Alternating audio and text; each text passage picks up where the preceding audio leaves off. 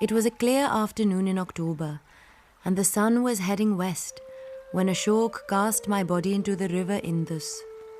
My remains floated downriver, seeking peace and unity with the One, but my spirit lingered with my son, huddled on the riverbank.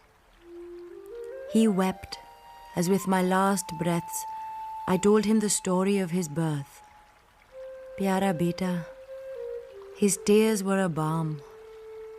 Having survived so much, I hadn't expected to die so young. I wasn't as young as the Mem Sahib Isabel Ashton who gave birth to my boy, the fearless one. At the time, I was mourning my newborn daughter who had died only the day before, a double disgrace, when my husband came to me. Mem Sahib is in labor and there is no midwife. You must help. I had no choice. She smiled when her baby's cries rang through the camp, but the north wind from the mountains laid a chill upon her that took her life, and so I came to nurse him. His father, Professor Pelham Martin, the Bara Sahib, gave his son a long name. Ashton for his mother's family, Hillary after me, Akbar for my dear friend Akbar Khan. Ashton, Hillary, Akbar, Pelham Martin. But we called him Ash Baba. And for the first years we travelled.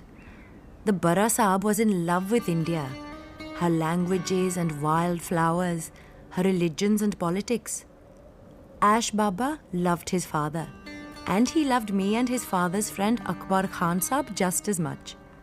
After all, what child can tell Muslims from Hindus and Christians? But then, neither could the Black Plague when it hit the camp. It took them all without pity, starting with my husband. On his deathbed, the Bara Sahib asked for me. You're a sensible woman, Sita. Always said so. Look after Ash. Money in that tin box. That's right. Take it. Should be enough to get you to Delhi. Take the boy somewhere safe. Take him to his own people. It was 1857, the year of the great uprising, when we entered the city, Ash Baba and I. Delhi was littered with the bodies of Angrezi men and women. Even little pale-skinned children lay among the slaughtered. One night, my husband came to me in a dream. I exchanged turbans today with the Bara Sahib. I knew what this dream meant. I had to pretend the boy was mine, my son.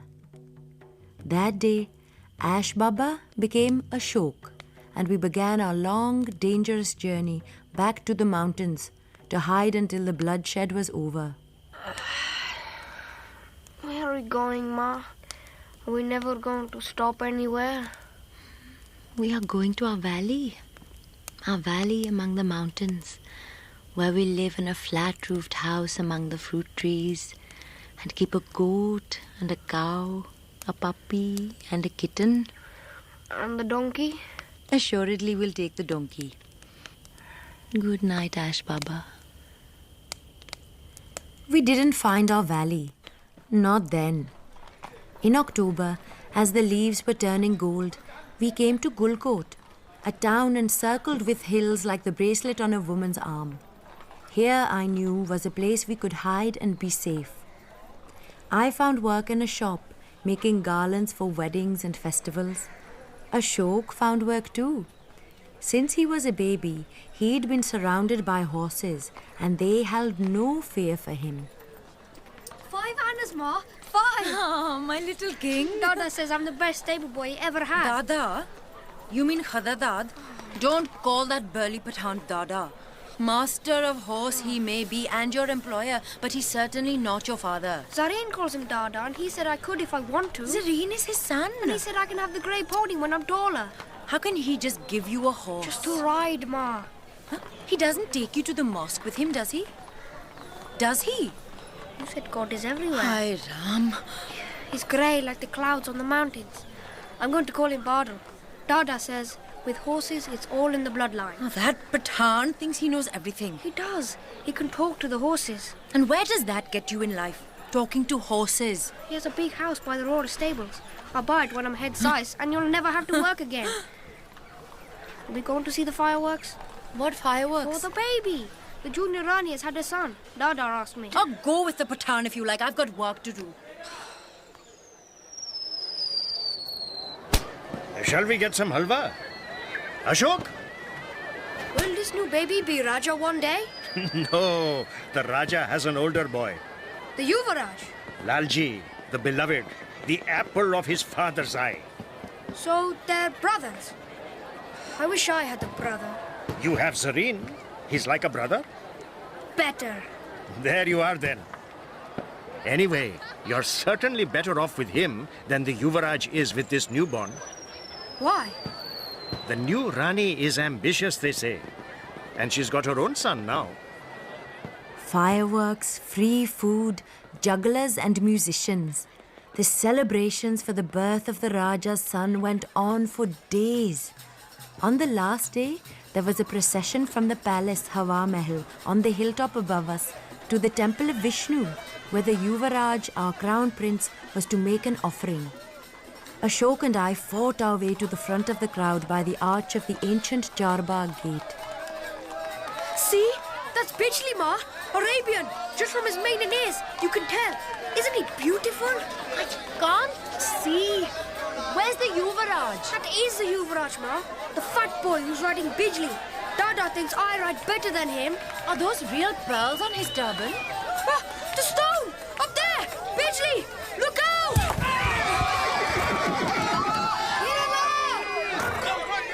Come, Your Highness! I have you! Pass, Bijli. Shh. We're all safe now. Hey, Ram. Oh, a million mercies. Oh, you saved him by a hair's breadth. Hey, Ashok, you're bleeding. I'm all right, Ma. Bijli was lucky, though. Ashok! Dada! Well done! Up on my shoulders! Let them see who saved the prince. Ashok Zindabad! Yuvaraj ki jai!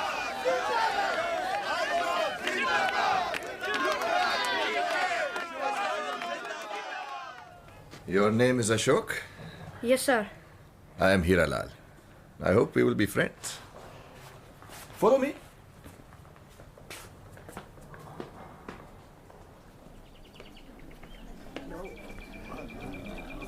The boy, Ashok, Your Highness.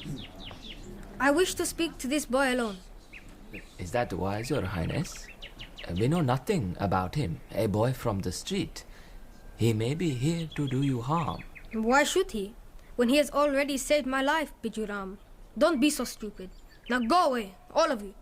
As Your Highness wishes. Come then. You have but to call, Highness. I told my father how you saved my life, and he said that I may have you for my servant. You will be well paid, and I have no one to play with here. But my mother, I cannot leave her, and I don't... That is easily arranged. She can live here too. She can be a waiting woman for my little sister and Julie. Are you fond of your mother then? Of course. She is my mother. You are lucky. My mother was the Rani, you know, the true queen. But she died when I was born. And Julie's mother died too. And they said that it was sorcery or poison. But then she was a foreigner and always sickly. So perhaps Janu Rani had no need to... Come, let's go out into the garden. There are too many ears here.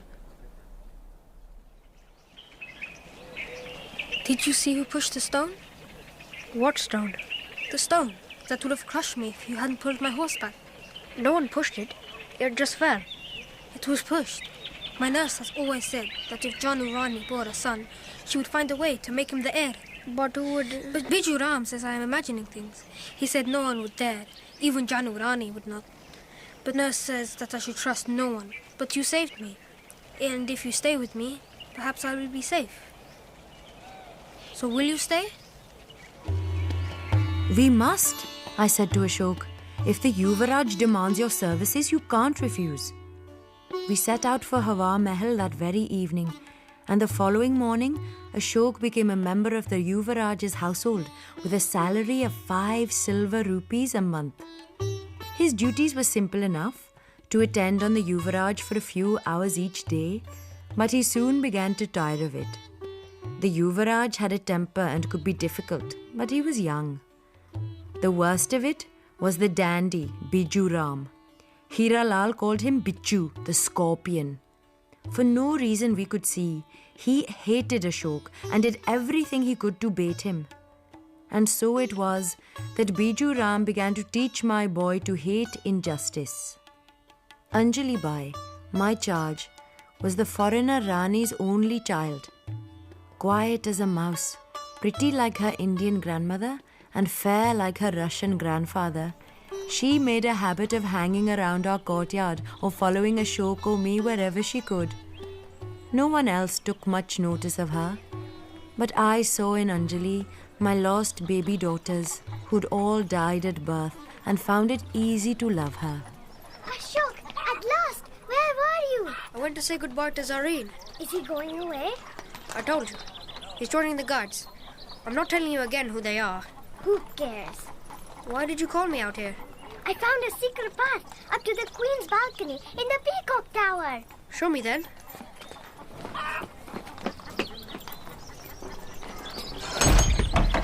Follow me. Look, there's a bird's nest tucked inside the railing with tiny chicks.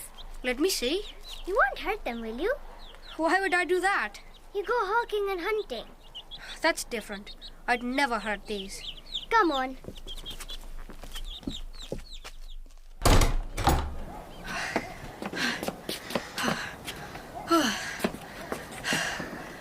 Oh, I know. the mountains look so close. They're beautiful. See, that's Durkheima. I'll tell you a secret. I used to call those mountains Far Pavillions. I used to pray to them. I'll tell you a secret. Lalji's nurse thinks Janu Rani is planning to kill him. That's not a secret. Here's a secret. Lalji's nurse is crazy. Here's another. Sometimes your brother's so vicious, I could knock him on the head myself. Shh. Lalji's nurse says even the walls have ears in this palace. This morning, he whipped Bilji for nothing. I was so angry. What did you do? I threw his cakes into the fish pond. He better not find out.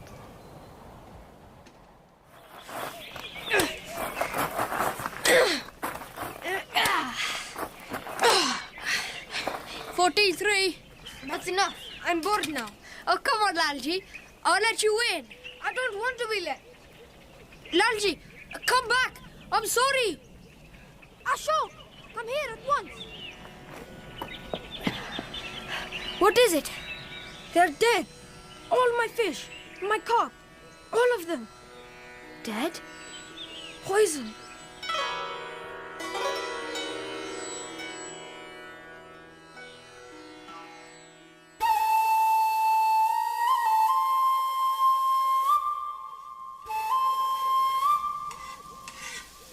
Ma, where's my jacket? I need it for tomorrow. What's happening tomorrow? We have to dress up to attend Lalji's court. What for? The British officers visiting the Raja. Why is he coming to Gulkot? To give the Raja his queen's greetings. They said. I heard the rebellion drove the British out of India. I want to go, Ma. I've never seen a Farangi before. Yes, you have. When? Anyway, they're no different to us. You can't go, Ashok. If Lalji orders me to go, I must go, Ma. You know this. How far back does memory go? Ashok might not remember much himself, but what if a visitor notices what only the seamstress had noticed in all those years in Gulkot? I laughed it off when she commented on Ashok's colouring. Yes, he's light-skinned like his father, I said. But my fear that he might be discovered got me by the throat during the night, and I tossed a pinch of tobacco in his omelette. That did the trick. Ashok felt too nauseous and dizzy to go. I wasn't proud of what I did, but I was so relieved. You can go next time, I lied to comfort him. secretly hoping the Firangis would never visit Gulkot again. Living in the Hawa Mahal, the palace of the winds, was like living in a dream. Good wages, decent food, nice clothes, and my work caring for the prince's little sister Anjali was easy. Anjali was a shy, sweet child, known to everyone as Kheri Bai, the unripe mango, a name she hated. She was devoted to Ashok. Lord, forgive 3 sins that are due to my human limitation. Talking to the mountains again, Ashok? Sort of. I've got something. Do you want to see? What is it? Look, a silver 4 anna piece. I'm going to use it to start saving for our house. I wish I had money. When I'm married, I'll give you all the money you need. It'll be too late then. You won't be married for years and years. You're only little. Aruna says I'm old enough to get married now. Then they will take you away. Perhaps days of marches from here. You won't be able to send money back to Gulkot. And anyway, your husband might not give you any. Of course he would. If I were Maharani, I should have tens and tens of rupees to spend. And diamonds. And pearls. And an old fat husband who will beat you and then die, so that you will have to become a sati and be burned alive with him. Don't say that. Don't get married. That's my advice. It's far too dangerous. Anjali was not my son's only companion. There was also Tuku, a mongoose that Ashok had tamed and trained. The fearless little creature followed at his heels or rode on his shoulder, slept curled up under his chin at night, and came when he called. But one black day, the Yuvaraj, tired and cross, and perhaps not a little jealous, insisted on having Tuku to play with. Give Tuku to me and go and get some food from the kitchen, if you like. Go on, Tuku. Go to Lalji. Go on. Come here, Tuku.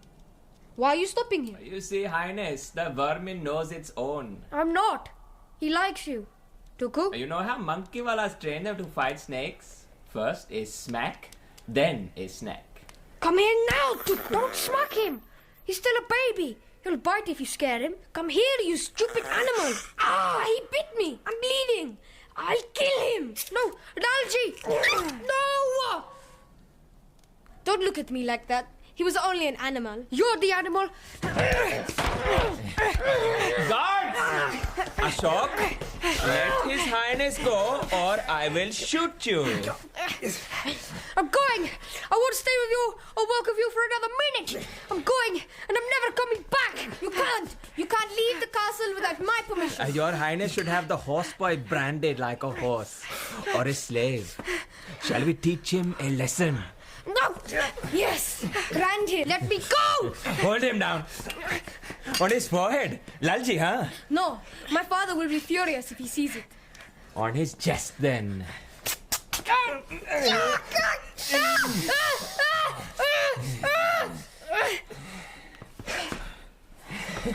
What have you done? He'll be all right. He's dying. You've killed him, Bichu. Do something. Send for a doctor. That was the first time I realized how brutal the court could be. Biju Ram had heated the muzzle of his pistol, red hot in the brazier, and branded Ashok's chest with it. It blistered badly and left him with a crescent scar that he bore ever after. Hold steady and fire again. Fire! Fire! And again. I hit it. Only bullseye is good enough, son. If you don't get the enemy first, he gets you. I can't do this, Dada. Patience. You lose your temper too quickly, boy. Only a cool head can focus on the mark. My chest hurts. Let me see. You'll have a good scar there, but you'll live. Lalji deserved to be bitten.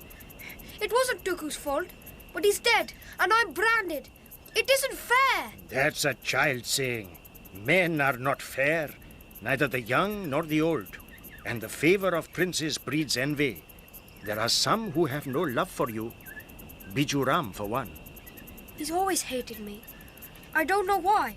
I've done him no harm and never stood in his way. Has it never occurred to you that he might be in the pay of the Rani? Biju Ram? Why do they call him Bichu, the scorpion? because his blood is as cold. Listen, my son. There are whispers in certain quarters of the city that this man is a creature of the Rani's and that she pays him well to do her work. Should this be true, and I think it is, then surely both he and the woman should have every reason to hate you. Why? What have I done? Foolish boy. Have you not saved Lalji's life more than once? Khuda Dad was right. Ashok had prevented the Yuvraj being struck by a great stone pushed from an arch as he passed through. He had also, quite accidentally, saved the prince from some poisoned cakes. My son, it seemed, was destined to be in the wrong place at the right time.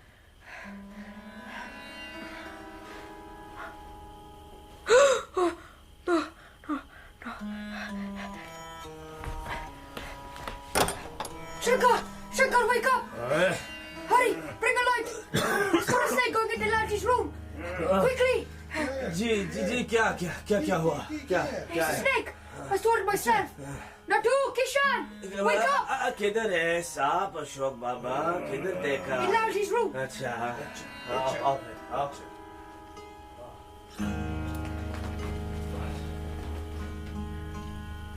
Shh, a cobra.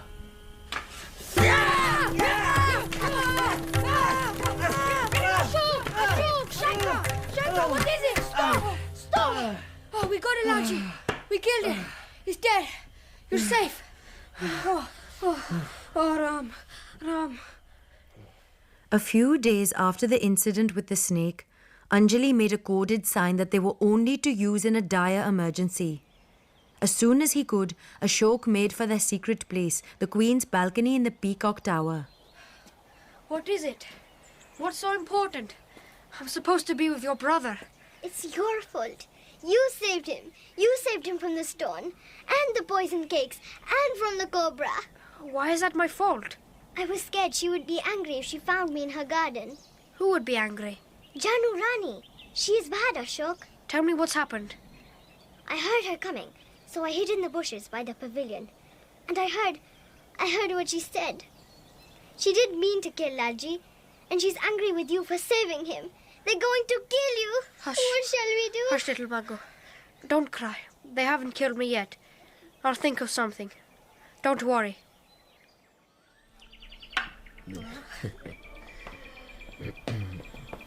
Where have you been? I'm sorry, Lalji. My mother... You're never here when I need you. Go away now. I'm busy. There. Excellent move, Highness. But I am not finished yet. Here, Lal. Can we talk somewhere private? No. Tell me here. Sit down and turn your back to them and don't whisper. They'll never believe you would talk secrets in so public a place. Anjali overheard Janu Bai telling someone to get rid of me. The Rani is going to have me killed. And soon. You did well to tell me. I'll see to it that you come to no harm tonight. But the Rani is a dangerous woman. You'll have to leave Gulkot, you and your mother. There's no other way. I can't. Lalji won't ever give me leave. The guards won't let me through the gates. Don't ask for leave or try the guards. We'll find some other way. I'll talk to Khuda tomorrow. He's a wise man. He'll devise something. Be ready. And now I think we have spoken together long enough. Bijuram has looked our way. Horses I can endure, but hawks, no. They bite, they smell, they shed feathers and fleas. Grow up, boy, and study poetry. Improve your mind if you have a mind.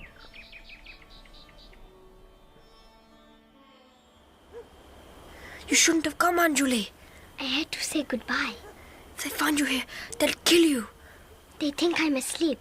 I left a bundle in my bed in case anyone looked. It's dangerous. Kota Dad and Hiralal will be here any moment. I wanted to give you a present. Here, this is for you, Ashok, to bring you luck. Oh, Anjali, that's your mother's brooch. It's expensive. I haven't got anything for you. It's only mother of pearl, a little fish for good luck. You have it now. Wait, I'll break it in two. There, you keep this half. Now we've each got a good luck charm. And one day, when I come back, we'll stick them together and... Ashok, who's with you? Anjali, but she's... Go back to bed, Anjali. If they find you missing, we shall be ruined. Say goodbye to him now and go. Don't cry, Anjali. I'll come back one day. I promise. Goodbye, Ashok. I'll never forget you. Come. The moon will soon be up and your ma is waiting. Stand in the loop of the rope and hold on tight as we lower you. When you reach the foot of the wall, be careful on the rocks. You'll have to climb down along the goat tracks. Yes, Dada. You have to head north. Remember your North Star. Yes. Your ma's waiting for you with Badal under the peepal tree by Lal Beg's tomb. We have no time to waste. Go now, boy. And may the gods go with you. Namaste. Thank you, Hiralal. Are you ready? Yes. Take care of Anjali. Don't worry about her. I'll miss you. I'll miss you too, son. But don't write to any of us for a while. They'll be watching us. On to the edge now. Careful. I'm ready. Oh, it's a long way down. Look up. Look up at the stars. That night, I begged the Lord Shiva to lift my son in both his hands and bring him to me safely. The palace wall was 40 feet high. Beneath it, 200 feet of treacherous cliffs and chasms covered with thorny bushes. He had to pick his way through goat tracks to reach the valley rolling down, down below. I died 100 deaths as I waited in the dark with terror in my heart and a prayer on every breath.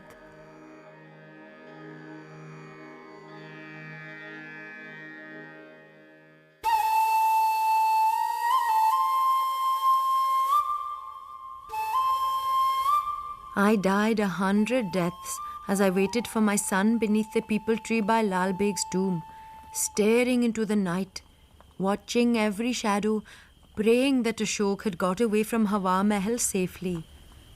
At last, I saw him. Ma!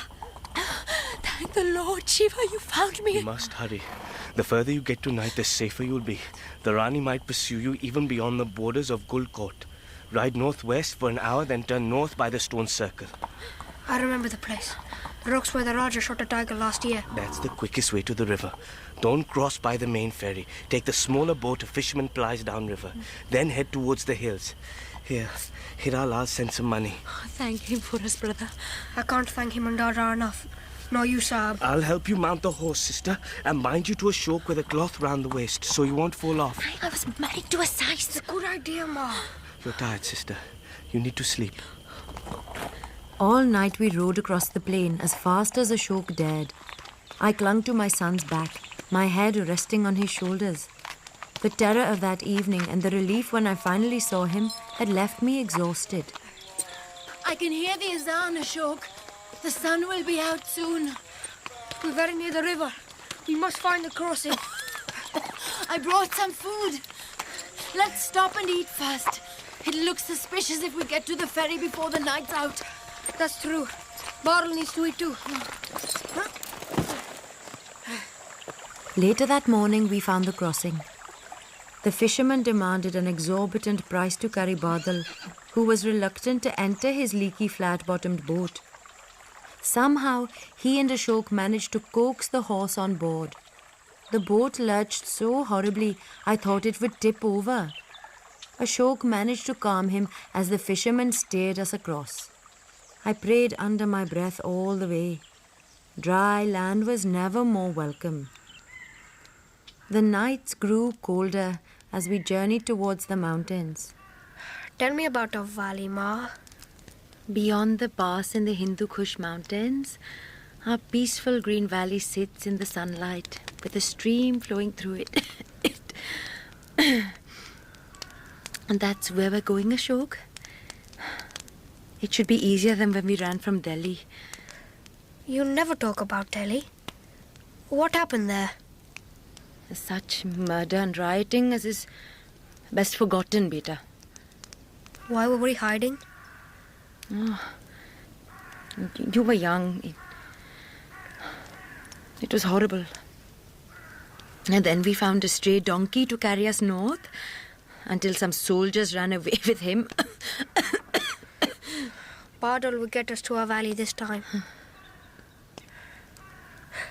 Look, Ma! There are 2 uniforms heading this way. Hey, quick! I'll tether Bardal behind the trees.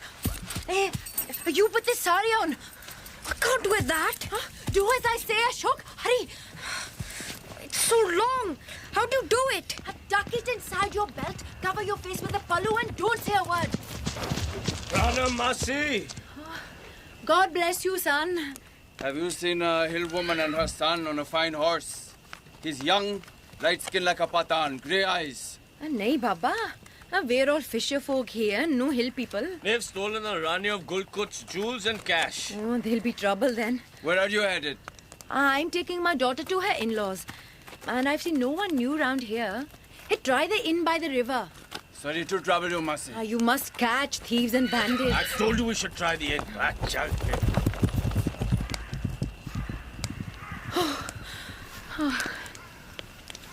I think you'd better keep that sari on till we're out of danger. Ma! A small price for freedom. And we'll have to get rid of the horse too. No! Mataji, please! It broke Ashok's heart to sell Badal, but we were less conspicuous without him, and the money we got helped pay for food and journeys by tonga and bullock cart.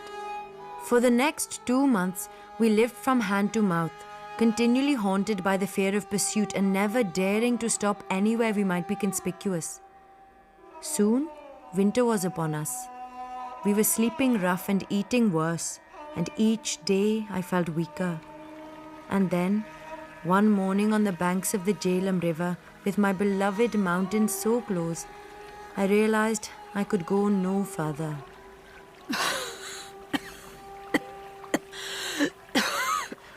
Made some barley paste, Ma.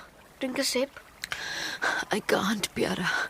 Your hands feel hot. Leave me, Ashok. You'll make better speed without me. Don't be silly, Ma. I won't leave you. We'll walk more slowly. Get the ferry downstream. I'm too tired. Please, Ma. I'll carry you. We'll find a Hakim. There must be one here. I can't go on, heart's dearest. Go and find our valley. Get far away, beta. Only a little way more. I promise. No, Ashok. You must go. And your son. I won't. Nahatli pyara beta. You are my son. But I'm not your mother.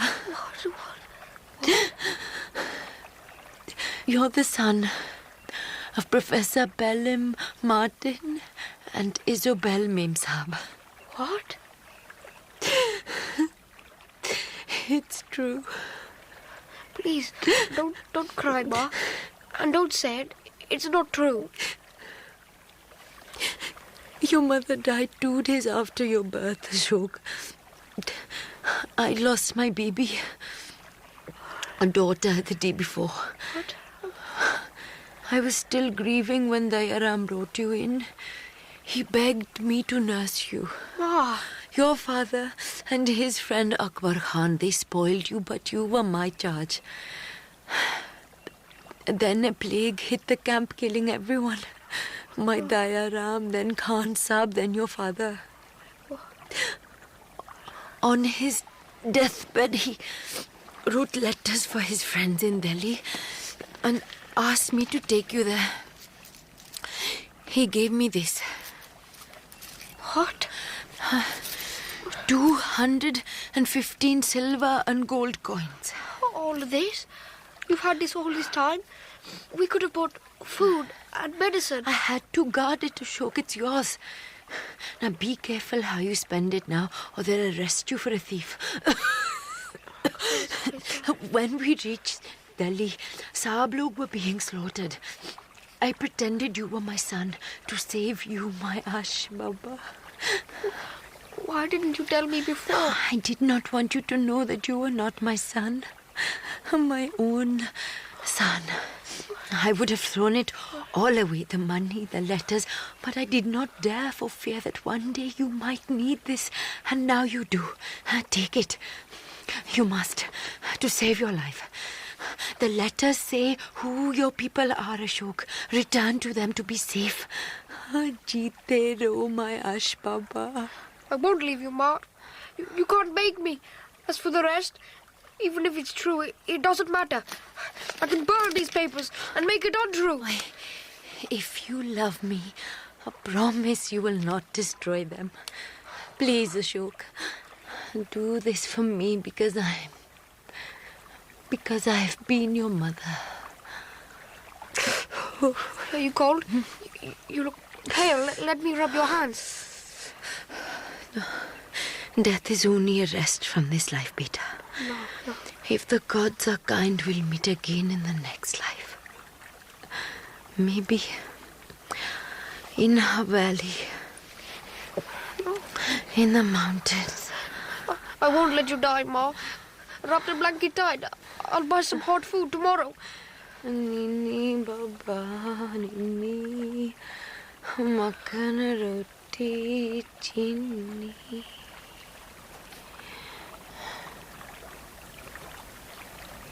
Ma? And so death came. But even as the spirit left me, I was soothed by my boy's love. All that day, numb with grief, Ashok sat beside me holding my hand in his. When the day was almost past and the shadows had lengthened, he waded into the water and committed my remains to the broad river Jhelum and watched as the water gently carried my body downstream until it was lost in the dazzle of the setting sun.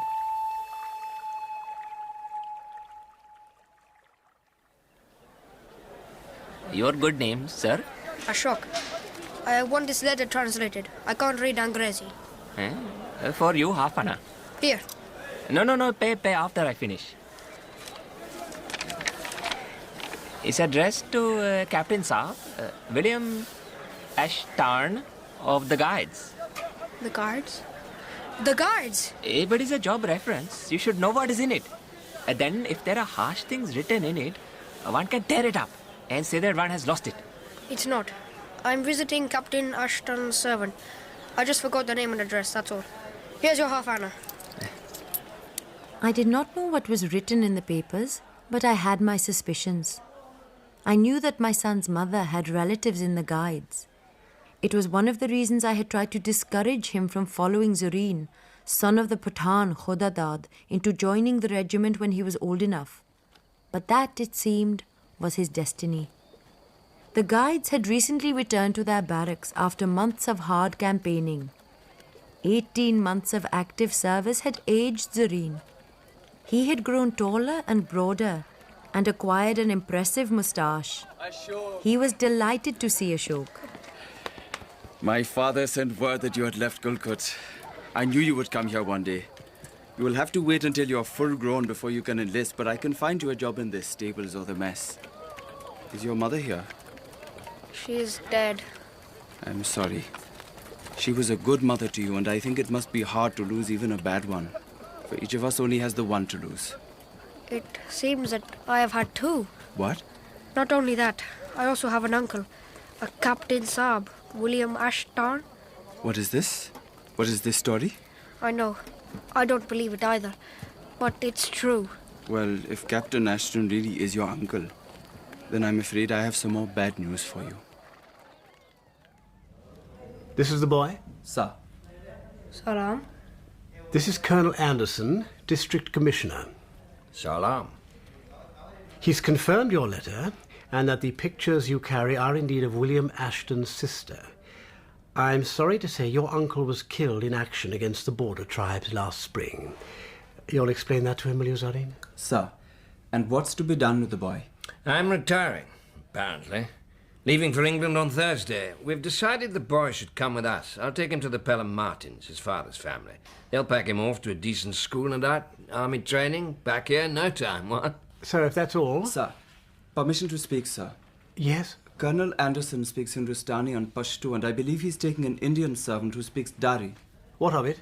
If Anderson Sahib allows it, Ashok might spend time with them. Wouldn't it be good for the guides to have an officer fluent in all our languages, sir? Anderson? It's an excellent idea. I'll arrange with his family for the boy to spend his holidays with us. Well, we'd better get him some clothes. Won't do turning up at home dressed like that.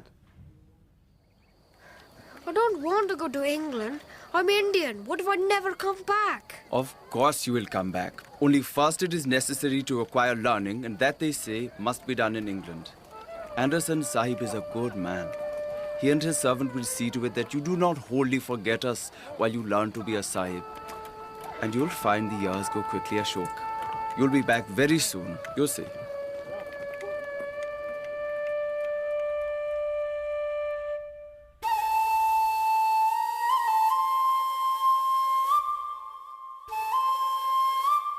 Within weeks of my death, the guide sent my son Ashok to England to live with his father's brother, Sir Matthew Pelham Martin.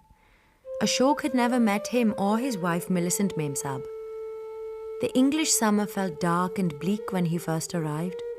It was a long, painful exile from happiness, and although he learned how to conduct himself like a gentleman, Saab, he never felt completely at home. He missed the sights and sounds and smells of India. Except for summer holidays at Colonel Anderson's house in Taunton, where they spoke in a mix of Hindustani, Pashto and Dari, and Gulbaz cooked Indian food, everything felt alien to him. Even his new name. Beef stew, Ashton? Nigel. No thank you, Aunt Millicent. No thank you, Aunt Millicent. You know what he's like with beef, Millie. It's not just beef. Pork, too. It's driving the cook mad. I'm not very hungry. It takes time to change one's eating habits. Ma never cooked meat, Uncle Matthew. I grew up fine without it. Of course you did. But it's a question of fitting in. You're not in India anymore.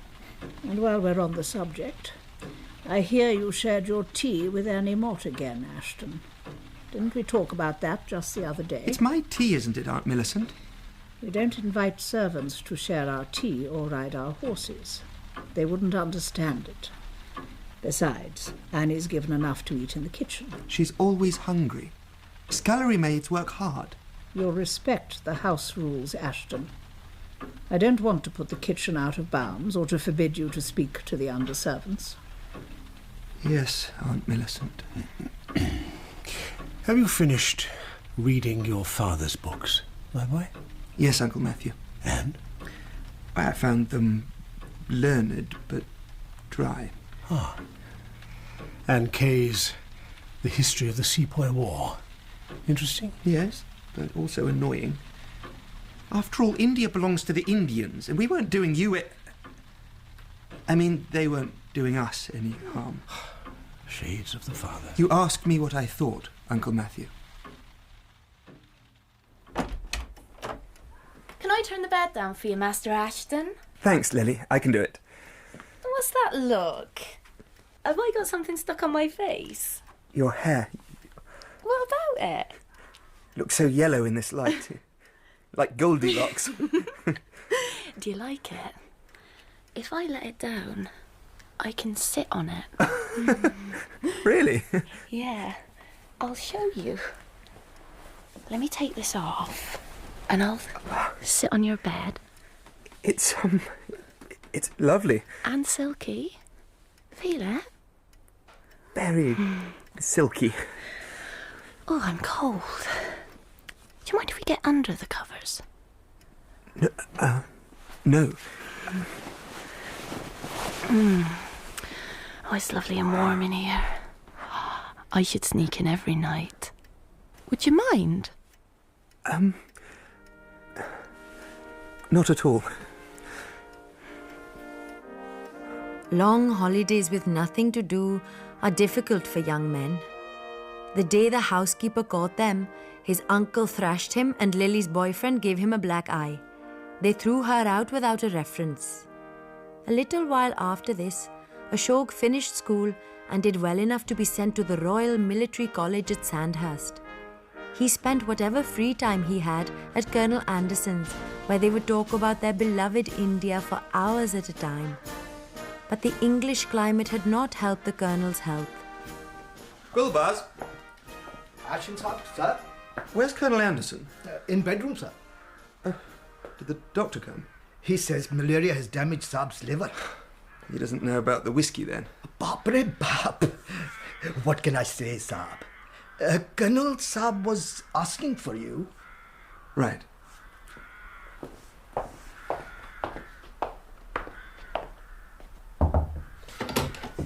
Ash, my boy, come in.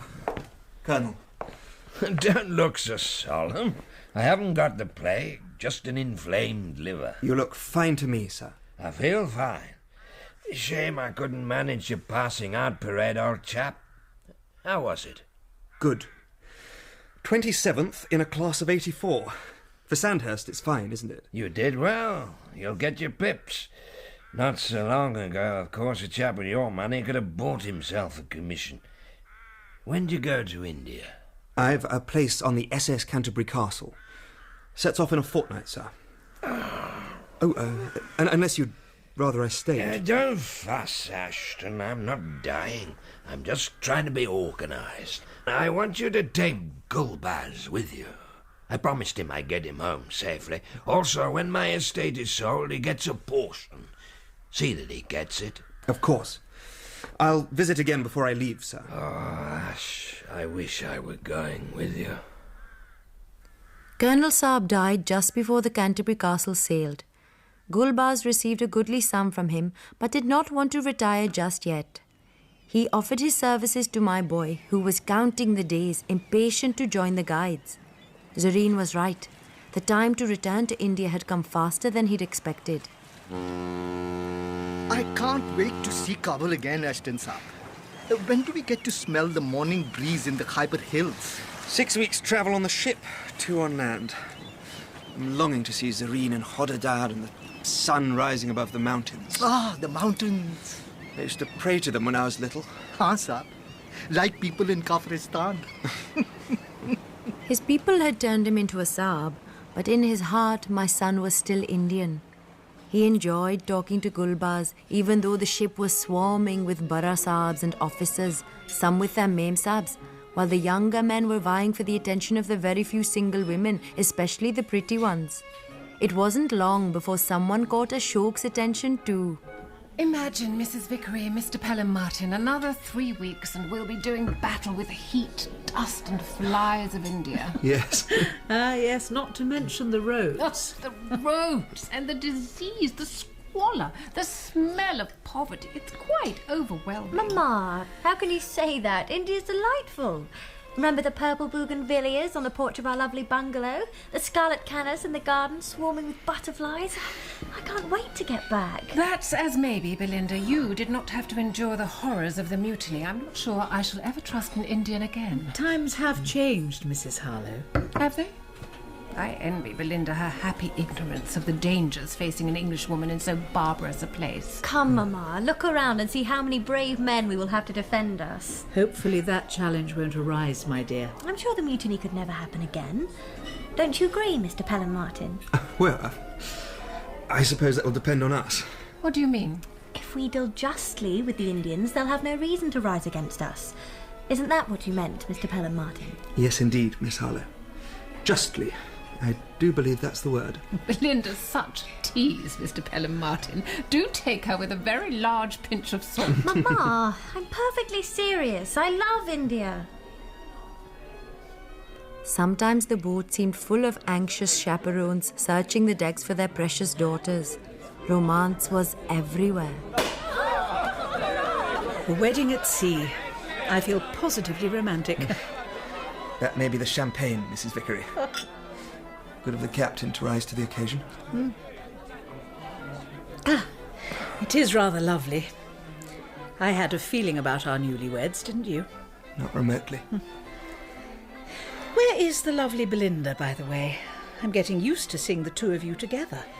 Well, she'll be surrounded by admirers, I have no doubt. She's very much in demand. Between you and me, I don't think I can compete. What can you mean?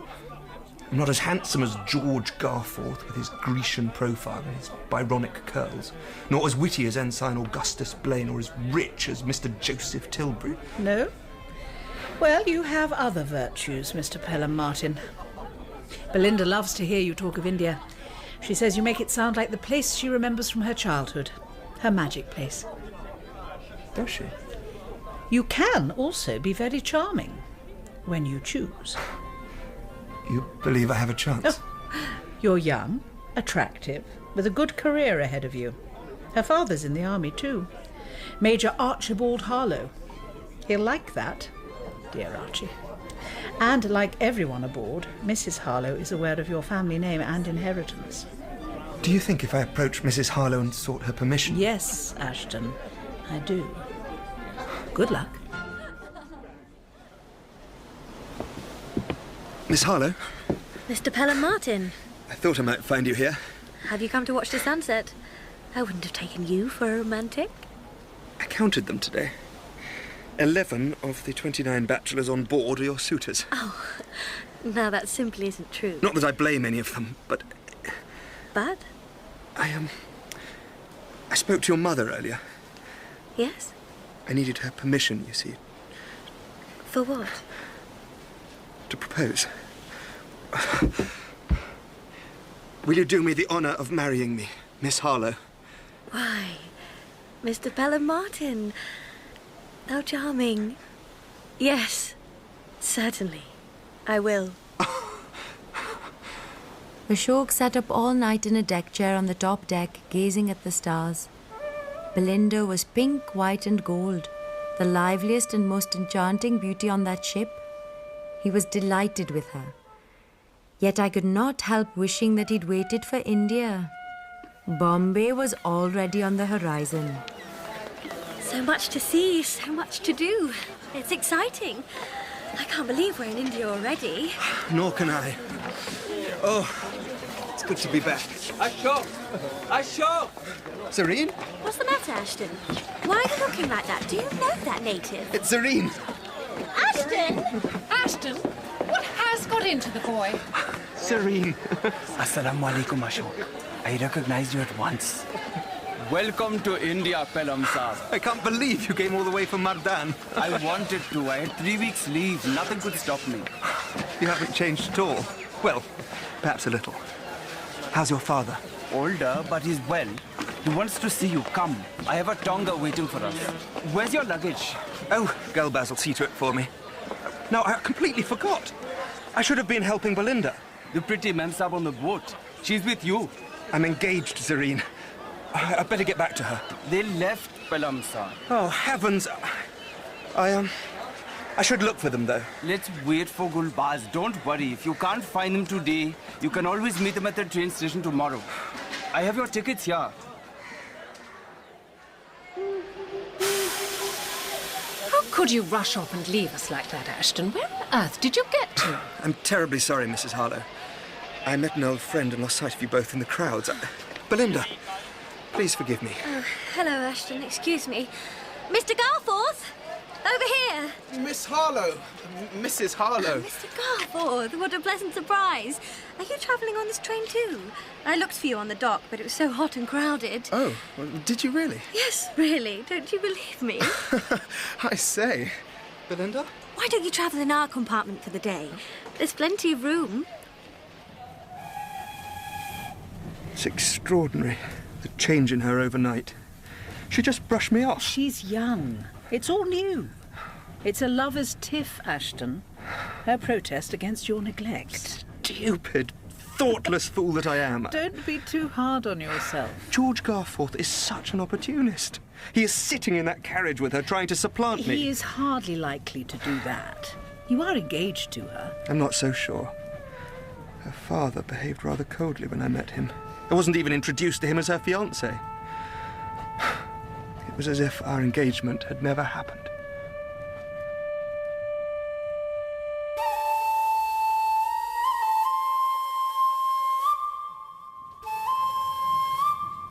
All the way from Bombay to Delhi, my poor Ashok suffered. His Belinda, his golden beloved, gave all her attention to that flatterer George Garforth, as if she were betrothed to him. There's something so distinctly Greek about my grandmother's face, her profile. But that's Greek aristocracy for you. They're all related to each other. Only Memsahib Edith Vickery had the soul to understand Ashok's misery. She talked to him while the others avoided his eyes and kept their distance. But he found some relief when the train stopped overnight at Delhi. He met up with Zareen and Gulbaz, who were travelling in lower-class carriages, and the three of them went sightseeing, Ashok dressed in clothes he had borrowed from Gulbaz. He stopped at a temple to ring bells for me, and then all three went to the Juma Masjid to pray. You know Muslim prayers, Palam Saab?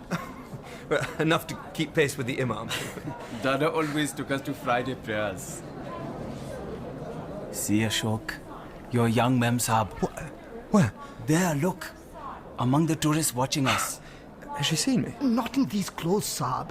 No one can tell it's you. Don't worry. Mem Saabs in India never actually see Indians. But... believe me. Well, they're probably wondering where I am. I'd better head back. Is Chandni Chowk near here, Zareen? Not far. What do you want at a market? It's a beautiful ring, Ashton. Oh, glad you like it.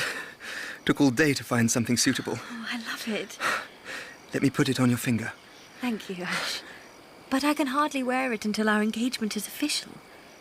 But she had forgiven him, and for the rest of their journey she was more attentive. Now it was George who felt left out, and he too turned to Mrs. Vickery for support.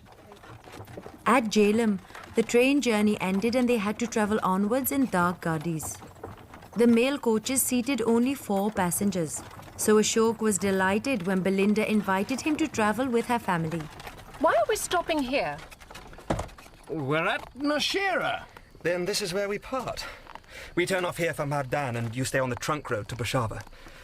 I shall miss you, Ashton. I promise to visit you in Peshawar soon. Goodbye, Major Harlow. Mrs. Harlow? We'll need a few days to unpack and settle down, I'm afraid. Oh, of course. In any event, I doubt you'll get out of station furlough till Christmas, Mr. Pelham Martin. Oh, yeah. I'm sure you know best, Major, but I will try. Goodbye, Belinda. Goodbye.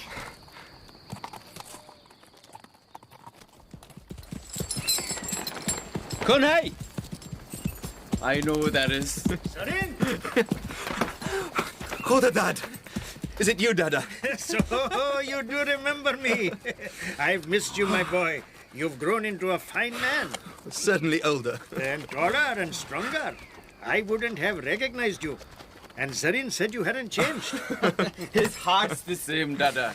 I guessed you'd arrived today and have been watching the road. I wanted us to talk before you join your regiment and become a full Angrezi Sahib, Ashok. You and Zareen must conceal you were blood brothers. It could cause gossip and jealousies in the regiment. Do you understand? Yes, but I think he has a point. The past is the past, my boy. It's best forgotten. The Hindu boy from Gulkot is gone. You're an officer of the guides now. An Angrezi Sahib. You can't alter that or try to be 2 people in one skin. Someday, who knows, you may discover in yourself a 3rd person who is neither Ashok nor Ashton, but someone whole and complete. Yourself. When Ashok arrived at Mardan, he threw himself into his work. He loved training with the guides. Every night he could be found sitting by the campfire with his men. He would listen carefully to their stories and he got to know and respect them. They rewarded him by performing better than all the other companies in their regiment, each one of them ready to die for him, not because he was their officer, but because of who he was.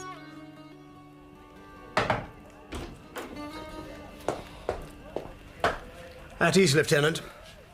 Good day, Colonel. You wanted to see me? Major Harlow, sir. I didn't know you were here. Is Belinda... Good day, Pelham Martin. Major Harlow and I have been discussing your wish to become engaged to his daughter. I see. Major? You mustn't think me hard-hearted, my boy. I know how you feel, but you are too young to be thinking of marriage. Cut your milk teeth first. Give yourself another 8 or 10 years to learn your trade. That's my honest advice to you. But, sir, I thought... We discourage early marriages in the guides, Pelham Martin. Officers don't qualify for family accommodation until they're 26. You may, however, call on Belinda, occasionally, for tea. I suggest you visit Peshawar next weekend to set things straight with Miss Harlow. That's all for now. You may go. It was a torment to him. He longed for Belinda, but he respected their rules, visiting her only once a month for tea. Almost a year went by before Mrs. Harlow invited him to a dance at their country club. Hello, George. Belinda said you'd be in the bar. So, the great warrior's back from the Wild West. Only because her mamma invited me to join them tonight. Have you danced with Belinda yet? Still waiting a turn with my lovely English Rose. Everyone wants to dance with her. I'm shocked her mother permits that pompous fool Podmore Smythe to court her. He's old enough to be her father. And that Claude's utterly untrustworthy. You talk as if it were you disappointed in love.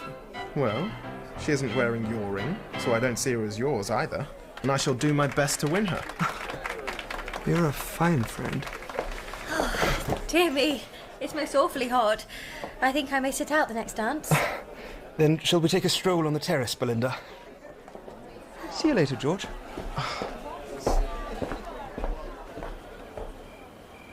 It's lovely out here, isn't it? So much cooler. And so beautiful under the stars. Aren't the fairy lanterns pretty? They make you look as though you're made of gold. Please, Ashton. Oh, I'm so hot. But I thought, as we're engaged... Ashton, Papa went all the way to Mardan to tell you we're not engaged. Under the circumstances, I think I should return your ring. Belinda, even if you won't wear it, just keep it for now. Please. I'm sorry. No, let's not talk about it. It does no good. We're not ready for marriage, Ash. I'll keep it for you then, till you're persuaded we are right for each other. Because I shall always love you, Belinda. You look very tired, Ashok. I didn't get much sleep last night. Came out here, as a matter of fact. Here? 2 miles from the cantonment. I think better at night. I sat here, against that boulder, in my dressing gown, as a matter of fact, watching the plain by moonlight. Then out of nowhere there came 3 tribesmen. I was a bit nervous. I thought they were cross-border raiders, but they just sat down there, waiting. What happened? A 4th man joined them. His face was partly covered, but I recognized the scar on his eyebrow. Dirasa Khan, the Afridi. Why meet here in the dark like a band of thieves? Lal Mast and Malik Shah are his clansmen. I'll ask them. Excellent soldiers. So is he. But they're good men, and I hear they don't trust him. No, nor would I. I've seen horses with that look in their eyes, and I wouldn't have one if it was being given away with a pound of tea. But the next day, when Mrs. Harlow's letter arrived announcing Belinda's engagement to Podmore Smythe, Ashok forgot all about the Lhasa Khan. He rushed to Peshawar only to find George alone at the club drinking. Gently, he escorted him back to his house. Oh, hold yourself together, George, please. Is it the engagement? That's nothing. You mean her mother's lying? Of course not. She is engaged, Ashton. Little gold digger's netted the resident of Bolapur. It'll be her parents' doing. George, she wasn't engaged to you. Why are you weeping? Because she's trying to destroy me. Stop exaggerating. How can she destroy you? I lied. I lied about my grandmother, Ash. She wasn't a Greek countess, just a woman from the Agra Bazaar. I wanted to impress them, that's all. Belinda was furious when she found out. She raged at me. How could you make such a fool of me? All half-castes are liars. I never want to see you. Now she's going to tell everyone. Of course she isn't. I'm so ashamed. If it ever got out, I couldn't bear it. What would you do if you were me, Ashton? Shoot myself, probably. Oh, come on, George. She won't take it that far. I can't stop her, can I? Just keep your head and say nothing. No one will hear about it. Do you really think so? She's got a wedding to plan, hasn't she?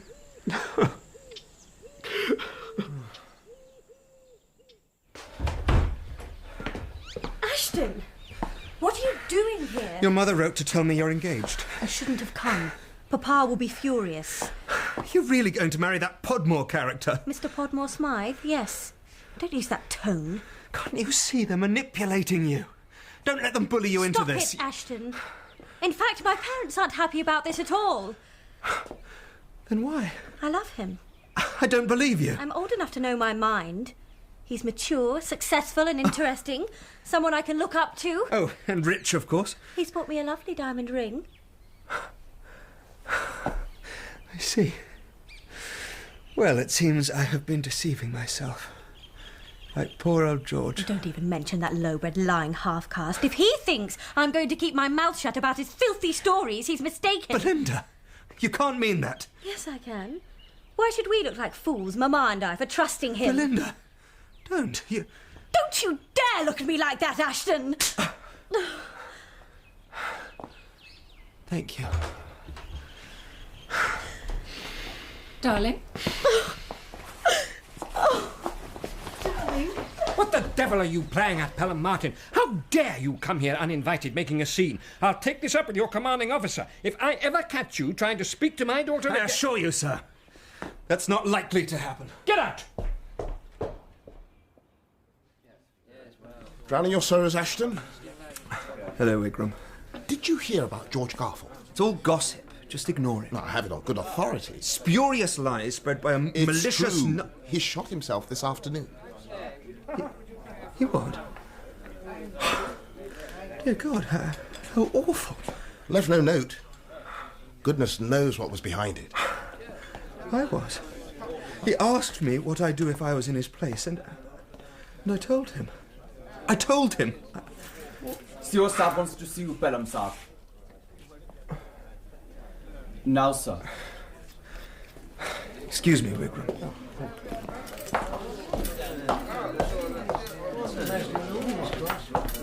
Dilasak Khan's gone with 3 rifles and ammunition.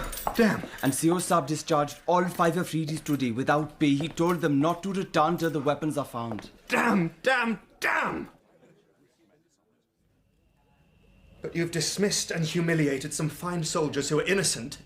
It isn't fair, sir. We can ignore a number of things, but not the theft of weapons, Pelham Martin. It's too dangerous and a bad precedent. But we know Dilasak Khan did it. Why punish his tribesmen instead of him? We haven't a hope of tracking him down. These boys can find him in 2 days. If they bring those weapons back, I'll restore their ribbons. Very well. If you'll excuse me, sir, I'll go and see what I can do to help my men.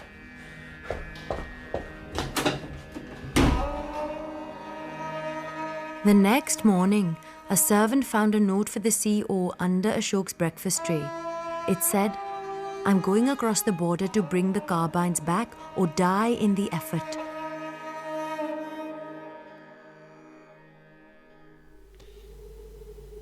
You're listening to the Mystical Magpie channel.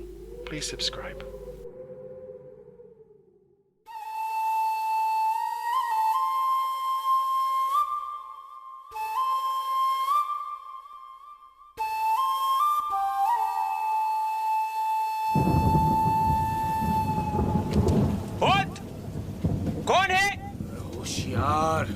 What did you see? Men, down there by the Nulla. They'll be Chinkara looking for water after the drought. They were definitely taller than gazelles. Stay where you are or I'll shoot! Put your guns down. Lieutenant Pelham Martin and detail. Returning from a cross-border mission. Pelham Martin? Pelham Martin side. We thought you were dead. Your papers, sir. Papers? Behind enemy lines? Sentryji, everyone at this base knows Pelham Saab. We are tired and hungry. Let us pass or you will be sorry for this.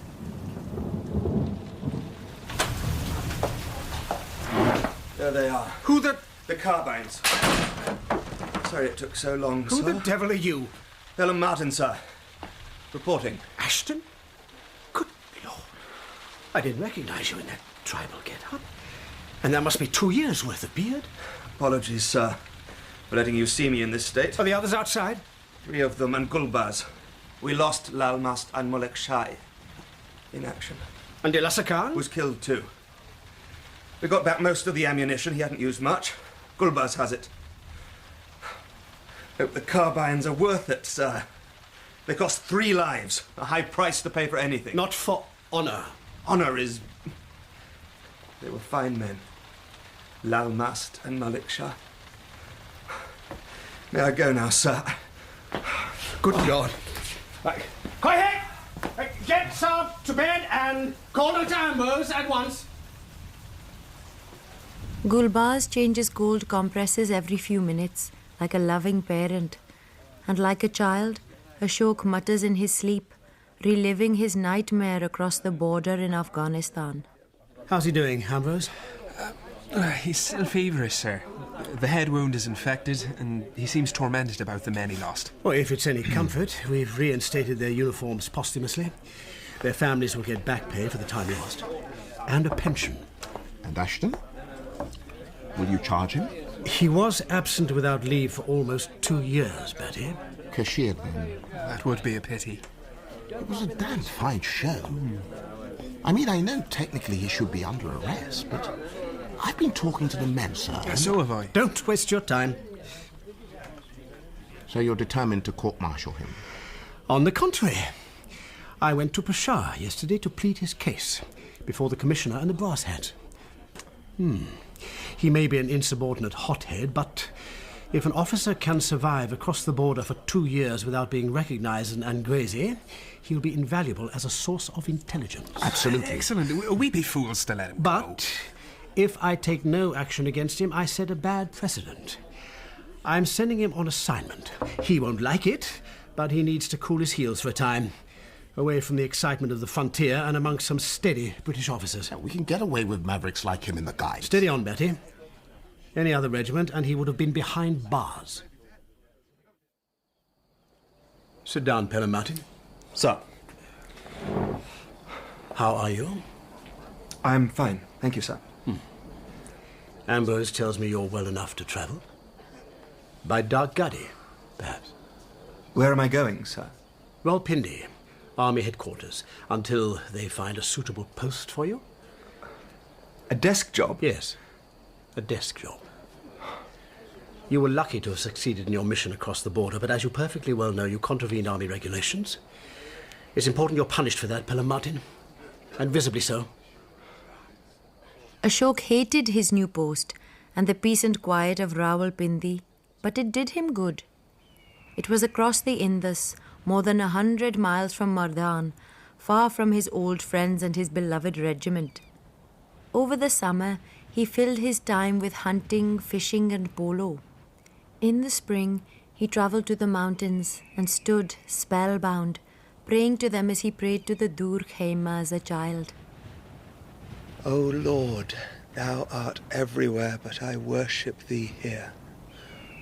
Thou art without form, but I worship thee in these forms. Not long after his return, his Commandant Saab came to see him. You look well, Lieutenant. I feel rested, sir. Pleasant change, Pindi. Well, polo has been a major compensation, but the paperwork wears me down. The men ask about you. I hear Zaween visited you last week. He did, sir. Very proud. En route to his new assignment. It's a privilege for the guides to be invited to escort the Crown Prince on his first visit to India. We would have included you in that excitement, but a more interesting challenge has arisen. Any challenge would beat shuffling papers around. The Governor of Punjab has sent a request for a British officer who is fluent in the local languages and has a good understanding of Indian culture to escort the 2 princesses of Karat Kot to Rajputana, where they are to wed the Rana of Bitor. Play nursemaid, sheepdog and supply officer to 2 fat, spoilt and probably spotty schoolgirls. But considerably more challenging than a desk job at HQ. I notice it also sends me as far away as possible from the frontier and the guides, sir. It is a senior position, Pelham Martin. We will promote you to the rank of captain for the period of your engagement. Thank you, sir. You'll leave for Dinagunj tonight. Tonight? The new district commissioner has malaria and will be delighted, I'm sure, to hand over to a competent uniform who can deal expeditiously with the deluge of disputes, complaints and ordnance issues. Disputes, complaints and ordnance issues. Plenty of excitement and challenge to make up for the tedium of a desk job, I promise you, Captain.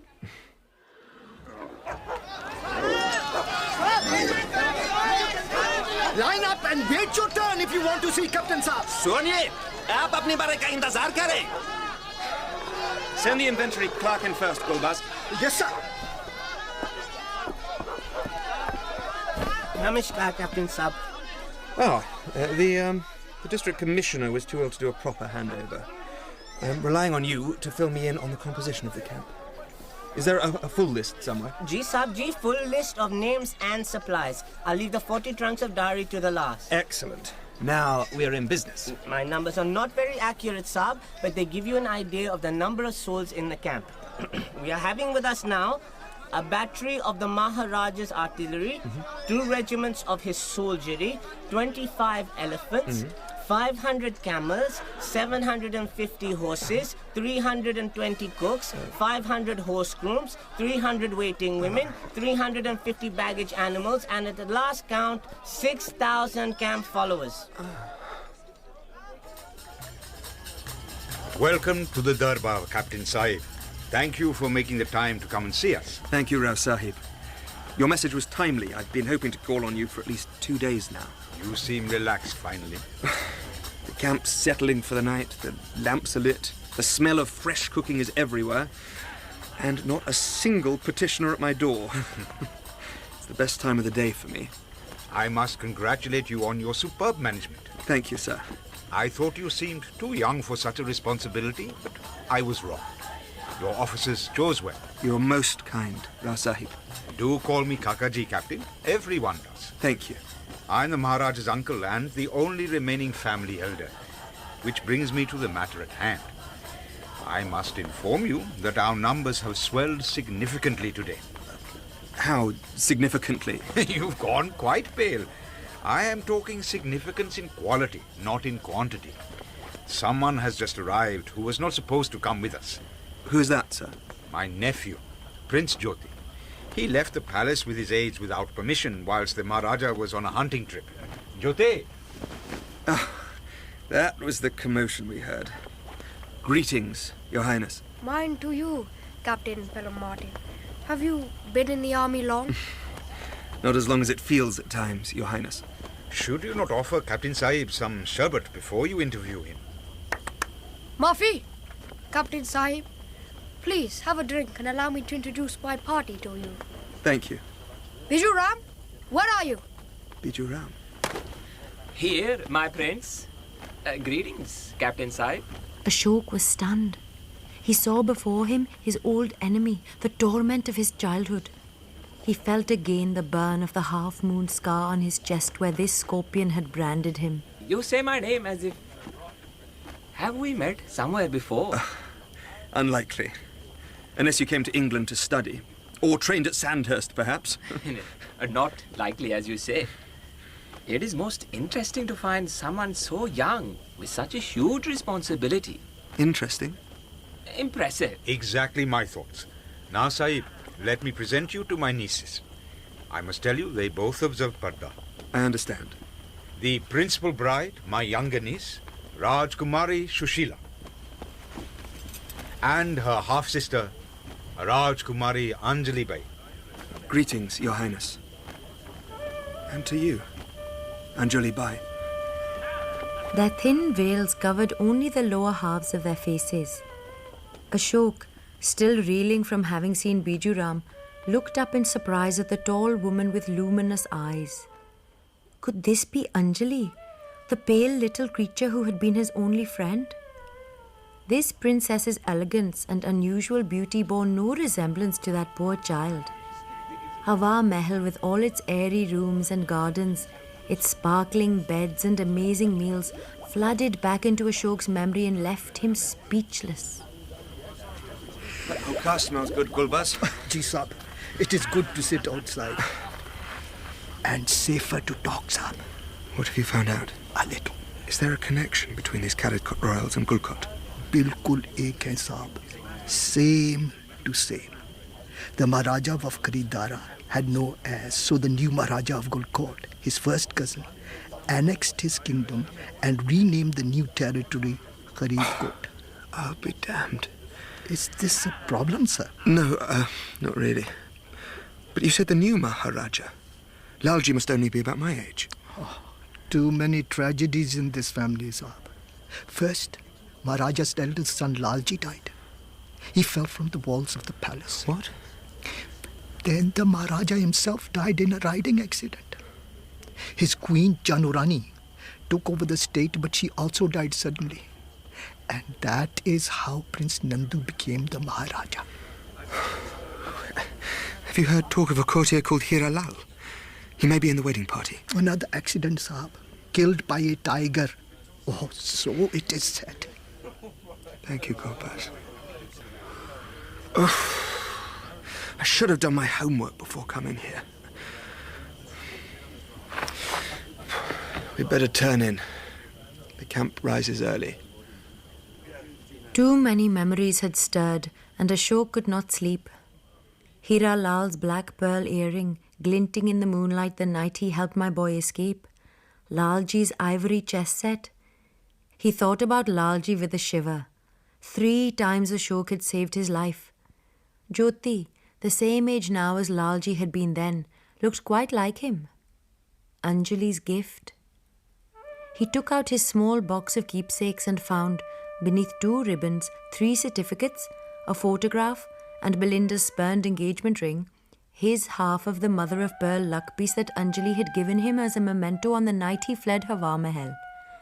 She had begged him never to forget her, to return for her one day, and he had promised. He thought of the tall woman with the eyes the colour of peat, and guiltily confessed he had not thought of Anjali very much in all these years. He thought of the tall woman with the eyes the colour of peat and felt something else, not guilt, nothing to do with the past.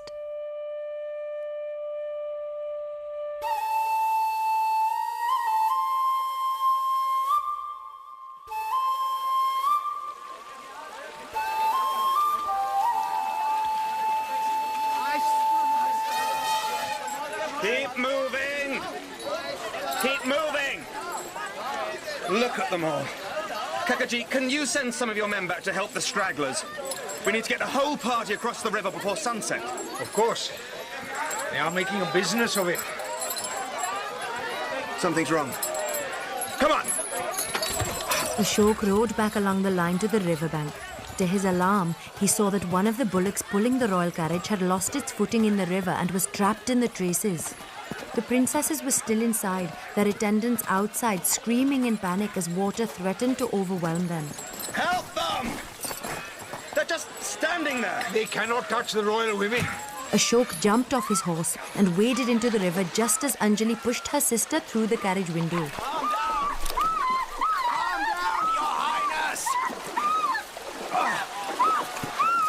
Take her, Kakaji! Anjali Bai, quick! Give me your hand! I've got you. Is Shushu all right? You're safe now. Pull around! Fetch my horse! Get torches and blankets, quickly! She's very cold. Mubarak ho, Captain Sahib. Well done. We should fill your hands with gold for tonight's rescue. Just at the moment, I'd prefer a hot bath and some dry clothes.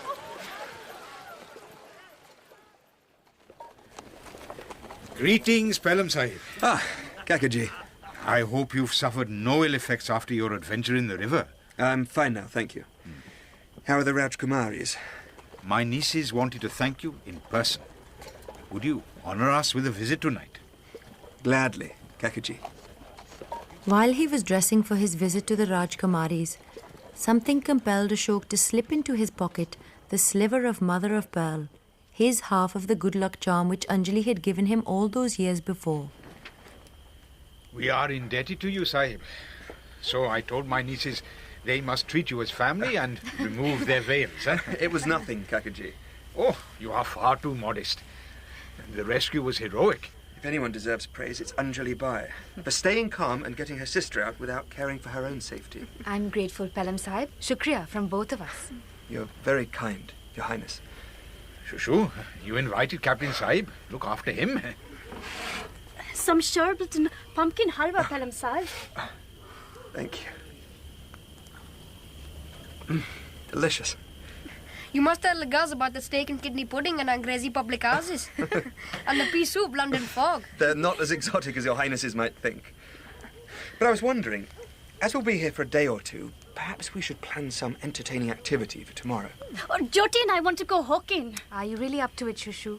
As she spoke, she came forward, and the light shone on Rajkumari Anjali's high cheekbones, dark eyes, and golden skin. Ashok was mesmerized.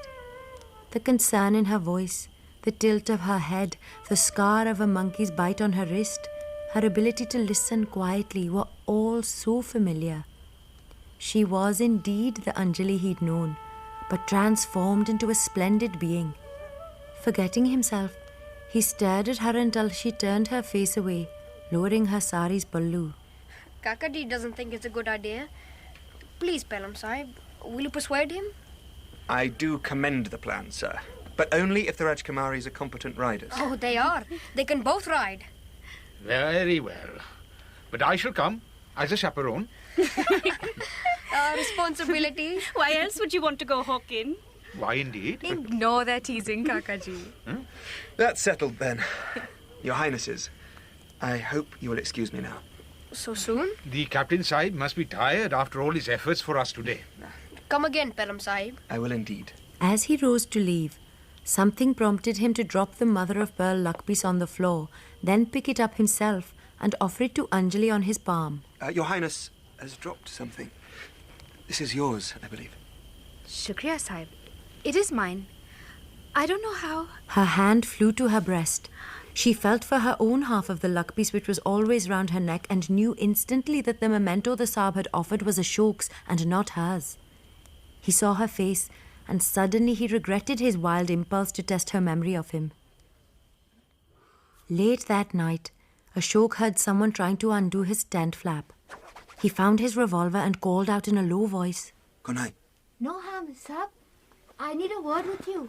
Go on. I'm listening. I'm Anjali Bai's Aya. She asks... Wait. Come inside. I'll light a candle. My mistress asks... Speak up. It's impossible to hear through your veil. My mistress asks, who gave you a certain piece of pearl shell and requests news of him and his mother. I'm sorry.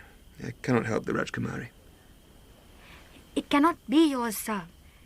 You must know who gave it to you. I beg you. Tell me only if they're alive and well, that's all. Wait. Your Highness. Is this wise? Please, return now before they discover you're gone. If you fear for yourself, rest assured. I sleep alone and no one will miss me. If I feared for myself, I wouldn't be here. It's a question of your honor. Please, go back. Not until you answer me. I gave that luck piece to a friend. Tell me how you got it. Are there others asking about this friend? Not anymore. All his enemies are dead. His friends have left. Most people in Gulkot have forgotten him. Except yourself? Except myself. He and his mother were my only companions when I was a child. Are they dead? His mother died many years ago. The flight and the pursuit killed her. That's sad. I loved her. And Ashok? He's here. Here? In the camp? Tell him... Don't you know me, Anjali? Know you? Look at me. Have I changed so much? Do you really not know me? No, it can't be true. This is a trick. Why would I trick you? Ask me anything. Something that only Ashok would know, and I'll answer you. You're an Angrezi Saab? How can you be Ashok? His mother Sita was my waiting woman. She was Indian. I am Ashok. Sita was every bit my mother, but when she was dying, she told me my birth parents were English. If you don't believe me, ask Hodadad or his son Zareen. Wait. Here. You recognize this scar? Bijuram. Don't cry, Anjali. There isn't anything to cry about. It's all right now. I'm here. I've come back. Please, don't cry. Anjali, please, wait.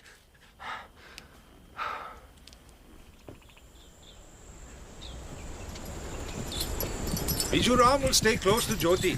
Pelham Sahib, you and I will watch over the Rajkumaris. Understood. Kakaji didn't want the girl to come for fear of accidents. Anyway, women's wrists aren't strong enough for falconry. Anjali wasn't coming, but Shushu forced her. Shushu's so excited. She'll be sick tonight. Girls are silly, aren't they? What's your wife like, Pelham Sahib? The Sahib has no wife, Prince. His people don't marry until they're old and wise. True, Sahib? I'm sorry, Bijuram. What did you say? You're far away, Sahib. Is something troubling you? He had stayed up late thinking of Anjali. His eyes sought her out. How quiet and withdrawn she was, studiously avoiding his eyes, refusing to smile at him. Oh, hey, there goes another fine fat pigeon, my prince. Oi! Bulbul, bye! Your Highness! You're too late, Sahib. The prince will get it. Bulbul's a firebrand. Well, we should go with him, Kakaji. It's dangerous around here. He rides like a Rajput. There are hidden nullahs, wells and outcrops of rock. I'll go. Hi! The prince is an excellent rider. He'll be fine. Yes, we all thought the same thing the day his father broke his neck. And then things happened very fast. As Jyoti fell back into his saddle, having flown his falcon, Bulbul, his horse, bolted. Ashok and Kakaji Rao moved as one, spurring their horses in pursuit. Suddenly, Ashok saw Jyoti's saddle begin to slide to the right, but the boy managed to release his foot from the stirrup and cling to the horse's neck. As the saddle slipped off, Ashok yelled out to encourage him. But Jyoti couldn't see the chasm in his horse's path, nor did his horse. Kakaji roared like the wind. He and his mount Dulhan fused into one creature, part human, part horse. As he reached Bulbul, he dropped his reins and, gripping Jyoti round the waist, snatched him from his horse, just 10 paces from the precipice. Captain! Ashok, riding on the other side, tried to catch Bulbul's trailing reins to save him, but it was too late.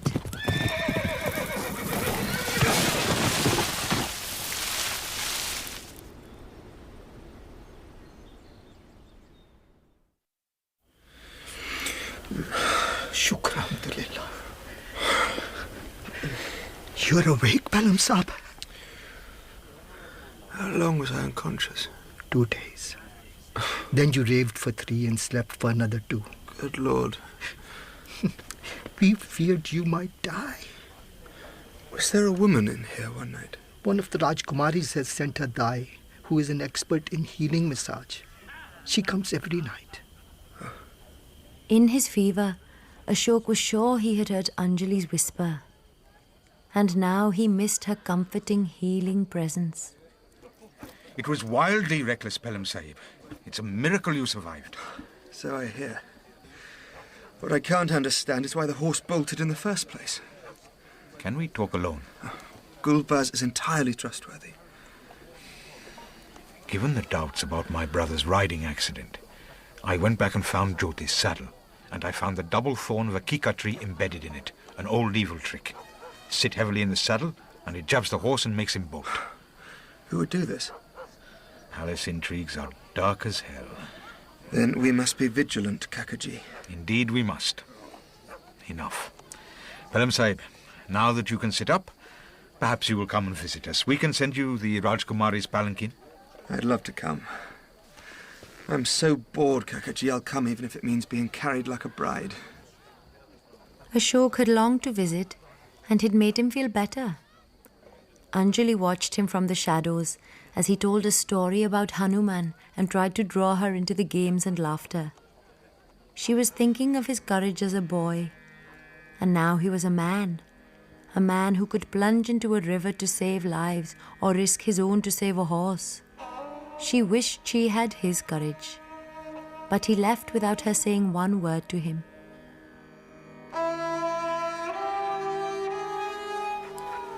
Come tomorrow, please. I've retired now. I thought you wanted me to come. Your Highness.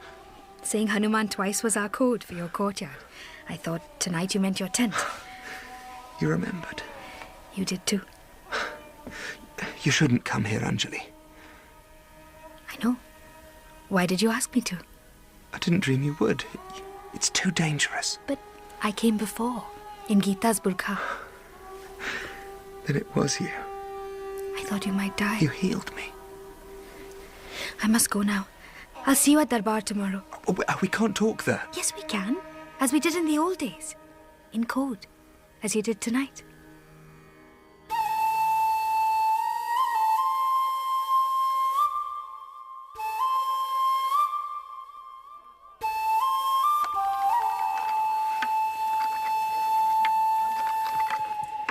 A game of chess, Pelham Sahib? No, thank you, Your Highness. No one will play chess with me, Kakaji. Anjali's always tired. It's the heat. And Shushu's so thin now, she looks like a brown monkey. Kakaji! Tell him to shut up. The Rana won't think she is the beauty we promised him. I can't stand being jogged around in that garage anymore. Well, you have 5 weeks to recover, and you'll look as beautiful as ever. And Hakim Govind Das has suggested that a little exercise every day will help get your appetites back. He's a good doctor. We should take notice of his advice. Exactly, Sahib. He got you back in the saddle in days. You, Jyoti, and I could go riding with the brides while their tents are being pitched, eh? I'm not going to ride with them if they wear saris. It's ridiculous. Let them wear trousers, Kakaji. If you want them to ride with us or go hawking. We both have Jodhpurs here. They're not immodest, are they, Kakaji? And what would I tell the Maharaja? You could tell him I felt it would be much safer if we looked like a party of young men, rather than 2 Rajkumaris of carried cot riding out with a meagre escort. I don't see the problem. The problem was hard to see. It was a subtle change in the way the women moved around and mingled with the men. Suddenly they became less visible and moved more freely without anyone noticing their presence or being aware of any improprieties, any violations of the codes. Under Kakaji's supervision, Jyoti tried to improve Shushila's riding, if not very patiently, while Anjali and Ashok wandered off on their own to explore the area. Wait for me! Ashok! One day, someone will hear you calling me that. I'm sorry. You're right. I should be more careful. Gita says even the walls have ears. Oh, she's right. Mind you, if you hadn't heard the Janu Rani plotting against me, I'd have died years ago. True. Your life is mine. It is. Shall we go as far as the caves again? No, it's too late. How is it that you and Jyoti ride so much better than Shushu? Well, she fell the first time the Sais put her on a horse and hurt herself. Janu Rani wouldn't let her carry on for fear she'd scar her pretty face. No one minded me riding, and Jyoti never listened to his mother. I can imagine. Race you to the edge of that village. As they shared their stories, after all their years apart, they discovered how much they prized each other's company, how much they shared each other's sentiments and dreams, how much they looked forward to being together. But it was easier to talk about the past than the future, a future that was now just weeks ahead of them. Where are we now? Northeast of Jaipur, in the Rajputana. How long do we have, Ashok? We're going as slowly as I dare. Prolonging the agony. No. Delaying the final wrench. Let's stop here. Watch the sunset. It reminds me of the Dur Khaima, the Far Pavillions. I'll never see those mountain peaks again. Or you, once this journey has ended.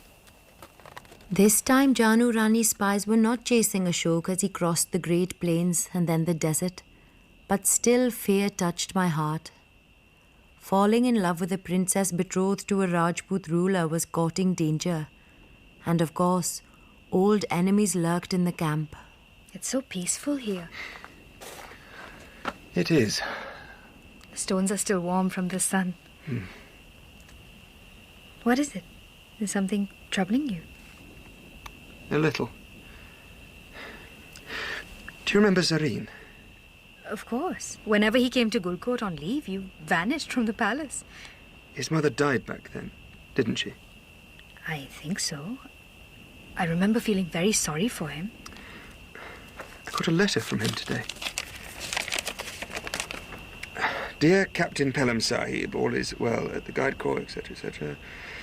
My mother is in excellent health and desires the Sahib to have a care for his own and to take special precautions against snakes, centipedes and scorpions, the latter being very prevalent in the wilds of Rajputana. He's warning you against Bijuram.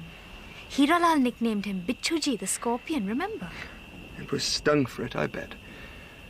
Poor Hiralal. Be very careful, Ashok. The Hakim was right. Slowly colour returned to the Rajkumari's faces. Ashok's eyes positively glowed when he glanced at Anjali, and yet Bithor was getting closer by the hour. It was when he was alone at night that the impossibility of his situation most tormented him. I'm going for a walk, Gulbaz. Probably a long one. Should I accompany you, Saab? Absolutely not. You need your rest. I can look after myself. It's past midnight, Saab. I know. I think more clearly at night. Do you want your rifle, sir? We're in the middle of a desert, Gulbaz. I don't think there are dacoits lying in wait for me out there. A lathi is good enough. Do, Saab. His heart was troubled, and he wandered out further than he intended. He'd decided the twinkling lights of the camp would be his beacon, and when its sounds had faded behind him, he sat down on a polished stone and let the darkness bring clarity. He loved her. He did. He loved her. He didn't want to live without her. She loved him. She did. Dare they follow their hearts? Would they die if they tried? Where would they go? Where could they go? If they stayed in India, they would be ostracized by British and Indians alike and in danger of terrible reprisals. Was there any country in the world they'd be accepted? He could not think of one. And even if there were, it would be a life of exile, of banishment. Would that be fair to her? He headed back to the camp through the darkness, despondent and careless for his own safety. The steel band on his walking stick deflected the first shot. The second made it clear he himself was the quarry. He lay stock still, playing dead, until his approaching attacker was near enough. His assailant fell on his face, but he was strong. He fought back with silent, fierce determination. Who are you?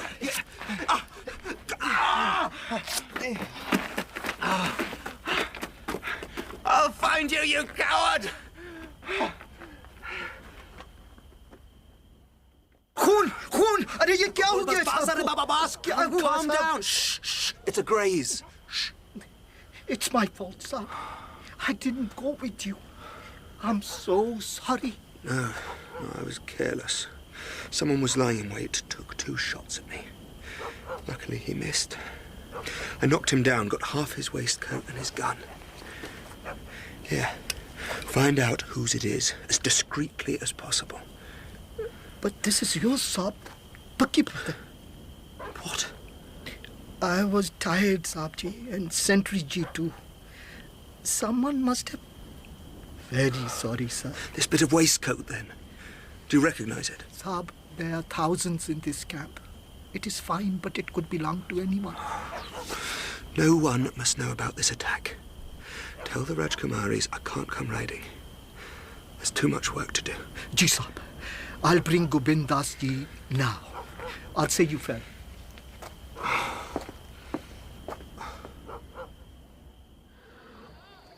It looks worse than it is. I'll be back in the saddle by this evening. Rest for a day at least. I'll say a special prayer for the camp tonight. It's worrying to have two crises so close together. What's happened? I've heard nothing. Jyoti got very ill. I'm sorry to say that Gobind thinks someone may have tried to poison him. But how? Isn't his food being tested anymore? He found a box of sweetmeats in his tent and ate them all. He got very sick. Gobind says the vomiting saved his life. Nothing original under the sun. It's an old trap. Did you tell Jyoti about the Hakim's suspicions? No. Do you think we should warn him? More vigilance around him might be the kindest way, Kakaji. Anjali would be a good person to tell. We should talk to her. I'll try to arrange for the two of you to be alone for a while when you go riding. Come on, or they'll catch us up.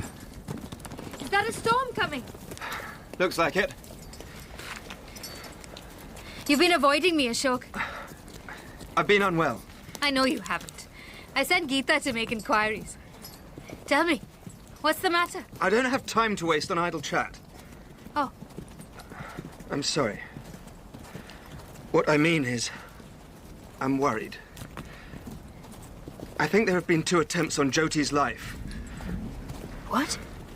Are you sure? The loose saddle. We think it was deliberate. And now someone has tried to poison him with sweetmeats. Like Lalji? Like Lalji. Why didn't you tell me earlier? I would have been more vigilant. You can be that now. If someone is trying to kill him, who do you think it is? Honestly, I think it's his brother Nandu. Who else would benefit? Who do you trust? Sadly, just a handful of people. Kakaji, of course. Then Geeta, my Dai. And perhaps Ramji, his body servant. I'll talk to Ramji. You talk to Geeta. I will. But we can't tell Shushu. She won't believe us. And she'll go to pieces. Oh, we'd better get back. Oh, the sand. Good God, I've tied your hair, Anjali. Stop it lashing round your face. I must get back to Sushila. Ha! Hey! Stop! Stop! We can't go back in this! I must! Don't be a fool, Anjali. The horses won't ride through a sandstorm. The others will look after her. Turn! What? Turn! They're left! Left! Head for the caves! In here? Yes! Get inside! I can't! Quickly, go inside as far as you can! I can't see! Keep going! I've got the horses! Take your coat off and cover your head and face! Keep going! Keep going! The dust! Go in as far as you dare. Ashok! Be careful, Anjali, don't fall. Ashok! I'm coming! Anjali? Where are you? Answer me, Anjali! Anjali! Oh, thank the gods! You're all right. You're crying. I thought you were hurt. And I thought you'd fallen into a pit or a crevice or a well, and then I thought of snakes. Oh, my love. My Lala.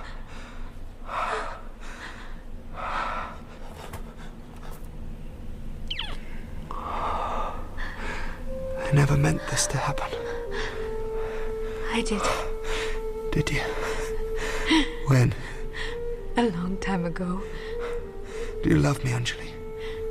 I've loved you all my life, Ashok. Always. From the beginning. As a brother. Once. Not now. I want you as a lover, Anjali. I want all of you. Hold me. Love me now, before it's too late for us.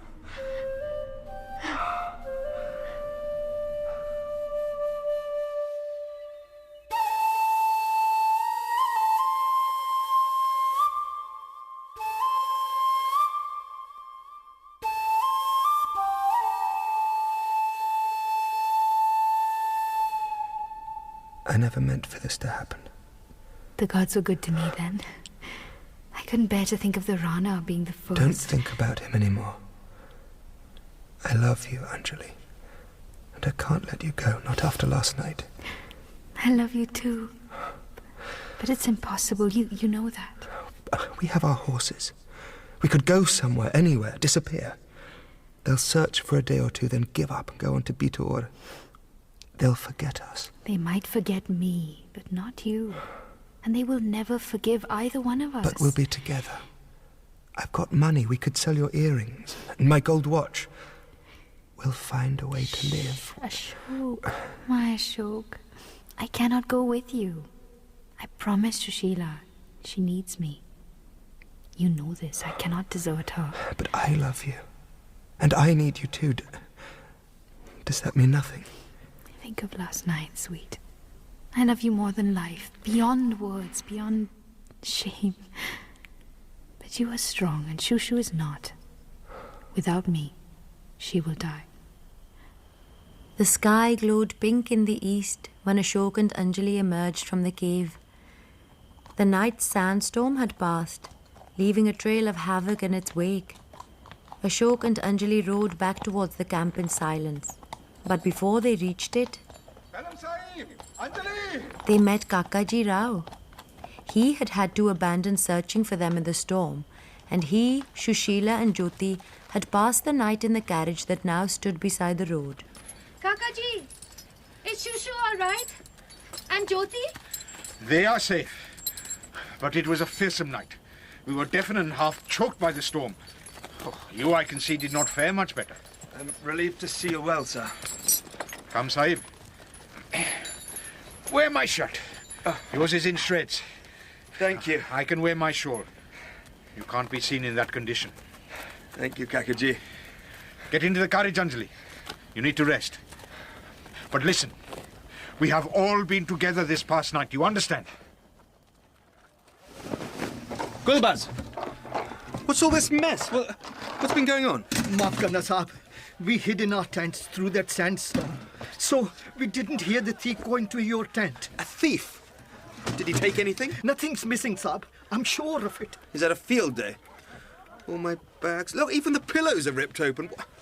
What was he looking for? Don't know, Saab. But he got nothing. Your special little things were rolled up in my bedding. Your pistol, money, bullets, and your box. See? What's this rag? That's the bandage you used the night you were shot at. You said, Gulbaz, hide this. It can lead us to the attacker. Yes, I ripped it off. The front of his silk waistcoat. I'm sure I've seen it before. Leave me now, Gulbaz. You can tidy up later. Ji, sir. Ashok was impatient to be alone. He threw himself onto his bed and lay thinking about the past night, about Anjali. But he still held the piece of silk, and his sad thoughts were disturbed by his fingertips finding a lump in the fabric. Tearing at the seam, he discovered an earring sewn into the pocket's lining, a black teardrop pearl. Though he hadn't seen it for years, he recognized it instantly. Hirala. This was what his attacker had come to find, the gem that had once belonged to his savior and friend Hiralal. Jyoti, it's far too hot for you to ride, beta. Please return to the carriage. Shushu's like a tap. Rip, rip, rip. Had to slap her to shut her up today. Highness, be kind to her, son. She's nervous and unhappy. Just a few more days now. Marrying a Raja is not a tragedy, Kakaji. Marrying a stranger much older than her, such a long way from home, is hard. Anjali doesn't fuss. Shushu's driving everyone mad. I can't travel with them. Please, let me ride. What do you think, Pelam Sahib? I think he can ride if he rides in company. Gulbaz, ask Bijoram, Mohan, Pran and Sengupta to ride with the prince. In this heat? Ji Sahib! At your command. Bijoram. His Highness wishes to ride. We shall be honored to ride with him. But does not your Highness think in this sun? I'm not hot. Bijoram is right. Here, Highness. Wear my solar topi. We'll put a cloth under it to protect your neck. Excellent idea, Sahib. Jyoti, you must wear that. Allow me, Sahib. Thank you, Biju Ram. But I have the perfect cloth for it. Where is it? Gulbaz, what's this dirty bit of old silk doing in my saddlebag? Let the jackals have it. I do have a clean handkerchief somewhere. Ah, there we are. Try this. Thank you. Does it make me look like a sahib? Very like a sahib. Come along, Jyoti. You are holding us up. It's all right, Kakaji. There's only a mile or so to go before we make camp. Then let's ride, Bichuji! That night, as the camp slept, Ashok set out for the spot where he'd thrown away that piece of blood-soaked silk. There he waited, hidden in the pampas grass, as the moon rose high in the sky, hoping that his enemy would take the bait. And suddenly, there he was, Biju Ram standing in a patch of moonlight less than a dozen yards away. He came forward, parting the grass with his silver-topped cane. Then he knelt for a moment. When he stood up again, he was holding the glowing black pearl on the palm of his hand. Ashok leapt forward out of his hiding place and tore the earring from his grasp. Sahib, why are you here? I came to find that trinket, which I lost this morning. It's mine. Is it? Then the cloth in which I found it must be yours too. Which means you've tried to kill me twice already. To kill you? I don't understand, Sahib. What, cloth? The front of your silk waistcoat torn off the night you tried to shoot me. When I found this earring concealed within it, I knew it was you. Had I dreamed you would suspect me, I would have told you sooner. My servant, Karam, confessed to me. He never meant to hurt you. He borrowed your gun to shoot black buck. In the dark, he mistook you for one. But when you jumped on him, Sahib, he took fright. Tomorrow, he will explain himself. And how will you reward him for being your scapegoat? The Sahib wrongs me. I've spoken the truth. There are many who can bear witness to my story. But who would testify that this earring is yours?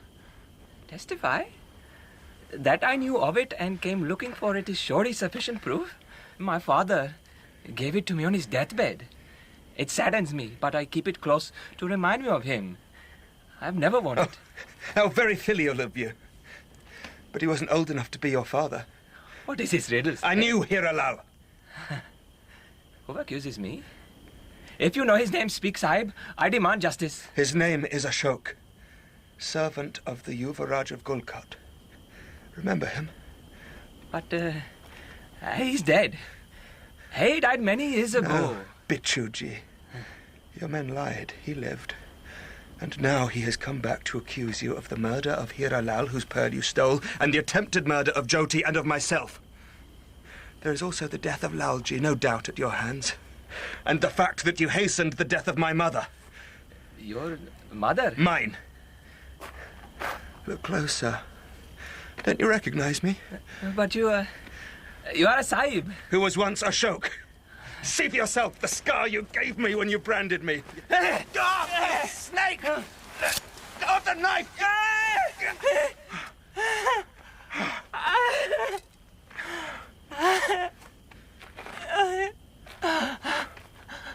Stop squealing.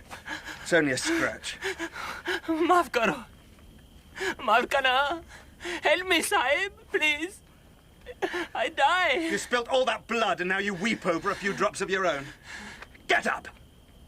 My knife was poisoned. Get some help for me, Sahib. Sahib. Ashok stayed with Biju Ram until he died. Before he left him, he punctured his wrist with the double thorn of a kikkar tree just above the cut, producing the fang marks of a snake. So many accidental deaths in the court of Faridkot. It seemed fitting that Biju Ram's death too should appear accidental to the servant who found his body the next day. As none of Biju Ramji's relatives are here, I believe that all of you who are his friends, Pran, Mohan, Sengupta, along with all your servants, should carry his ashes to Banaras, where he may be consigned to the waters of Mother Ganga. And thus, in the simplest possible way, Kakkaji Rao rid the camp of Biju Ram's followers and all those who might still harbour designs on Jyoti's life.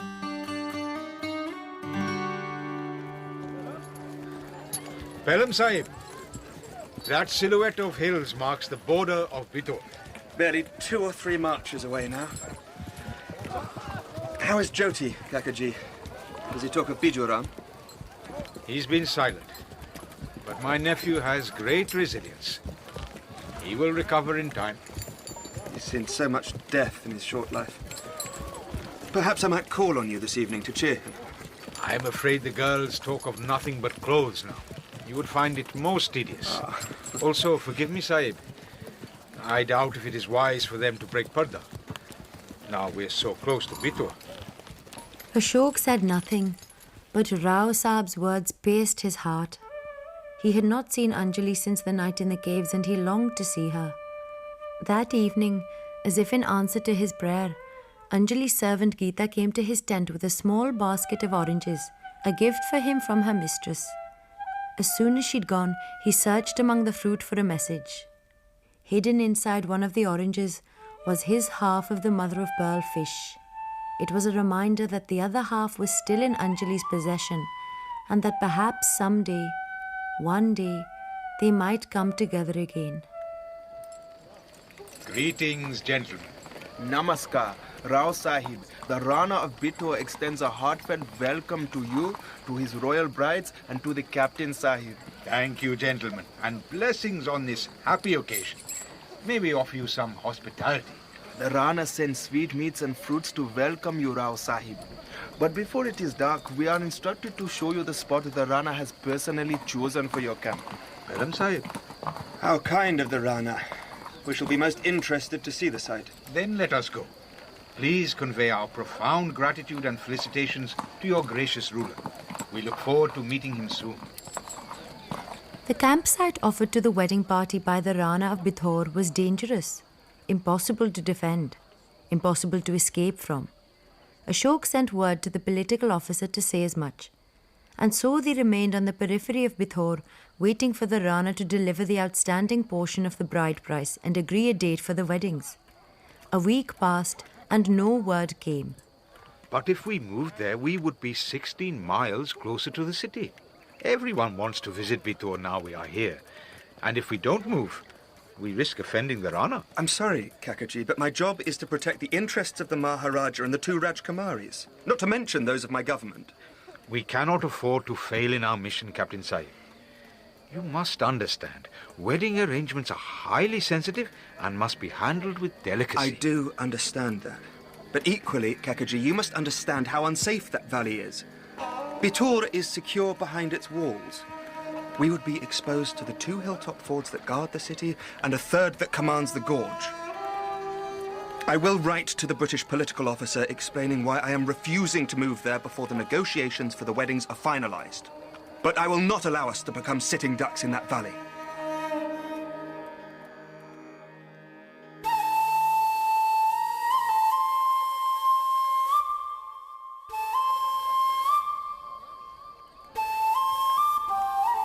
The campsite offered to the wedding party by the Rana of Bithor was dangerous, impossible to defend, impossible to escape from. Ashok sent word to the political officer to say as much. And so they remained on the periphery of Bithor, waiting for the Rana to deliver the outstanding portion of the bride price and agree a date for the weddings.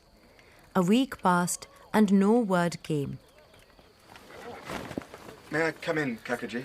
Certainly, Pelham Sahib. I got a response from the political officer today.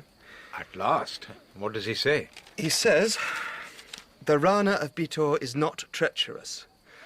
He will honour his agreements with the Maharaja of Karitkot concerning the 2 brides. Please accept his recommended campsite. Must we agree with him? I'm afraid I don't agree. But I must abide by his instructions. We'll move down to the valley tomorrow. Maybe it is for the best. We cannot afford to offend this Rana, Pelham Sahib. I shall go and prepare my nieces and nephew for the move. Only hours after they had filed through the gorge and dug into the valley below the sentinel hills of Bithor, the Rani's deputy Diwan arrived with gifts of silk and gold, and a message, which was gracefully worded but ominous. On reflection, the Rana has found the terms of the marriage contract agreed with His Highness the Maharaj of Karidkot to be unsatisfactory. The council has decided these may be renegotiated on a more realistic scale. If Pelham Sahib, the Rao Sahib, and any other elders care to present themselves at the palace, the Rana would be pleased to receive them to illustrate the justice of his claims. What did I say? He's holding us to ransom. How can he go back on his word? Nandu will be furious. Everything was settled. It may not be as bad as we think. Really? The way I see it, they can starve us into submission if they want to. They're strange, these people. Off their guards keep their faces covered like bandits. I'm told it's a sign of respect and humility. It says to the beholder, my face is not worthy of your eyes. I'll tell Nandu. Perhaps we should... No, Jyoti. Karidkot is a modern state. We left this nonsense behind us years ago.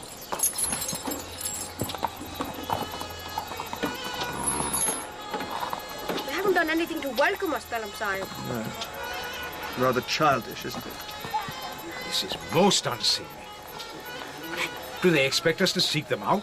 Let's return to our camp until they learn some manners. Guard! Sab?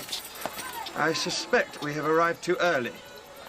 Only that might explain the singular absence of a suitable reception for us. We will wait in the shade while your master makes redress. Your Highness, Rao Sahib, Captain Sahib, welcome to Bitor. Do please forgive the tardiness of our preparations to receive you. Greetings from Karidkot, sire. Your Highness. Greetings and felicitations, Your Highness. Rao Sahib. We're pleased to be here, Your Highness. Captain Sahib, on my right is my Diwan and his deputy, whom I believe you met yesterday. The men in scarlet. Ashok was horrified to see the man Anjali's brother had picked as a husband for her and Shushila. Bad enough that he was a dishonorable cheat. Worse, he was ancient and as ugly as a misshapen baboon. Inwardly, Ashok fumed at the Rana's demand for compensation to marry Princess Anjali, the casteless daughter of the Firangi Rani. His priests apparently needed more money, far more, to purify him were he to consort with her. The meeting was long, the negotiations endless, but neither the Rana nor Ashok budged a hair's width from their original positions. It was early evening when they finally left Rang Mahal, the Rana's colourful palace. As they passed through the elephant gate, they saw their camp dozing peacefully in the valley ahead. But Ashok's eyes caught the activity on the forts atop the two hills that flanked it and turned to the one in the distance that dominated the gorge. Look there. In the time they've kept us arguing, they've mounted guns on all three forts and trained them onto our camp. I should have stood by my convictions and resisted moving to this site. We're surrounded, Sahib. How dare he? Can't the British Sarkar deal with this treachery, Sahib? I'll do what I can. But you've already seen how reluctant they are to cause offence to the rulers. Let's try to send a messenger to the political officer this evening. Although I'm not optimistic about what he will do for us. He'll see sense. He must do. This is politics, Pelham Sahib. Not justice. Ashok's first messenger was intercepted and held in one of the forts on a false charge for a whole week. The second returned after 3 days to say he'd been robbed and stripped by dacoits. Desperate, Ashok announced he was going to meet Major Spiller himself and accompanied the third messenger with an armed detail right up to the border before returning to the camp that night. When the reply came, he went to see Kakaji Rao once again. You were right about the political officer, Kakaji. He advises courtesy, forbearance and tact. He says the Rana cannot be wrong. If I fail in my negotiations, it would be entirely my fault or the result of a misunderstanding on the part of the Maharaja of Karidkot. This is terrible news, Sahib. And they are raising their demands. Yesterday, a message came that the priests require the Rana to build a new temple to atone for marrying out of caste. That's outrageous. He has guns enough to smash the valley into dust, all of them trained on our camp. We can only hope that he wouldn't dare... It's unacceptable! I must speak with her. With Shushila? How can No! Anjali Bai. I must see her alone, Kakaji. Not here in Bito. I cannot... Unless you allow me, I will not participate in these negotiations. Major Spiller can negotiate with the Rana himself. It is not wise or I must proper. talk to her, Kakaji. This is not negotiable. On condition that I chaperone I must the talk meeting. to her freely. You absolutely cannot see her alone. I will talk to her freely. It is my last chance. Very well. If she agrees, I'll bring her to my tent at 1 a.m. Come disguised as a chokidar. We must be very discreet, Sahib. Enter. Take no notice of me. I'll stay out of sight. Thank you, Kakaji. Anjali? I'm here. Anjali, I've missed you so much. I know. You cannot marry him. He's dishonorable, he's old, he's hideous. What did you expect? And he doesn't want you, my love. He only agreed because Nandu made it a condition of marrying Shushila. I know. You know. And you don't mind? What difference does it make? I had no choice, but even if I had, I would have come. For Shushu's sake, yes, I know. But the Rana says he will not marry you unless he is further compensated. I cannot go back. You know I cannot. I could not leave Shushu. You have no choice. You said it yourself. But I do. The Rana may refuse to marry me, but I can stay and take care of Shushu as a waiting woman, as an ayah if need be. Nandu will not want me back. Who would marry a woman the Rana of Bitor has rejected? There is one who will. Ashok. We could always try. Shh. That cannot be. Just tell them I will not return to Karidkot, and no one can make me. If I can't stay here as my sister's junior Rani, I will stay as her servant. Don't be a fool. If you stay here as Shushu's servant, you'll be his property. He will still bed you, but without the status of a Rani. Your position will be intolerable. I have borne it before, and I can do so again. But Shushu... Oh, damn Shushu! If what you say is true, then Shushu will need me. Shushila is a spoilt, selfish child. She uses her tears as a weapon. When she's a Rani with children of her own, she won't need you. Think of me, my love. I need you far more than she does. Anjali. I have said this before. You are strong. But Shushu's weak. I cannot betray her. I really cannot. I cannot. Anjali. Anjali.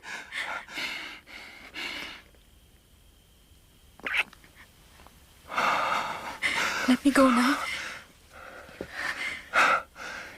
If you ever need me, just send the luck charm, and I will come. I will. From anywhere. I know. Goodbye, my heart's beloved. I shall remember you always, and be glad I knew you. And I you. Farewell, my love, my life.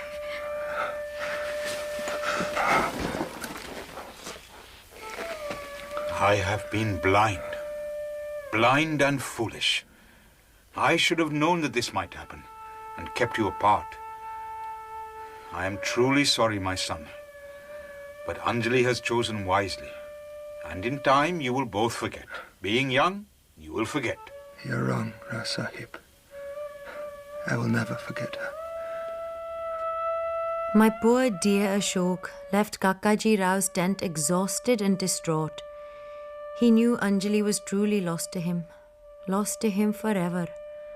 But even if she was willing to accept the humiliation the Rana and his priests were meting out to her, Ashok was not. He could not abide the Rana's betrayal of his promise to the Maharaja of Karidkot, and he had been sent to ensure that the promise was honoured. He did not seek a meeting until the Rana demanded it himself, and then he requested it be held in public darbar. There, dressed in all his military regalia, he challenged the Rana before his council and his people. I have noticed that Your Highness has seen fit to arm all 3 forts that command the valley. I have been in communication with Major Spiller, the political officer for the district, and I must warn you that if one of the guns trained on our camp fires at us, your state will be taken over by the government of India and you will be deposed and exiled. Today I intend to strike camp and remove to our first site, outside the valley, where we shall remain until you are prepared to come to terms with us. Our terms. The terms of the original agreement.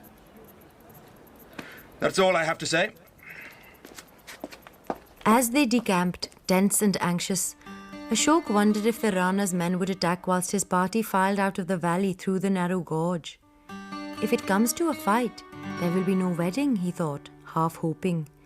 Yet if it came to fighting, men would die, too many of them, he knew. In the event, the Rana did not attack. Too petrified to risk the wrath of the British Sirkar, the Rana returned to his original terms within 2 days. And Ashok wondered miserably if he had done the right thing by his own love. But how could you have done otherwise, my son? A few days later, a telegram came announcing Nandu's death in an accident. Nandu, whose family had had more than their share of fatal accidents, had met with one himself, a genuine one this time. The telegram instructed Ashok to escort the new Maharaja Jyoti back to Faridkot immediately. Ashok was relieved and eager to get away, but Kakaji insisted they could not leave or even disclose the sad news to Jyoti and the princesses until the ceremonies were over. And so, hiding his grief in the splendour of his regimental uniform, Ashok sat in the full heat of the sun for a long, long day and watched the wedding ceremony almost in a daze. Become thou my partner as thou hast paced all the 7 steps with me. Anjali's eyes found his amongst the spectators, and they bade a silent, intense farewell to each other. Goodbye, my dear and only love. Khuda Harfiz.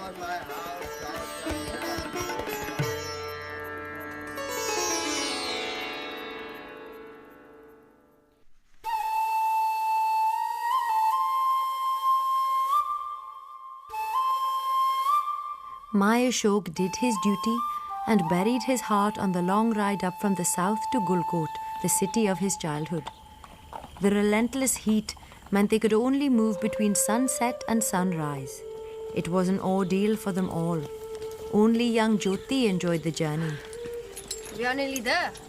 Soon I will be home and a Maharaja. You've been Maharaja since your brother died. I shall be a better Maharaja than my brother. That should not be too hard. Has a messenger been sent to announce my arrival? Yes, Jyoti.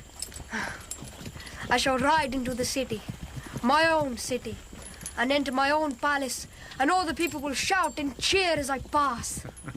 Jyoti talked continuously of his plans for the future. Poor Ashok's future, a life without Anjali, he could not bring himself to contemplate. As the country changed from fertile plains to a desolate land of boulders and ravines, dust-laden air and camel thorn, his anxiety grew. He had to turn his back on all that had gone before. Can you smell that? Pine needles. It is the mountain air. I remember. The Far Pavillions. Look at the snow on the peaks. The last time I saw them, I was a boy. You two are almost home then. We will camp here. But we are nearly there. Why do we stop, Sai? We need rest, that's all. What is it you fear? We need rest. Very well. We will rest, and in the morning we will bathe, pray, and dress in our best, as befits the escort of a Maharaja. The messenger! What news? What news? The British resident, together with members of his staff and at least 50 nobles of Faridkot, are waiting to receive the new Maharaja in a camp nearby. Excellent. The state entry into the capital will take place tomorrow. I also have orders for Lieutenant Pelham Martin. Thank you. I will be home tomorrow. You must be there. I'm sorry, Jyoti, but I have been ordered to return immediately to Rawalpindi. I will send a tar to the Viceroy demanding you remain. It would do no good. I know you are now a Maharaja, but I am still a soldier. And as Kakaji will tell you, a soldier must obey the orders of his senior officers. I will have to say my farewells. I do not say goodbye. But come here again soon, Pelham Sahib. You will visit on Jyoti, and I will take you out hawking on the flatlands and show you good sport among our mountains. And when I am an old man and you are a General Sahib, we shall still meet and talk over old times together. We will. Soon they parted, and Ashok set off for Rawalpindi alone. As the light began to fade and the dusk turned green about him, he reined in his horse and turned to look back at the mountains that were already shadow and violet against the darkening sky. One cluster of peaks still held a last gleam of the sunset. The crown of the Dur Khema rose pink in the twilight. Mother, I am lost.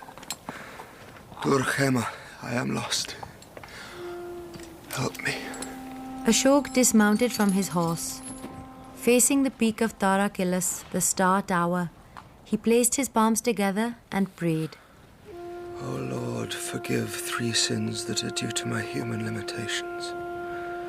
Thou art everywhere, but I worship thee here. Thou art without form, but I worship thee in these forms. Thou needest no praise, yet I offer thee these prayers and salutations. Lord, forgive 3 sins that are due to my human limitations. Ashton Pelham Martin! Over here! Wally! I heard you were on your way back. I've been waiting here every morning for a week. It's good to see you, Wally. Oh, you've no idea how boring cantonment life has been since you left. I wish I could say the same thing. Come on then, back to my bungalow. I want a day-by-day report on your mission. I want to hear everything. Don't you dare leave anything out. It's been 8 months since I last spoke English, Wally. Then you need the practice. Think I may have forgotten how. Sláinte. How does it feel to be a lowly lieutenant again after 8 months of peacocking about as a lordly captain? Dull. Dull, but peaceful. I'll bet you've had some stirring adventures. My own doings have been deplorably tame. Surely not. I've rather predictably fallen in and out of love with several charming young women. I've written a vast amount of poetry that my mother thinks is very good. I broke my collarbone playing polo, and last week I lost a month's pay in a single evening playing poker. That's it. Nothing else to report. Same old Wally. After a few days in Rawalpindi, Ashok was given 8 weeks' leave. He wrote to Zareen in Mardan to see if he could free himself for a few days as well. In reply, Zareen sent a message by a horse dealer suggesting a meeting in Attak, a town halfway between Mardan and Rawalpindi, as he could only spare a day. Ashok arrived in Attak late and waited by the bridge over the Indus, the father of rivers. It foamed through the Attak gorge and filled the night with thunder. Zareen! Brother! Khudadad, is it you? I came to assure myself that all is well with you, my son. And to hear news of that which was once Gulkot. That too. But I have been anxious for you ever since we learned too late what manner of folk it was whom you were escorting across Hind. It is good to see that you are safe and well. And it's good to see you too, Dada. Come. My sister's house is nearby. My aunt has given us the coolest room in the house. Where is she? Fatima Begum is an elderly widow. She retired to bed some hours ago. Sit, Ashok. It was like a homecoming to Ashok, for he was in the company of 2 people to whom he could talk freely of Gulkot. They both already knew every detail of his childhood. He told again the story of his journey to Bithor, leaving out all mention of how he had lost his heart to the girl who had once been known to them all as Kaye Bai. Zareen interrupted with questions throughout, but Khudadad listened in silence. Only when the tale was finished did he speak. Now we will rest and continue our talks tomorrow. I am very tired. Good night, Dada. Good night. Now. I didn't realize. Has he been ill? Ill? This is not a sickness, unless old age be one. Khudadad could never be an old man. It comes to us all. This is no more than the weight of years. He is now well past his 70th. He's been my father in all but name. There is still myself, Ashok, and the regiment. The next evening, after exercising the horses in the dusty light, Khudadad invited Ashok to join him on the roof to enjoy the cooler air as the sun went down behind the hills. I wanted to speak with you alone. I see. I have known you for how long? Since I was 7. Many years. What is amiss, Ashok? What? Do you think I am so old that I cannot remember my own youth? Who is she, my son? She? You forget that I have seen you troubled before. Only then it was calf love and no more than a boy's foolishness. But now I think it cuts deeper, for you are no longer a boy. It is Kaye, is it not? How did... You did not betray yourself in words. It was that of which you did not speak that warned me. It shames me to learn that I'm so transparent. Only to me. It grieves me to see you so unhappy. If I had taken your advice more often over the years, I would have saved myself much sorrow. Aye, child, it cannot be as bad as that. Tell me. What can I say? We fell in love, but she told me that it couldn't be. She insisted that she stay with Sushila and marry the Rana. And now my heart is broken. It was best for both of you that she had the courage to keep faith. Had she run away with you and lived to tell the tale, which is unlikely, I do not think you would have found happiness together. Why do you say that? I would have done anything, everything. Do not talk like a child, Ashok. It is not in your power to build a new world. Only the one God can do that. What do you mean? Neither Anjuli's people nor yours would have permitted a marriage between you. They couldn't have stopped us. There would have been no refuge for you. Tolerance is a rare flower that grows in few places and withers too easily. I had thought of that. You would have had to live by yourselves in the wilderness. We would have had each other. I know that the path you tread is a hard one, son, but it is best for you both. If Kaye has had the courage to choose it, have you so much less that you cannot accept it? I have already done so. There was no choice. Therefore, what profit is there in pining for what you can never have? What is written is written. He listened to the call to prayer above the evening breeze. There is no God but God. Khuda Dad rose to his feet, unrolled a small prayer mat and turned to face Mecca. In the garden below, several of the household were doing the same. The aged porter was also at his devotions in the road outside the gate. Ashok watched them all, joined in faith and belonging. He did not belong in this world, or in any world that he knew of. Has father been telling you of his fears? We talked of other things. What fears? There are rumors of unrest on the northwest frontier. This is true. Stories against the Raj have been spreading in the border country. I am troubled by what is brewing. You must speak about it to those in authority. Who, me? Who's going to listen to what I say? Are there not many Bara Sahibs in Rawalpindi? Colonel Sahibs and General Sahibs to whom you are known, who would listen to you? To a junior officer, and one who could produce no proof. There is more behind this than rumour. It would not pay Afghanistan to embark on a war with the British. True, but it might please the Russians if she did.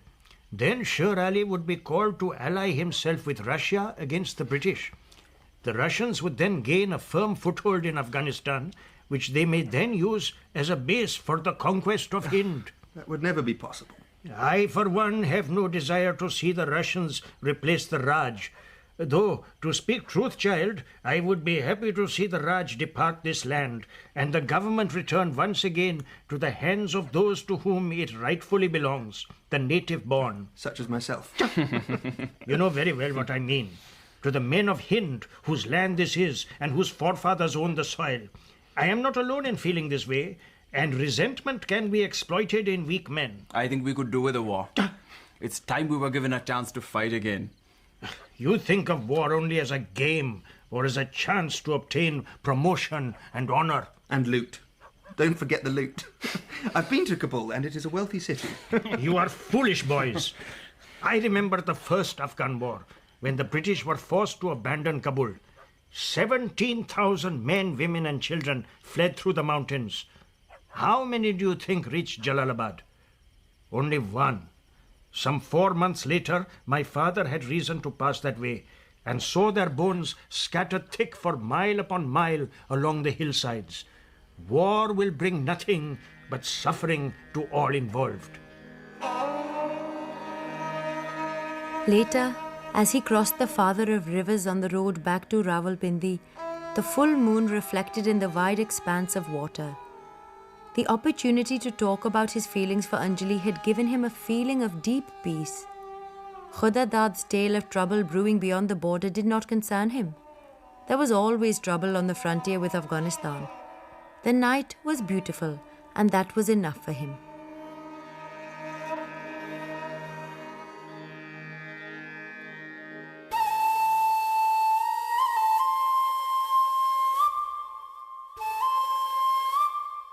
As January and February came and went, the weather turned warm and sunny in Rawalpindi. One morning, as Ashok and Wally relaxed over breakfast in their bungalow, their peace was broken. Put my bags over there, boy. Who are you? Captain Lionel Crimpley. More to the point, who are you? Lieutenant Pelham Martin and... Ensign Walter Hamilton. Well, I must say I was not expecting to be sharing a bungalow with junior officers. No, Kaye, I said put the bags over there. These natives don't listen. Have you noticed that? You're moving in? Well, there is a shortage of accommodation, apparently. And it goes without saying that I am entitled to better quarters than this. Another reason to dislike this god-awful country.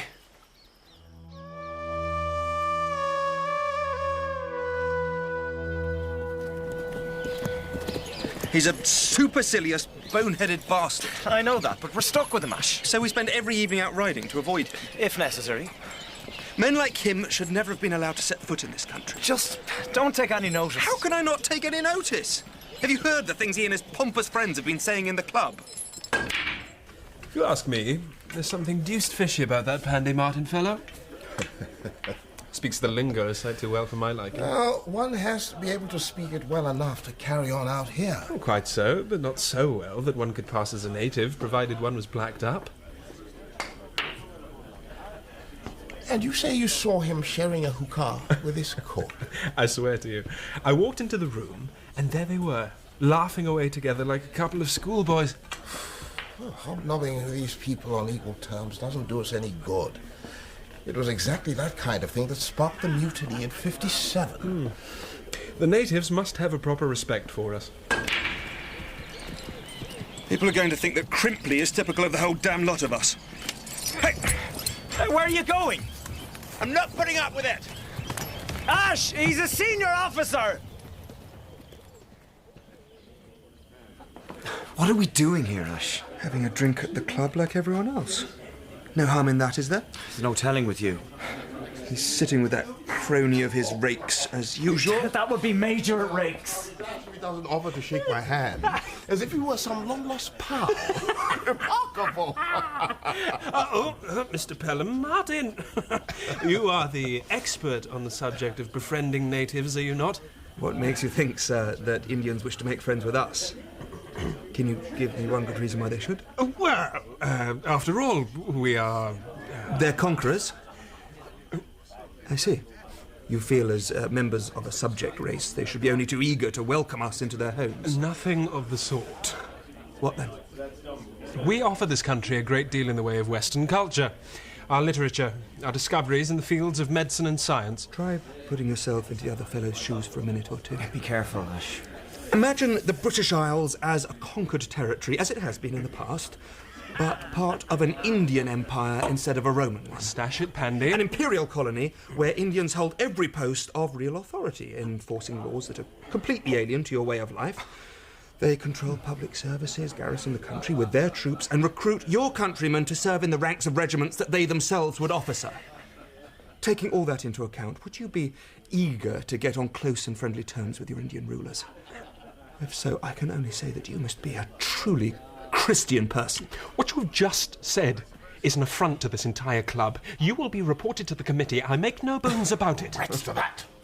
No officer has a right to say things like that, or even think them. Absolutely. That sort of talk is damn treasonable. It's about time someone kicked your backside hard, young man. You know where to find me. Good day, gentlemen. Major Rakes had no difficulty rounding up half a dozen gundas to help him teach my poor Ashok a lesson. 2 nights later, they burst into his bedroom in the early hours, dragging him from his bed in the darkness, meaning to beat him unconscious. It's time you were taught a lesson.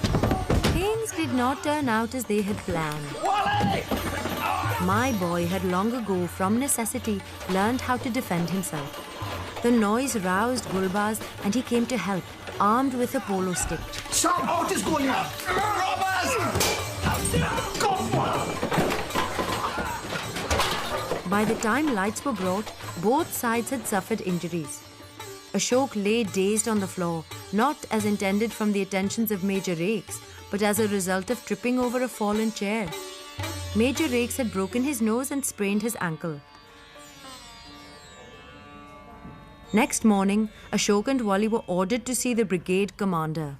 A native servant took part in this fracas, is that correct? Gulbaz was defending me, sir. We cannot have this sort of thing going on. How can we possibly be held responsible, sir? It could be argued that you provoked the attack by speaking out of turn at the club. That isn't fair. Fair? Have you forgotten to whom you are speaking? I served during the mutiny, my boy. I know where that sort of talk can lead. But, sir... You are a troublemaker. You always have been. Your own regiment don't want you back, and quite frankly, I don't want to keep you.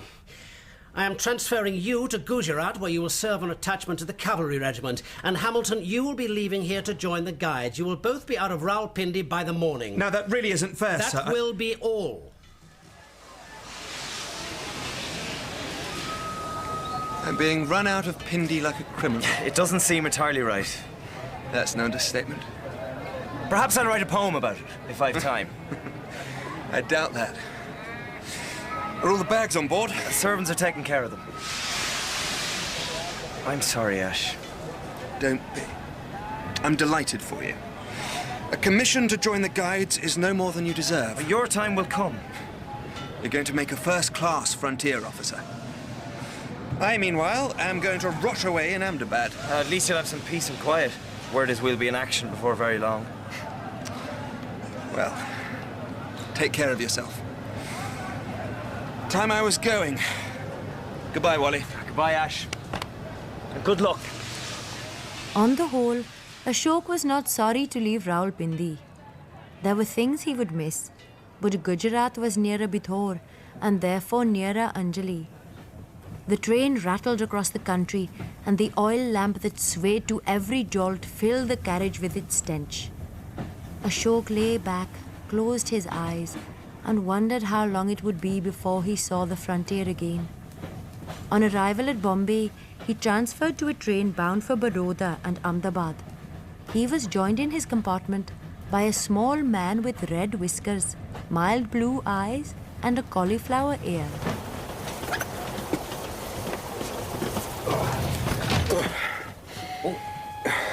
Begging your pardon. Not to worry. Ashton Pelham Martin. Bert Stiggins, late the Royal Navy. Late of the Royal Navy? What do you do now, Mr. Stiggins? Captain Stiggins. I own a small trading ship. The Morala, she's called. Docked at Port Bandar on the coast of Gujarat. Is that where you're headed presently? Indeed. Then we shall be travelling companions for some time. Have you hurt yourself? I had to thump a man earlier. Ah. Any particular reason? Drunken Nate was trying to commandeer a carriage further down the train. I can't abide bullying. Sparked him out cold. Is that so? I learnt me fighting in the Navy.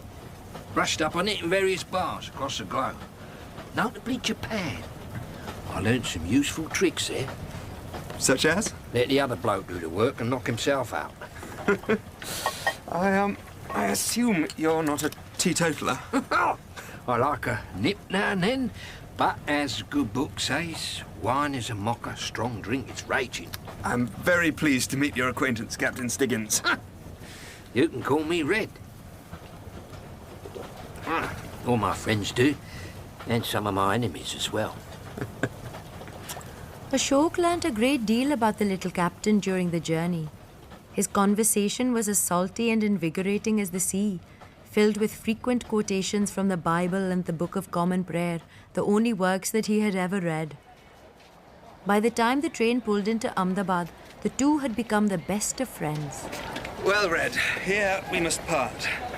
I have to make my way to my new regiment. Neither my bug. I hope our paths cross again soon, Sonny. If you're ever in need of a ride up the coast of Gujarat, I'll be more than glad to have you aboard.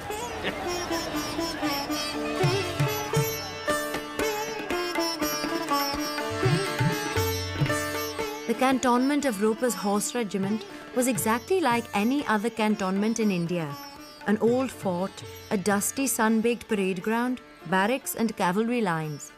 Ashok filled his days with the usual pattern of stables, musketry and office work. He tried hard not to think about the low hills in the northeast. They marked the frontier of the country of kings, on the far side of which lay Bithor and Anjali. Come, let me show you my horses. Ashok acquired two things that would take his mind off his personal problems. I refuse to sell my horses to anyone I do not know and like. A friend called Sarjeevan Desai, the son of a local landowner. My friends call me Sarji. And a horse, a pedigree black stallion of Arab descent. Here he is. He's incredible. His name is Dagabaz. The trickster. His character does not match his good looks. He's fiery, and he hates being ridden. Yeah. I want to buy him. You are taken in by his beauty, but I think you will live to regret it. How much do you want for him? Within a few weeks, he had won the animal's heart, and Dagobaz had accepted him completely as his friend and master. Ashok went out with him every morning. One day, as Ashok returned from his morning ride, he saw an unexpected visitor waiting for him. Hello, Ashton? Gobind Das, the Hakim for the Rao Sahib from Faridkot, with his servant Manilal, who was fast asleep on the veranda floor. Gobind Das, what brings you here? Has something happened to Anjali? No. Well, we certainly hope not. Is that Manilal? You must excuse him. He has never been on a train before. The journey left him dizzy and tired. Let's talk inside so that we don't wake him. I'm on my way to Bithor. Sushila Rani has requested it. Her husband, the Rana, is unwell, and she has no faith in his physicians. Is he seriously ill? There is no way of knowing. What else? It is perhaps nothing. Tell me. 3 of the Rani's waiting women, faithful servants who accompanied them from Faridkot, are dead. How did they die? We are told that 2 died of fever and 1 broke her neck falling down a flight of stairs. That is regrettable, but these things happen. Sushila does not refer to them in her letters, and we have heard nothing from Anjali. Kakaji believes that if his nieces were free to write, the dead women would have been mentioned. The girls were both greatly attached to them. So you're going there to make sure they're all right? Exactly. The Rana's illness is an answer to a prayer. I'll come with you. That is not possible. The Rana would have us both killed as spies. I must go alone. However, you can assist me in the matter of horses and a guide. I will help you in any way I can. It may well be that I am being over-anxious. The Rao Sahib should have torn up the marriage contracts. No one would have blamed him. The late Maharaja had no choice but to do as he did. Besides, it is over. We cannot alter the past. That even the gods cannot do.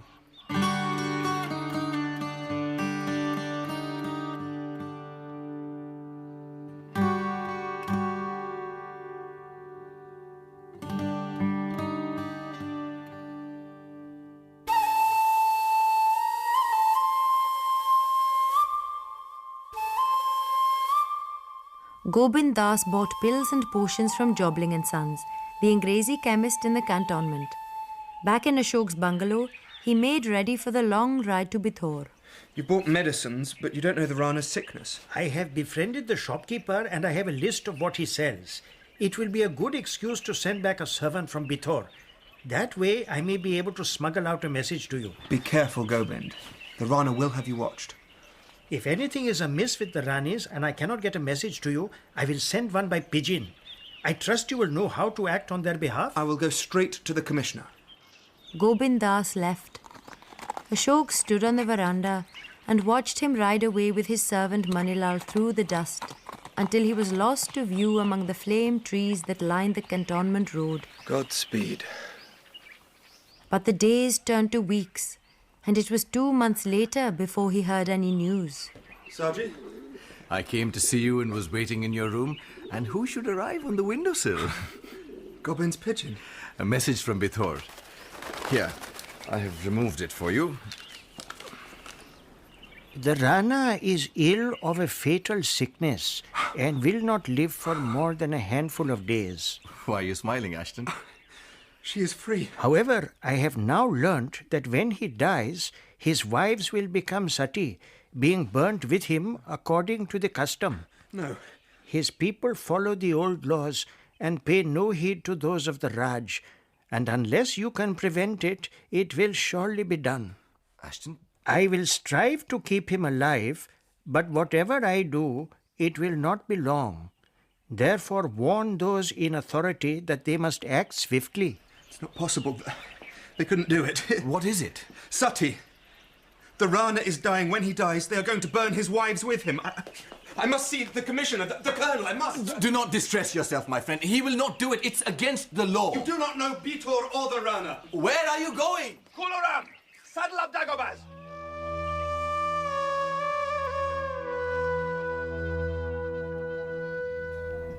Poppycock. It's true, Commissioner. I don't believe a word of it.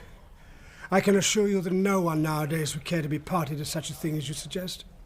The law against sati has been enforced for over 40 years. But Bithor doesn't belong to this century, let alone this half of it. They don't believe the British Raj has anything whatever to do with them. You exaggerate. Sir, you haven't been there. That has nothing to do with it. Anyway, Bithor is not under my jurisdiction.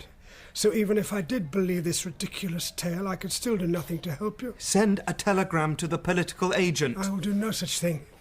I will not interfere with the administration of other provinces or instruct them on how to deal with their own affairs. You won't do anything. It is not a question of won't, but can't. Now, if you will excuse me, I am late for luncheon. Then I shall have to do something myself. The telegraph office was closed during the midday meal in the heat of the afternoon. Ashok hammered on the door to wake up the clerk. Messages of this kind should not be sent in clear. They should be sent in code or not at all. There's no time. Telegrams are not secret things, sir. Very many fellows will see them and there'll be all kinds of chitter-chattering. Good. The more talk, the better. But, sir, what if this Rana should not die after all?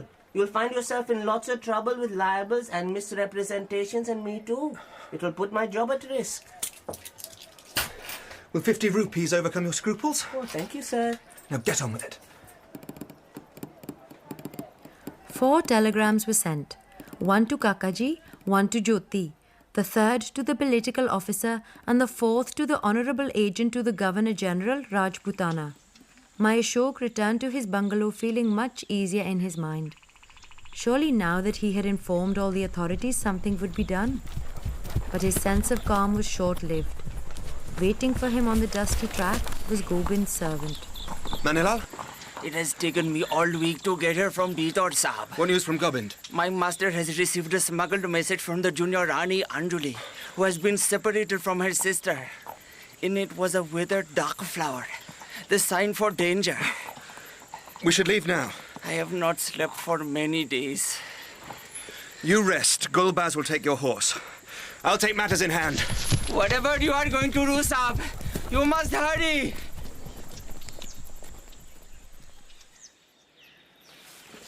Do you understand why I have to go to Bithor myself? I can't just sit here and hope for the best when I know only too well how slowly the Raj can act at times. Of course. When do we leave? No, Sarji, this is not a hunting trip. This is serious. And also dangerous. You will need the help of a friend. There's no reason for you to get involved. And as a Hindu... I'm no bigot to desire the return of a cruel custom that was outlawed before I was born. Times change, my friend, and men change with them. Even Hindus. Do your Christians in Beliath still burn witches? Of course not. Yeah, but you think that we of this country are incapable of any similar progress? Though there are many things that we do not see in the same light, I myself would not have any widow burn herself unless she desired it above all things. It would still be wrong. Unlike your people, I do not think I have the right to decide that a man or woman should not take their own life if they choose to do so. The Ranis will be taken to the pyre against their will. And that I do not condone. I trust your friend Gobind.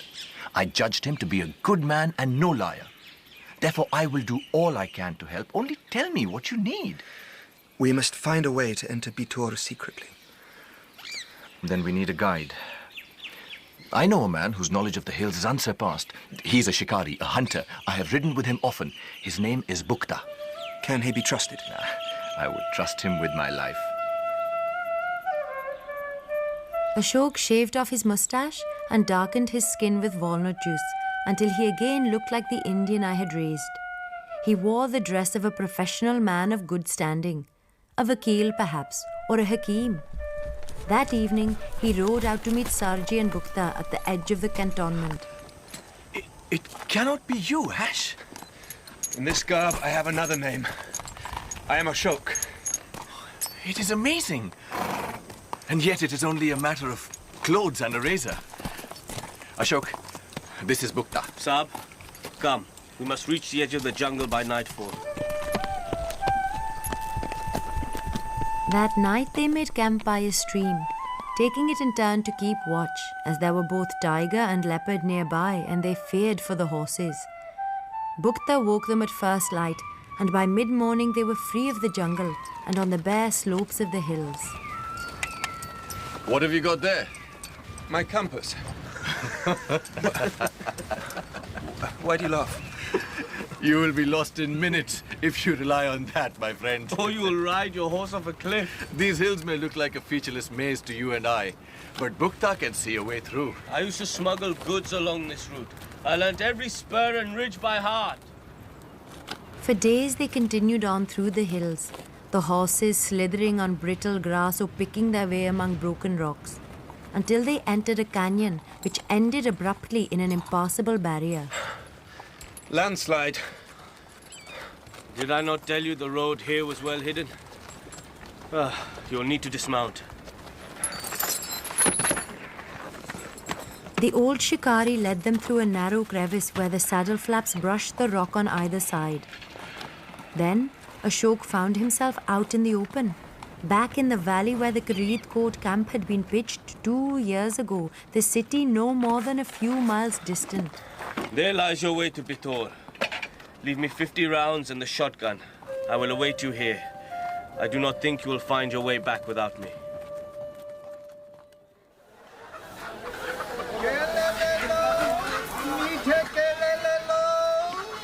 2 bananas. Strangers in Bitor. What brings you here? We were on our way to Mount Abu when we became separated from the rest of our party. We had a choice. Die of thirst in the hills or come to the city. Make yourselves comfortable. You may be here some time. The Diwan of the council has issued an edict. No one is to leave until further notice. Why is that? It is obvious to all but a donkey. The Rana is dying and the council do not want word of this to reach the ears of those who might wish to interfere in the affairs of Bitor. So they have barred the gates of the state. Thank you. Manilal may be refused entry. And without him, what hope of finding Gobind? But Manilal was already within the city walls. He found Ashok and brought him to Gobind. But Gobind was not pleased to see the Saab. Leave at once. Your presence here endangers us all. I have tried to summon help. That none has come is beyond my understanding. I must do something. There's no one else. It is too late. The Rana will die tonight. I'll see the Divan myself. To what purpose? I can warn him that if he permits the Ranis to burn, the Raj will hold him and the council responsible. He will not believe you, and he will be right. The Raj has enough to occupy itself with matters in the north. It will not wish to stir up a hornet's nest here. How many weapons can we muster? I would not hesitate to risk my life with you if there were even the smallest chance of success. Only the gods can help us now. There doesn't seem to be anything else to say. Where are you going? To the Sati gate. I must see the way they'll come.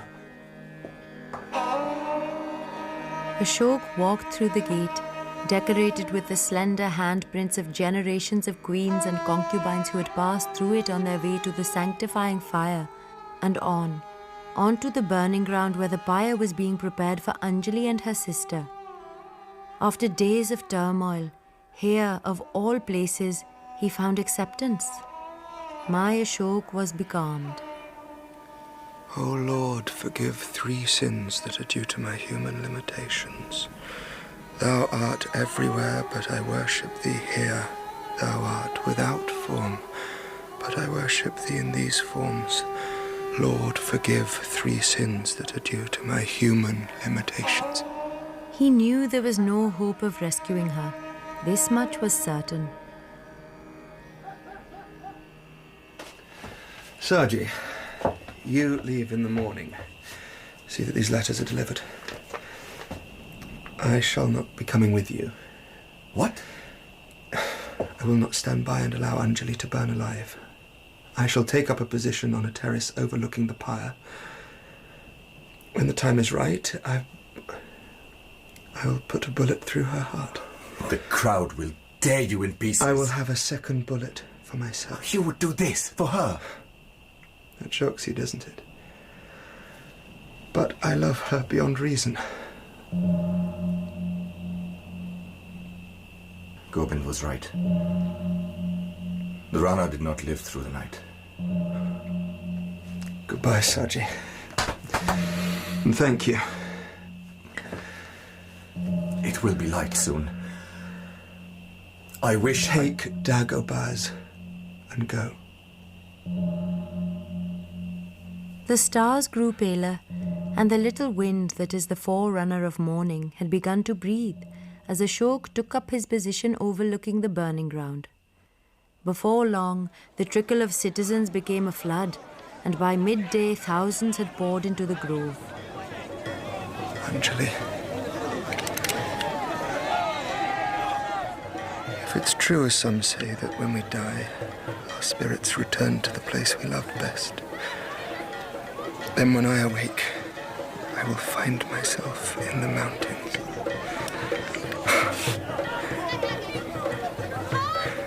We will build a hut out of logs and plant cherry trees and grow old there. This thought brought him comfort for the first time that day. And as he prepared to raise his pistol, he was smiling.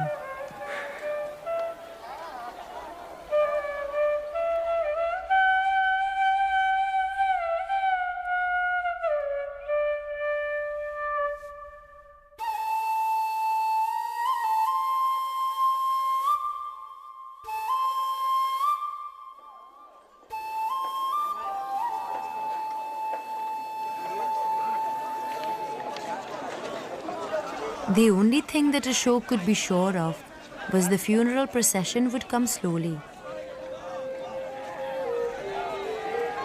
Dust and heat haze made it difficult for him to judge its progress. The crowd surged forward to throw garlands on the bier. There was no need for haste. He would be able to choose his moment. Ashok heard the conch shells blown by the Brahmins and felt the weight of eternity pressing down upon him. And then, without warning... Come with me, please, sir. Get off! How dare you? This is a matter of great importance. A servant of the palace has no business with me. Ash, come with me quickly. Saji, what are you doing here? I told you... Do not talk. Follow. No, I'm going through with this. If you think you can stop me, you're wasting your time. But you cannot. She's here, with the Hakim. Impossible. Then how could I have come by this? Something thin and hard was thrust into his hand. Ashok stared down at it disbelievingly. Anjali. A broken sliver of mother of pearl carved in the semblance of a fish. Now do as I say. Back way, please. Back way.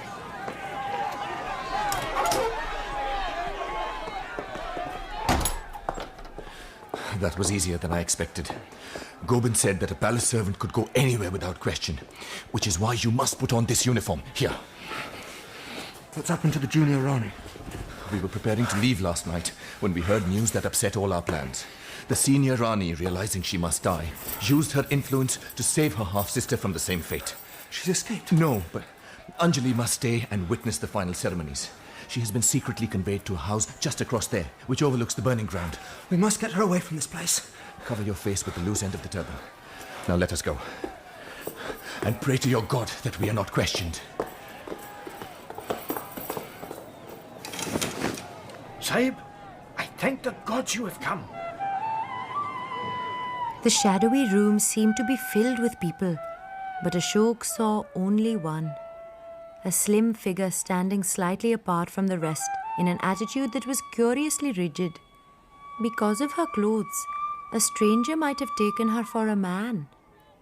But he knew her. Anjali. Her eyes were still beautiful, but as his own adjusted to the subdued light, he realized there was neither gladness nor welcome in them. Sahib! He started towards her, almost forgetting that what lay between them was not public knowledge. Sahib, there is much to do here. Anjali Bai was to be punished for escaping the fire and failing to do her duty. That is why we have had to tie up these servants. As soon as she had seen her sister die in glory, they were to put her eyes out. The brazier and irons have been prepared. It was to be the last thing she saw. Why have you not killed them? They are acting on orders. You cannot kill the slave while the master goes free. For God's sake, let's go. The procession will be here at any moment. We can't afford to wait. Well, come on. What is it? What's the matter? The Rani Sahiba will not leave. What? She insists that she must wait and see her sister become Sati and do her that honor. Try to make her change her mind. The gods know we have tried hard enough. Anjali, is this true? Answer me. Sushila does not realize what it will be like. She needs me here. As long as she thinks you are here watching and praying for her, she will be satisfied. She will never know you are not. Yes, I know, but... All you will do is hurt yourself by watching an event that may haunt you for the rest of your life. You could help her.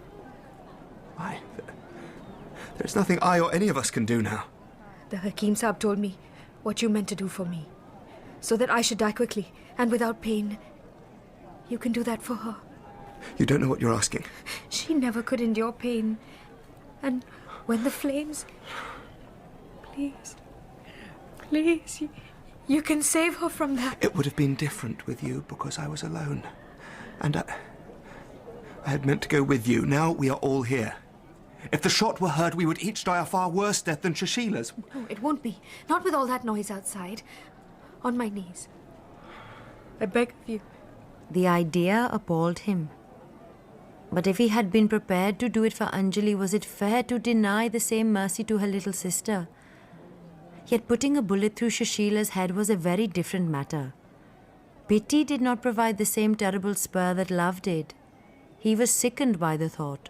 If she will not come with us unless you do as she asks, then you have no choice. I beg of you. Very well. I will do it. If the thing must be done, it must be done well. Yes. And at the last possible moment, so that the crowd may think she simply fainted on the pyre. Absolutely. Do you think you can do it? I must. I can't afford not to. Listen! They come! The procession leaders blew on conches, while behind them came holy men, saints, sadhus and ascetics. Following was the bier, bearing the white shrouded corpse of the Rana. The crowd had not come to see a dead man, but a living woman. You are wrong. She's not afraid. Shushila. The small, brilliant figure walked behind the Rana's bier. There was pride and dignity in every step. She's not afraid yet. She's playing a part. But watching the advance of that graceful figure, it suddenly seemed to Ashok that he had no right to alter her fate. I can't do it. Do not let us down. To the sound of chanting, Shushila began to walk 3 times around the bier. Even if I do, it won't be all that much quicker. The crowd fell silent as she mounted the pyre and seated herself in the lotus posture. Do it now. Don't be a fool. It would sound like a cannon and bring them all down on us. She sat, composed and still, as the Brahmin poured ghee and scented oil over the sandalwood and cedar. Please, before she starts to be afraid. She's only 16. It's not fair. It's not fair. The torch was lowered, and bright flowers of fire sprang up from the wood and blossomed in orange, green and violet. Sushila was no longer a child. She had been a wife and a queen, miscarried 2 children, and born a third who had lived only a few days. Now she had been widowed and must die. She seemed unconscious of all that surrounded her, her lips moving in the age-old invocation that accompanies the last journey of the dead. A brilliant tongue of flame shot skyward, and the crowd found its voice. Do it now. The shot will not be heard. Now!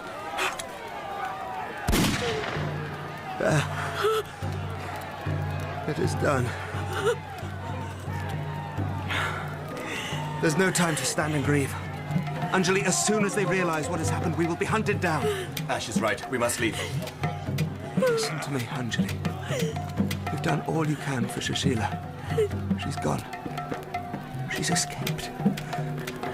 Now we must think of ourselves. We come first now, all of us.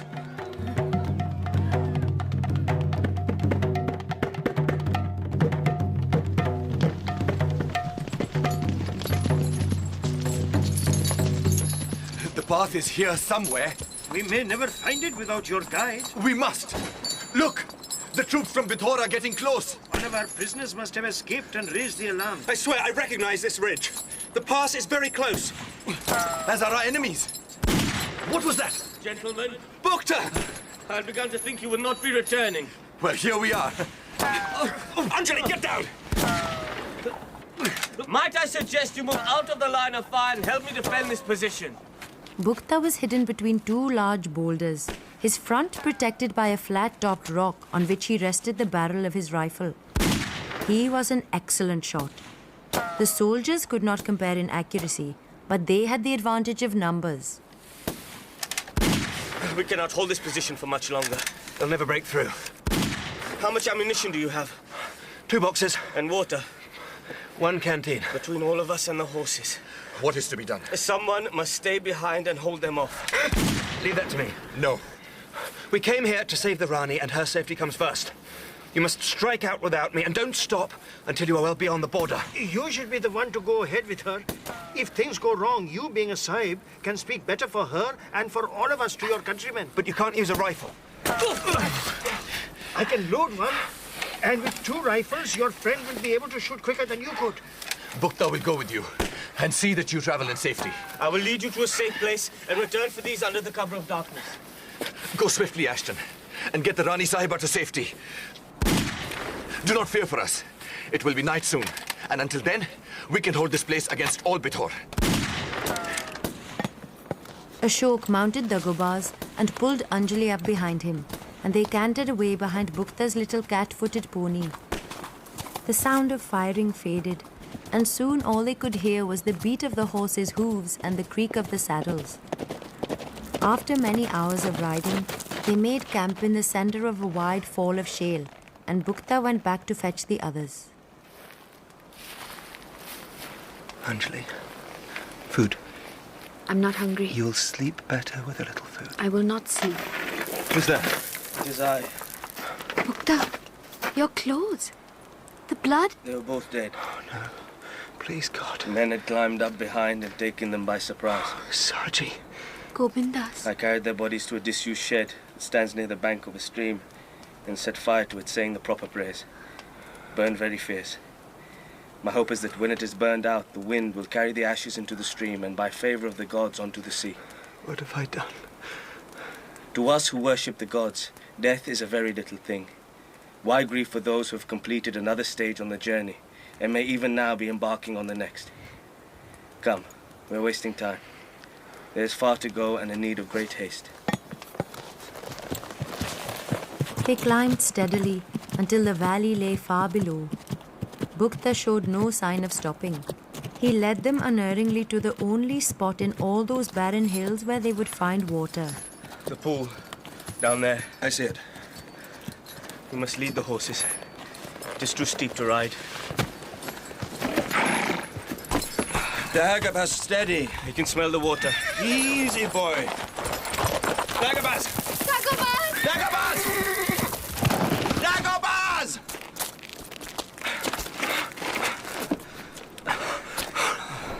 Their leg is broken. We could keep him alive and send for a surgeon. Saab, enough. This place is overlooked on every side. We must not stop here. What are you saying? Leave this to me. You'll feel nothing, I promise you. But he's thirsty. Ash poured the water from his canteen into the stallion's mouth. He was dazed and in pain, but took it gratefully. He's had his fill. Give me your revolver. There's no need.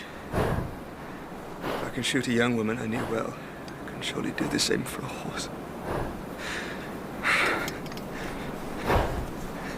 It is better I should do this. You'll have to do it while I'm here. Otherwise, you'll try to get up and follow me. Easy, boy. Easy.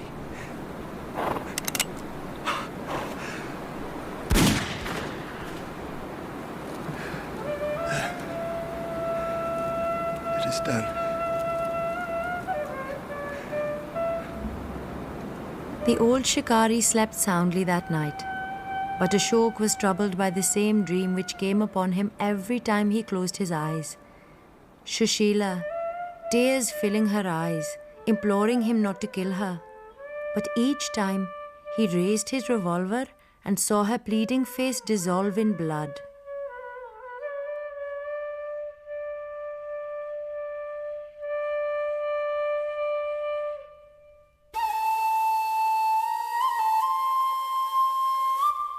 By sunrise, they were across the border, heading back up the road they had set out along less than 3 weeks before. Stopping on the outskirts of the first town they came to, Bukta brought them to a ruined tomb, standing in a dense thicket of thorn trees. Wait for me here. Few people know of this place and you'll be safe. I'll return tomorrow at sundown with food and less conspicuous clothing. These servants' robes are drawing too much attention. Hey! The thicket was alive with birds that had spent the heat of the day resting in the shade. Anjali stood on the roof of the tomb, gazing northwards at the hills. Anjali. Don't touch me. What do you think I mean to do? You can't think I would harm you. Leave me, Ashok. Don't turn away. Let me go. Look at me, Anjali. Have you stopped loving me? I have tried to. But it seems I cannot help myself. I've been thinking about the future. The future? For the time being, we must keep your identity a secret. You'll get no sympathy, and the authorities mustn't get wind of our rescue mission. I agree. We will tell people that you are the widowed daughter of my servant Gulbaz. We'll get you a burqa to ensure no one will recognize you. I'm sorry to say this will mean spending some time in the servants' quarters. I've already been a servant in all but name. And we cannot tell the true story of what happened to the others. I will say I was on a hunting expedition with Saji and he was drowned in a swollen river. As you see fit. Now we are together again. Nothing can really harm us.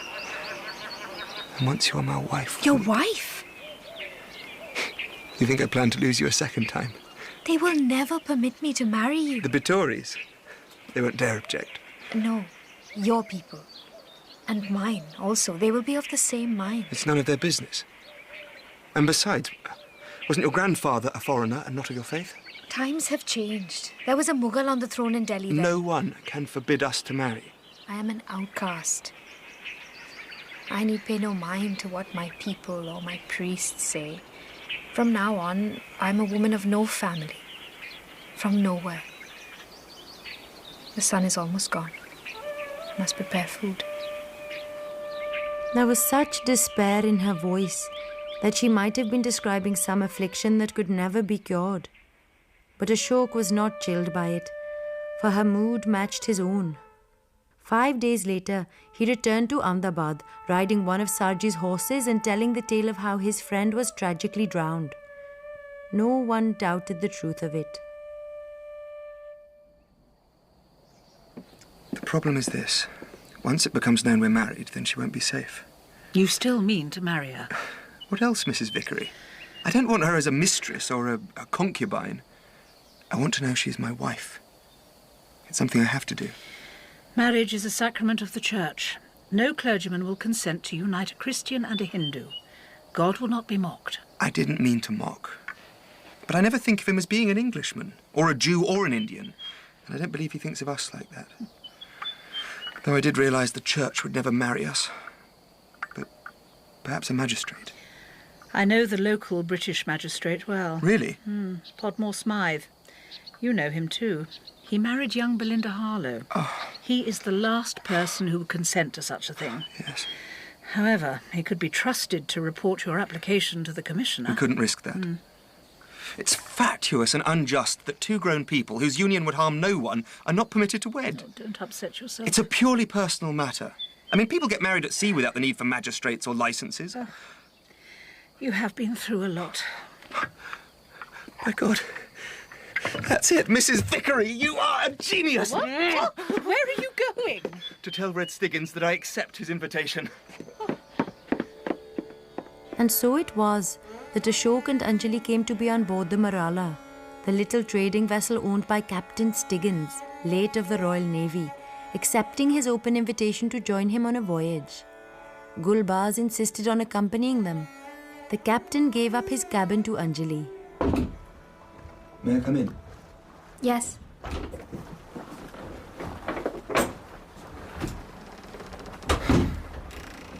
How are you? Sick? Not found your sea legs yet? No. So hot in here. Is it? Stiggins says that tomorrow we'll be far enough from shore for the ceremony to take place. We can be married. Are you listening to me? What? What are you thinking about? Nothing. You're miles away. You haven't heard a word I've said. You must be thinking about something. Shushila. Oh. Of course.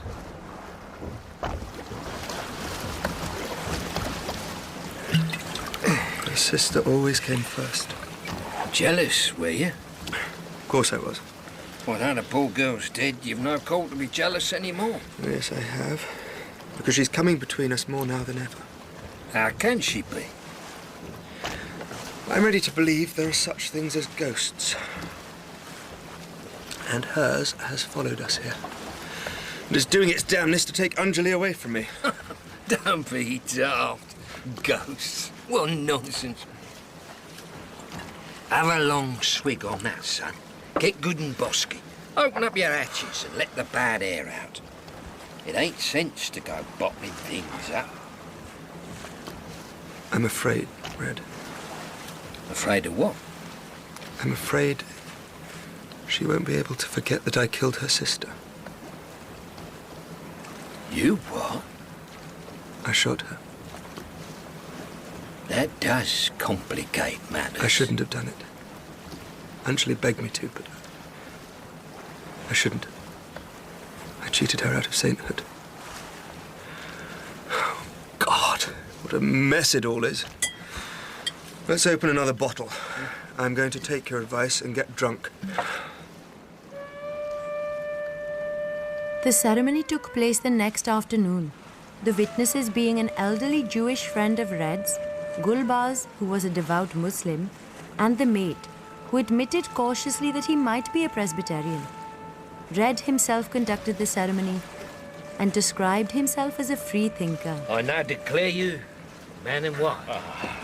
That's it is. Congratulations. Thank you.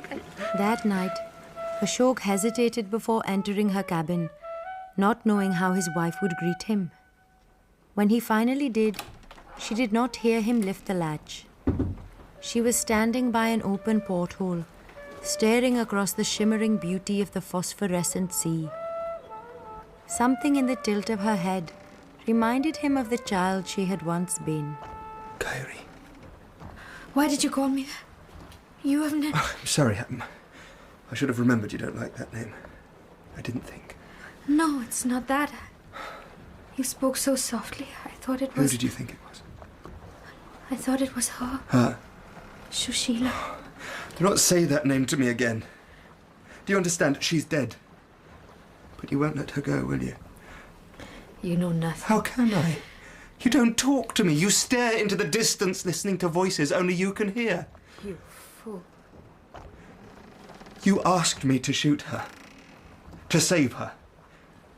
If you want to carry on blaming me for killing her, then you'd better forget you ever knew me. So that's what you thought. What else was I to think? So many possibilities. No one knows what it was like for me. No one can know. There were times when I thought I would go mad from fear. And times when I tried to kill myself but was prevented because they did not want me to die. That would have been too easy. And I had no one. What about Shushu? No one. Talk to me. Please, Anjali, tell me about it. It was a long, ugly story, and listening to it, Ashok was no longer surprised that the widow he snatched from Bithor bore such little resemblance to the bride he escorted there 2 years previously. Poor Anjali had suffered terribly. I was imprisoned, humiliated, starved half to death. A tale of cruelty. The court of the Rana had turned as one upon her, resenting her status of Rani. But the greatest sorrow came at the hands of the senior Rani herself. And then Geeta disappeared. She was the one person in the whole of Bithor I could trust. Shushu told me she had broken her neck in an accident. Shushu? Believe me, it was no accident. It was a tale full of anguish and betrayal. By the end, the teller was so exhausted that her voice began to crack and fail as it drew to a close. Even denying me Sati was a humiliation. Why didn't you tell me this before? I only wanted to be quiet. I wanted to hide it all away, to bury it, pretend it could not be true. But it would not stay buried. I thought I'd lost you. No, it was not so. I have always loved you, more than anyone in the world. Only... I'm here. I'm here. It's over now. Willow. These tears were healing tears, washing away some of the horror and bitterness and guilt from her bruised heart. When they were spent, she lifted her head and he kissed her, and they went out into the cool, star-spangled darkness, and for that night at least, forgot the past and the future, and everything and everyone but each other.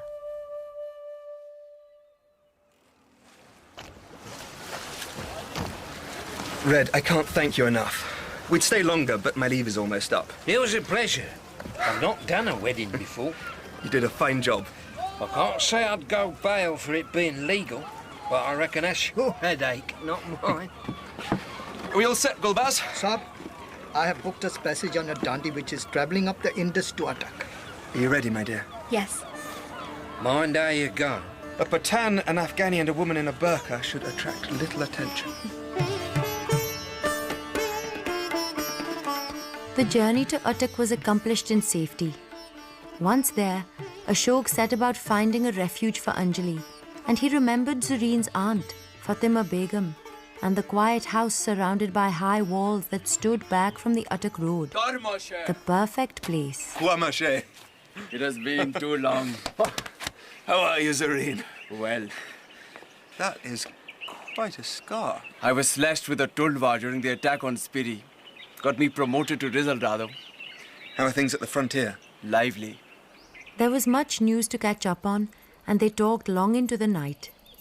Zareen explained that the Begum saw nothing out of the way in the Saab's desire to keep an Indian girl in some little house near his place of work, and would see to it that Anjali would live quietly and keep her true identity a secret. Make the most of this peace, my friend. It will not last. No one south of here is talking about a war? Then they do not know Afghanistan. Let us hope you're wrong. Let us hope so. But let me tell you this. The second Afghan war is coming. You can depend on it.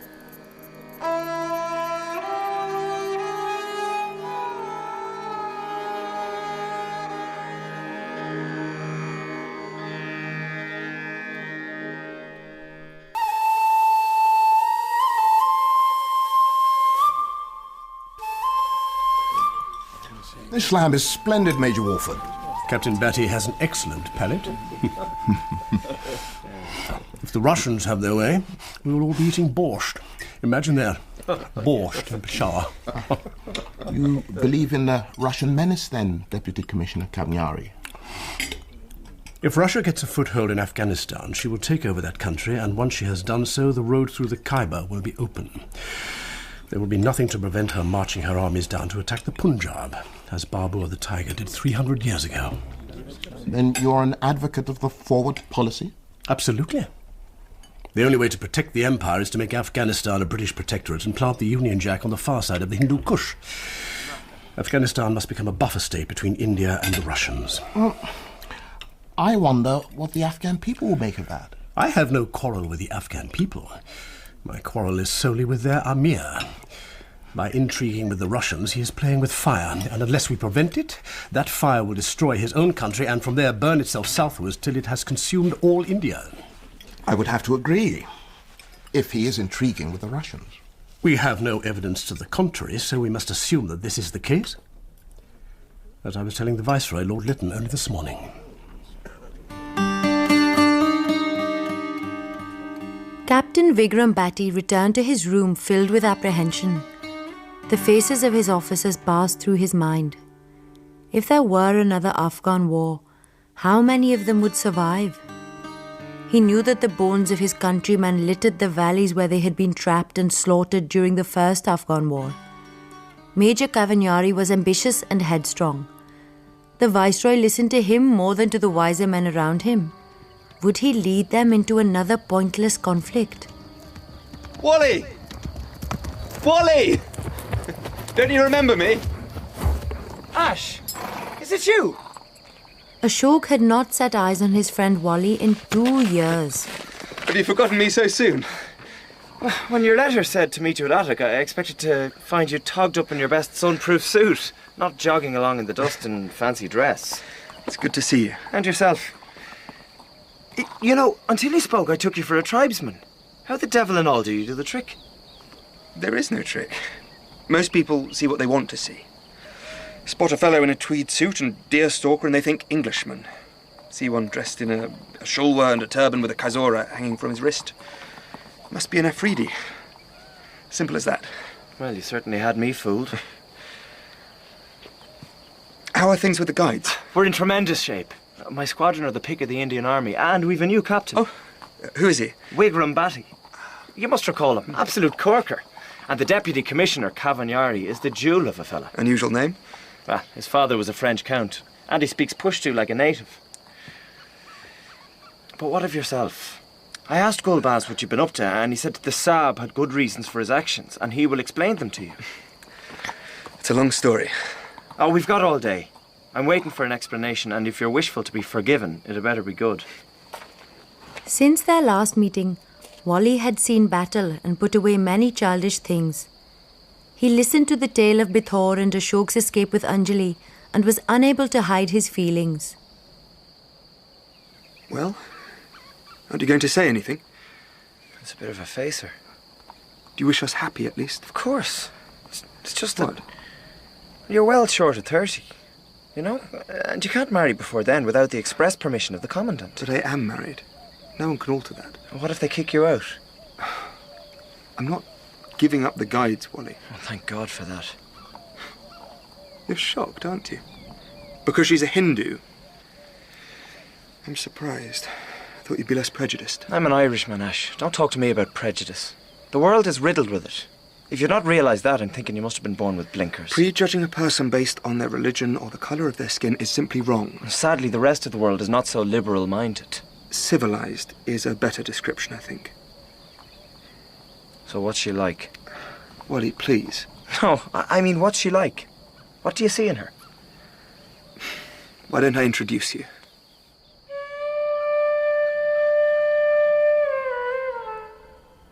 They arrived at the house in the dusty twilight. Anjali! Darling! And that was how Wally first saw her. Ashok! A tall, slender girl running toward Ashok with outstretched arms, with such a blaze of love in her face that light seemed to shine from it. May I introduce my wife, Mrs. Pelham Martin. Darling, this is Lieutenant Walter Richard Pollock Hamilton. Wally, please. It is a great pleasure to meet you, Wally. The pleasure is all mine. Allow me to offer you a sherbet, Lieutenant. Thank you. Later, sitting alone, he found he had no clear memory of what she looked like, only that she was the most beautiful creature he had ever seen. You're a very lucky man, Ash. I'm well aware of that. Now I understand. Understand what? Why you got married so quickly. You wouldn't want to be risking losing a prize such as that. No, indeed. Well, I must be away. Thank you for a wonderful evening. I'll see you in 3 weeks when I return to duty. Oh, the men will be delighted to have you back. A lot of them still talk about you round the campfires at night, telling tales about your doings in Afghanistan. Have you been kissing the Blarney Stone? It's true, I tell you. I thought you were leaving. Say goodnight to Mrs. Pelham Martin. I will. Good night, Wally. The evening had been a pleasant one, but much of the talk had been less so. Do you think there'll be a war? I'm sure the Emir of Afghanistan will see sense and allow a British mission to be established in Kabul. And if he doesn't? He will. What if he invites the Russians in first? That would be suicide. He'll accept the British terms. The Afghanis are a proud people. They will object to foreign soldiers marching into their country. It won't come to that. We made that mistake back in 39. Thousands of our troops dead in the mountain pass is a testament to it. But if there is a war, the guides will be called in. There isn't going to be a war, darling. But even to his own ears, the words sounded hollow.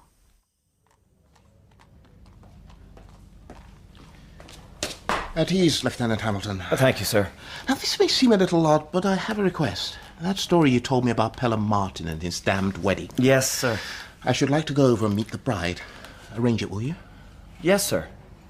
You'll have heard there was talk of court-martialing him after the return of some stolen carbines. Yes, sir. The Commandant said at the time that he was an insubordinate young hothead capable of doing any damn silly thing without pausing to think of the consequences. As a soldier, he had serious defects, although he was never short on courage. Certainly not, sir. I think the Commandant was right. If you say so, sir. If this Afghan business continues to deteriorate, we're going to need him.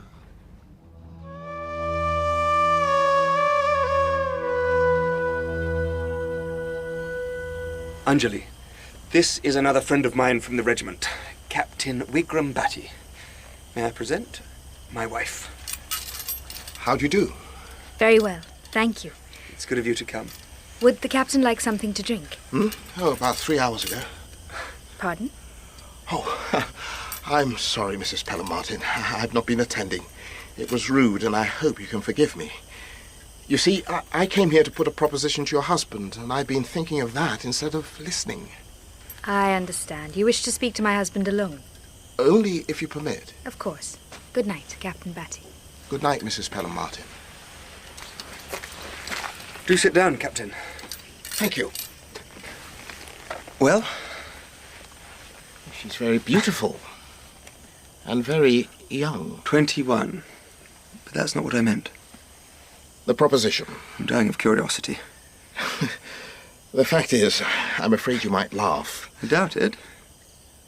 Have you ever heard a professional soldier complaining about warmongering? Afghanistan. War is our business after all.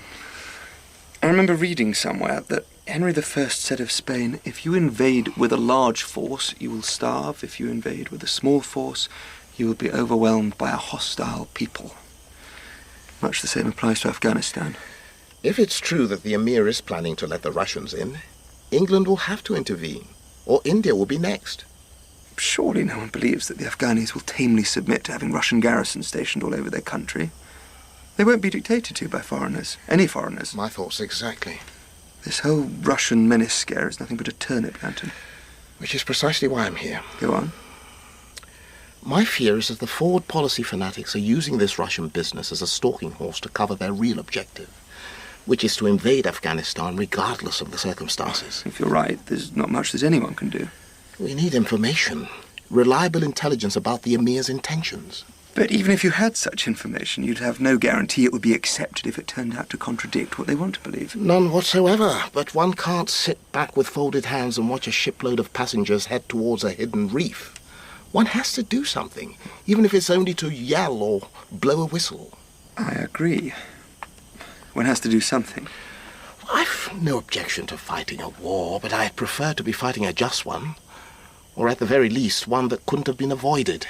This one can be, and it's not too late. You need someone to go behind the lines. Not just anyone. An officer of the Guides is far more likely to be taken seriously by command than any Afghan spy. Reliable intelligence in this matter could make the difference between peace and war, which is to say life and death for thousands of human beings. You could make that difference. Two things. You must promise me that the Guides will take care of Anjali, whatever the outcome of the mission. Mm-hmm. And I need to talk to Zareen's father. Why? I've known Khudadad since I was 6. I value his opinion above all others. He's Pathan, a citizen of Afghanistan. If he thinks I can do any good, I'll go.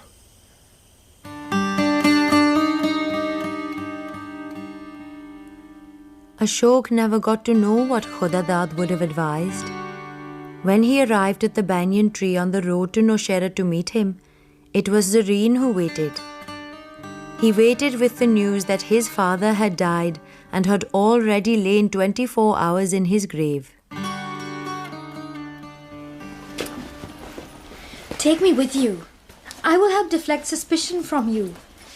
What spy would travel with his wife? It's not possible, Anjali. You can't speak enough Pashto. I will learn, and I will learn to shoot. You only have to teach me. There's no time.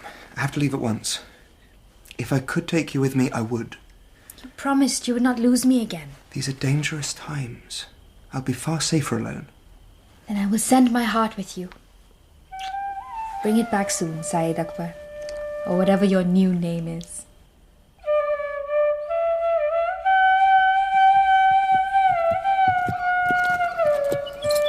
Well, this is as far as we go.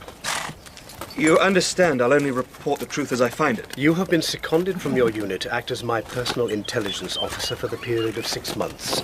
Naturally, you'll be expected to keep an open mind. Regardless of whether war is declared or not. Although in that case, you would return immediately to regimental duty. With a brevet, if you wish. You will have earned it. I haven't volunteered for this job in the expectation of reward. The Guides have been good to me, and I have done little to repay them. You will have your chance to do so now. Good luck, Pelham Martin. Thank you, sir. Goodbye, Ash. Remember your promise. I will. Yep.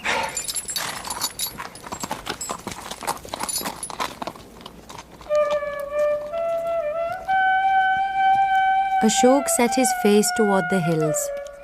Less than 12 hours later, he was across the border and had vanished into Afghanistan, dropping out of sight as completely as a pebble that falls into a deep pool.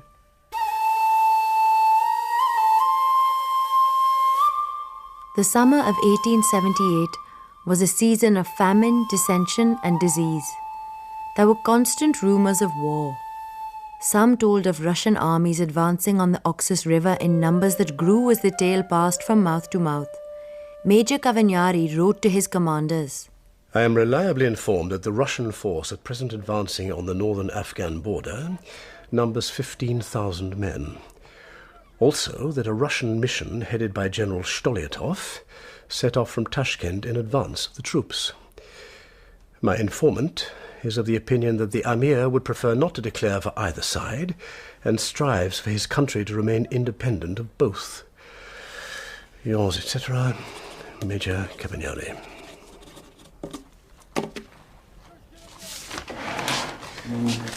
Batty?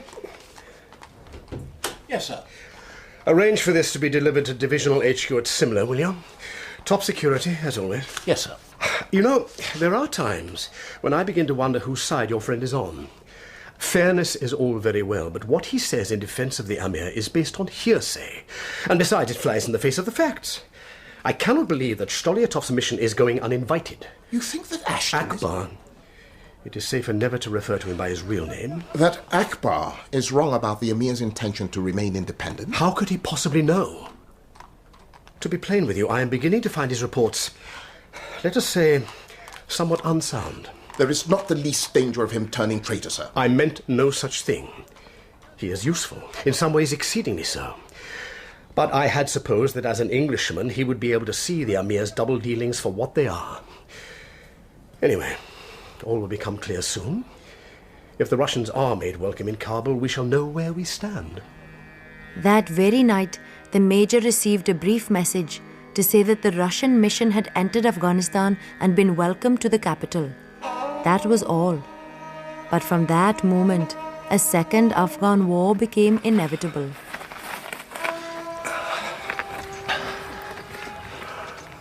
I think this is the place, sir. Pass me the binoculars. Perfect. We will wait here while Mr. Scott gets to work. Are you sure that's wise, sir? We must be several miles over the border. That's the point, Batty. Mr. Scott is from the survey team. You can't very well go invading a country without a reliable map. Winter is on the way. Once these hills are covered with snow, even a good map won't be much of a guide. Less of the defeatist nonsense, Batty. What was that? Put your weapon down. I'll go and investigate. Looking down the slope, Captain Batty saw the Major deep in conversation with a lean, bearded tribesman, armed with an ancient matchlock and a bandolier stuffed full of brass-topped bullets. Who was that, sir? One of my men. He says we ought to retreat. There's a fort just over there, Ali Mashid, and it's been heavily reinforced. Time we went, I think. Yes, sir. Oh, blast! I forgot to pay the fellow, and we don't want him turning up in Jamrud looking for his bakshish. Be a good chap and take these cigarettes down to him, will you? We'll go on ahead. Right. The chill had gone out of the morning as Vikram plodded forward, wondering irritably if the Pathan would still be there. Suddenly he heard a familiar tune. Well, I'm damned. Ashton? You young devil. I didn't recognize you. Good. Cavagnari didn't want anyone to know, but I said I had to speak to you, so he agreed to send you back. Don't talk too loudly. It's astonishing how far a sound can travel in these hills. How's my wife? She's well and in good heart. Learning to speak Pashto like a native and becoming quite handy with a firearm. And the guides? Everyone is gearing up for war. Men and supplies are piling into the Northwest Territories, seemingly at will. It's total chaos. There are thousands of troops arriving from down country in tropical kit. They'll be dead of pneumonia before the war breaks out. God knows what it'll be like if it does. Doubtless we'll muddle through when the time comes. I thought if I was able to speak to Cavagnari in person, I might be able to convince him to see things differently. The Emir is doing his best to steer a course between the Raj and the Russians. He doesn't want to provoke either of us. I may as well have saved my breath and stayed in Kabul. Good God, Wigram, do the bigwigs want a war? Oh, why ask me? I'm only a poor cavalry officer who does as he's told and goes where he's sent. But from what I hear, the answer is yes, they do. Imperialism has gone to their heads. It makes me sick. If war is declared, it will be unjust and unjustifiable. I do not believe that God will be on our side. You're exhausted. Let me have a word with the Commandant. See if we can get you recalled. No, Wigram, I must go on while there is even the smallest chance of changing the course of events. This country is no place to fight a war, and impossible to hold even if we win.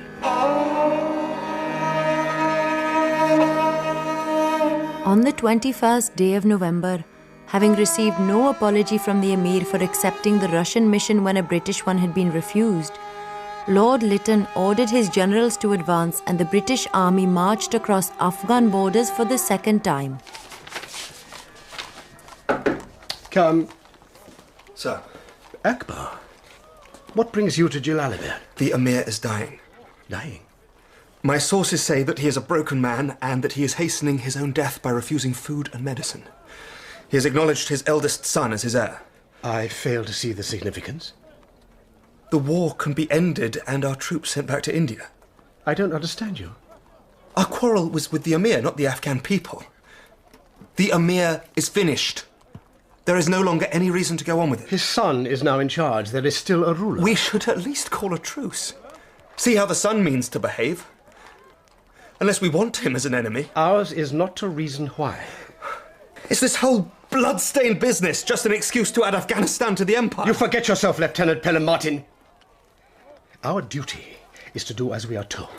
And if you are incapable of this, then you are no longer of any use to me or the government I have the honor to serve. I'm sorry, sir. I didn't mean to offend you. I've been taking myself too seriously of late, thinking of myself as the white hope of Asia, with thousands of lives depending on what I discovered. I was mistaken. You're right to get rid of me. I'm not suited to this. After the heat of the office, the night air felt piercingly cold. The man responsible for seeing Ashok safely in and out of the occupied town escorted him to a place where he could sleep. Your quarters, Zareen. I borrowed them from a night watchman while he's on duty. We shall be safe here. Thankfully, there is some life left in the fire. Did Anjali get my letter? I delivered it myself. She's in good health, fluent in Pashto and like a daughter to the Begum. Pray God I'm with her again soon. Now you have your freedom from Gavanyari's service. You have earned some leave. Set off for Attic in the morning. That'll be for the Commandant to decide. Can you arrange for me to meet him tomorrow? Somewhere out of the way, down by the river, will be good. I will do what I can. How are things with you and Captain Batty? Major Batty. He got a promotion some weeks ago. One of the few good things to come out of this war. Things are going well, are they not? You would think so to listen to the reports. But were I a superstitious man, I would say that this year is ill-omened. Our forces suffer greatly in the cold. Sickness and hunger are common. Tired, hungry men do not win battles. What will be, will be. The matter is not in our hands. No. It is in the hands of fools. Zareen arranged for Ashok to meet with the Commandant down by the river the next morning. But to his surprise, it was Major Batty who emerged from the trees at that secluded spot. Wigram! Show some respect for a senior officer. I heard you'd earned more stripes, sir. It's good to see you, Ash. You too. I wish I had better news. What is it? I'm afraid you won't be going back home just yet. Oh. And they want you back behind enemy lines. But they're not interested in anything I bring them. You're to focus on purely military intelligence from now on. The locations and numbers of hostile forces, their defensive capabilities, that sort of thing. I can't tell you how sorry I am. I tried to talk them out of it, but it was a waste of time. Don't worry, Major. I've had much the same experience. Towards the end of January, a letter arrived at the Begum's house in Attic. On learning of Ashok's return to Afghanistan, Anjali made a decision. Gulbaz, I'm going to Kabul. That is pure madness.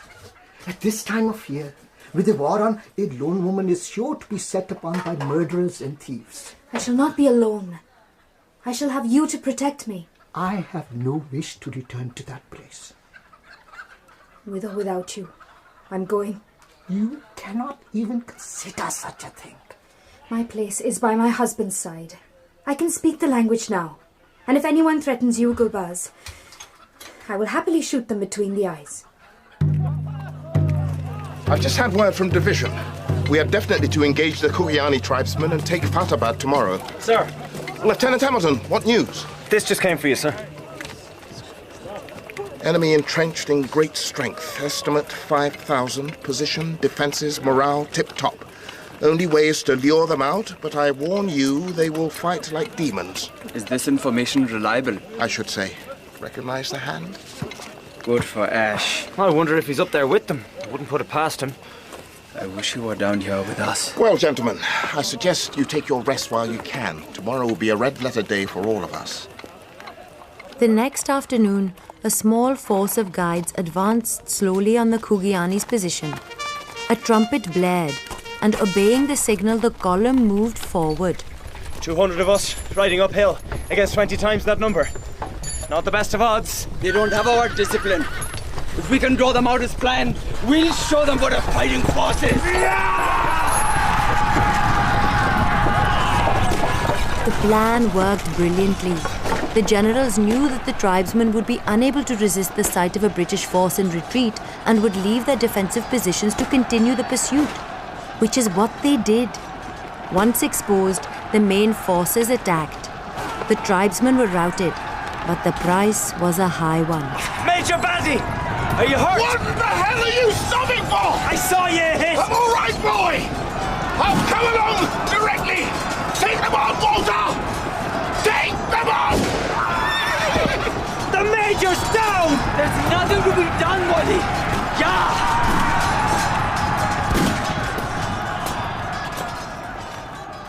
The orders had been to disperse the Kugiani, and this they did. But it had been a terrible slaughter. The tribesmen had fought like tigers. Over 300 had been killed, and 3 times that number wounded. Among the dead on the British side was Major Wigram Batty. Will they bury him here? No. The body will be returned to Jalalabad. He was a good man. A good friend. A waste.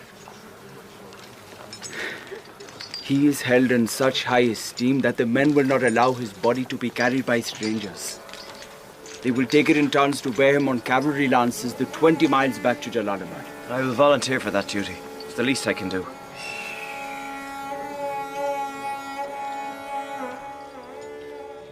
Wally took his turn at that sad task, and so did Zareen. And once, a man, who from his dress appeared to be a Shinwari, came out of the darkness and took the place of one of the pallbearers. He spoke only once, very briefly to Zareen.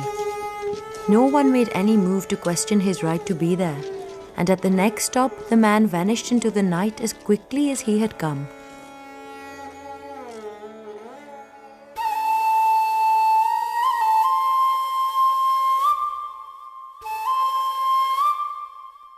They reached Jalalabad at dawn, and a few hours later buried Wigram Batty in the same stretch of ground where 46 years before the British had buried their dead at the time of the first Afghan war.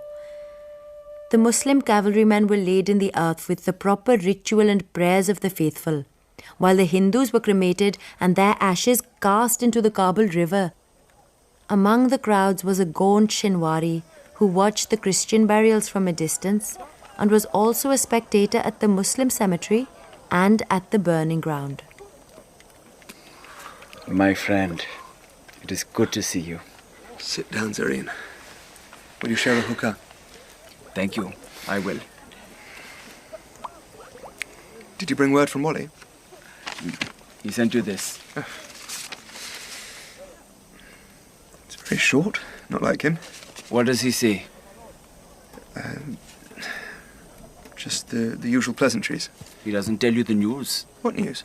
For his courage in battle, General Gough has recommended him for the Victoria Cross. And he didn't think to mention that. Wait till I see him. You may do so before too long. Rumour has it that the new Amir will sue for peace.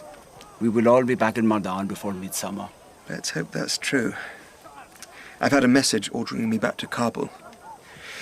Anjali will be pleased. She has no love for the plains. It's a miracle she made it there alive.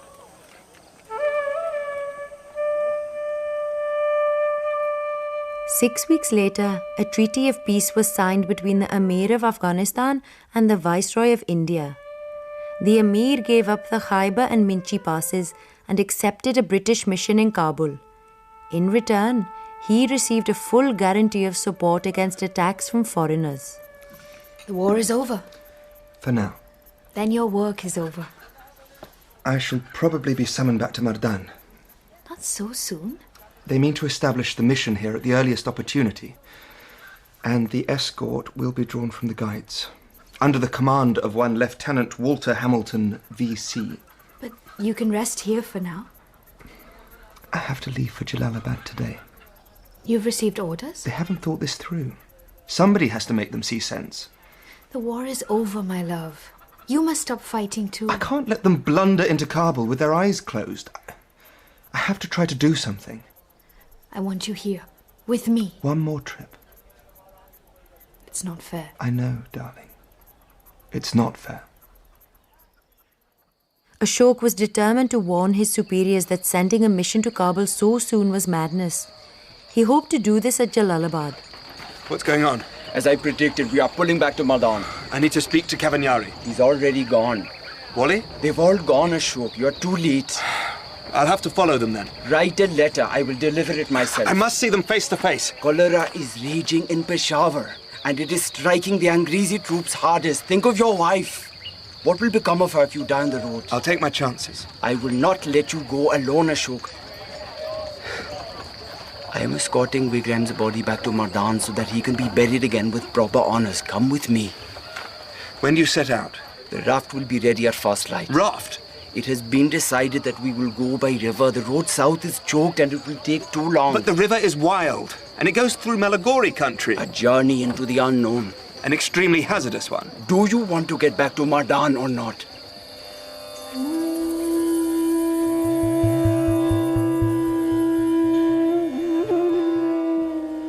Snows were melting in the mountains, and the river ran high and swift.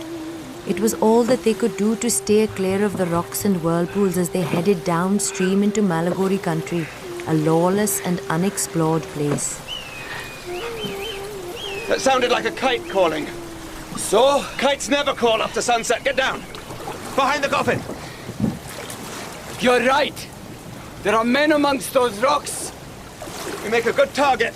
They may mean us no harm. Oh! You think? At least the light is fading. By the grace of Allah, we may make it through. Oh! But for the coffin, that would have been my head. Let me see if I cannot avenge the discourtesy. Hold the raft steady while I try to get a shot off. Oh! You are hit! A scratch only. Keep firing! Grab it!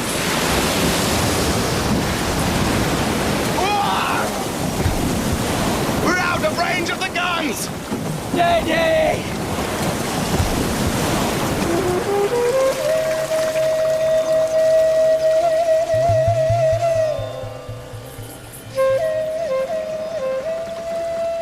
Had I realized the current was so strong or that we'd be attacked, I would have thought twice before agreeing to join you. Yet you did come. It's mad anyway. What does it matter where a man's body lies?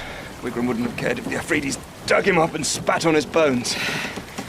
We of the guides are the ones who care. We do not let the enemy insult our dead. Our Angrezi dead. We left plenty of bodies behind.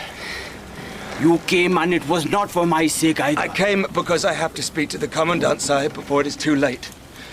The mission to Kabul is doomed to disaster and must be abandoned. No one will listen. Escorting the mission will be a great honor for the guides. They will all die. I've made very few friends in my life. I cannot bear the prospect of losing any more. You are overtired. That is why you talk like this. I talk like this because of what I learned from talking to ordinary Afghanis. I think your great misfortune has been that you can talk to such people. What do you mean? Years ago, I said to our commandant that it would be a pity if you should forget to speak and think as one of us. There being few sahibs who could do so. Since then, your fate has been to belong to neither east or west. I fell between the two long ago. You can barely stand. Give me the rudder pole. There are more rapids ahead and you need rest. Very well. I will lash you to the coffin, or you'll slide off and drown if the raft tilts. I'll never sleep. This will help you, my friend. Opium. It will ease the pain from your wound and help you drift away.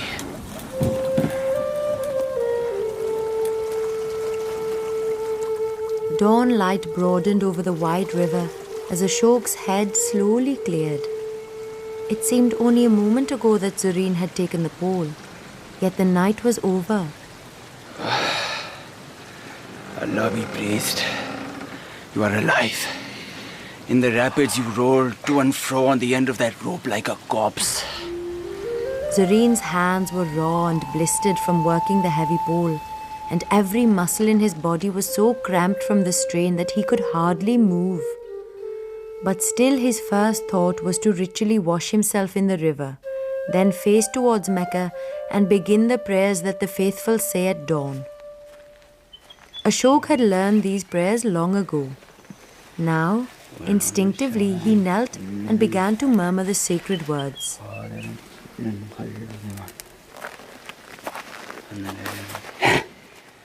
You are safe. There is no need for play acting. Zareen went abruptly back to his prayers.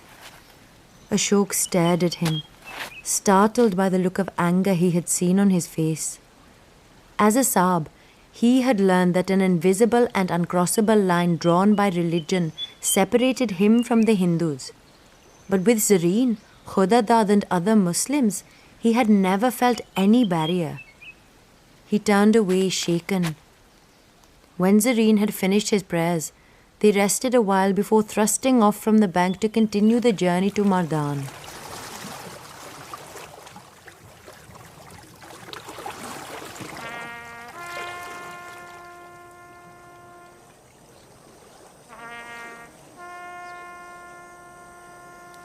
It was almost worth burying him the second time.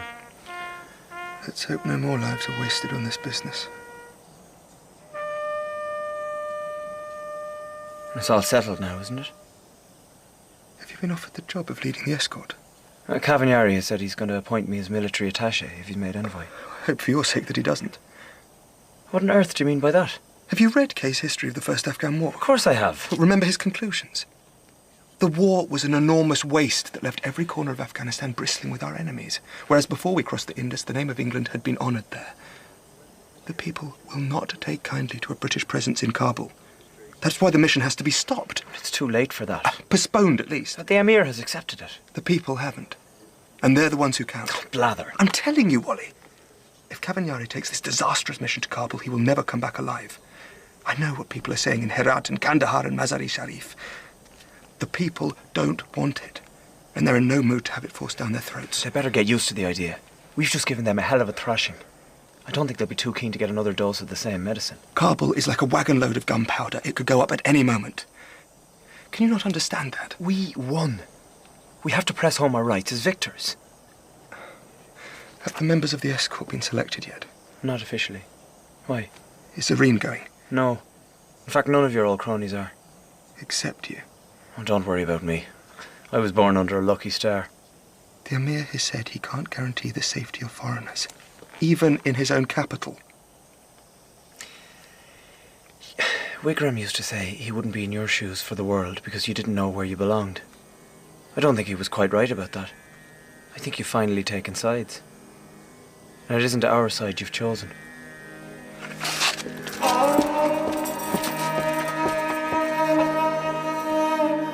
Later, sitting cross-legged on the mud floor of Zareen's room, Ashok stared at a whitewashed wall, looking back down the long corridor of years past.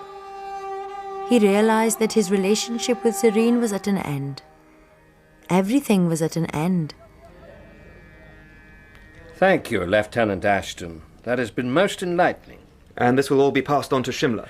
I'll do what I can to persuade them of the case for postponement, but I don't hold out a great deal of hope.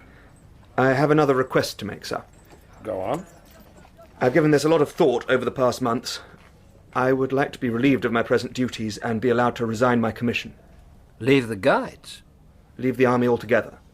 May I ask what has prompted this? I expect, sir, that you have heard some rumours about my marriage. There was some tittle-tattle a while ago. My wife is a Hindu, sir. I could never come back here and live openly with her. It is true, then? Yes, sir. Frankly, You are right. If we brought her back to Mardan, it would cause an absolute scandal. I have to start again. I accept your resignation and shall ensure it will pass through without difficulty. In return, I need a favor. Name it. I want you to remain in Kabul and act as an intelligence officer on behalf of the escort of guides. How long will they be there? No more than a year. Once they are gone, you can consider yourself a civilian. Yes, sir.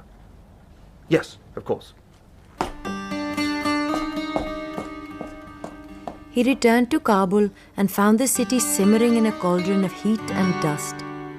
Summer lightning flickered amongst the hills. Ashok and Anjali spoke of the future, but with no urgency. There was no hurry to decide where they might go when they left Afghanistan. Perhaps they would spend another winter and leave after the almond trees had blossomed.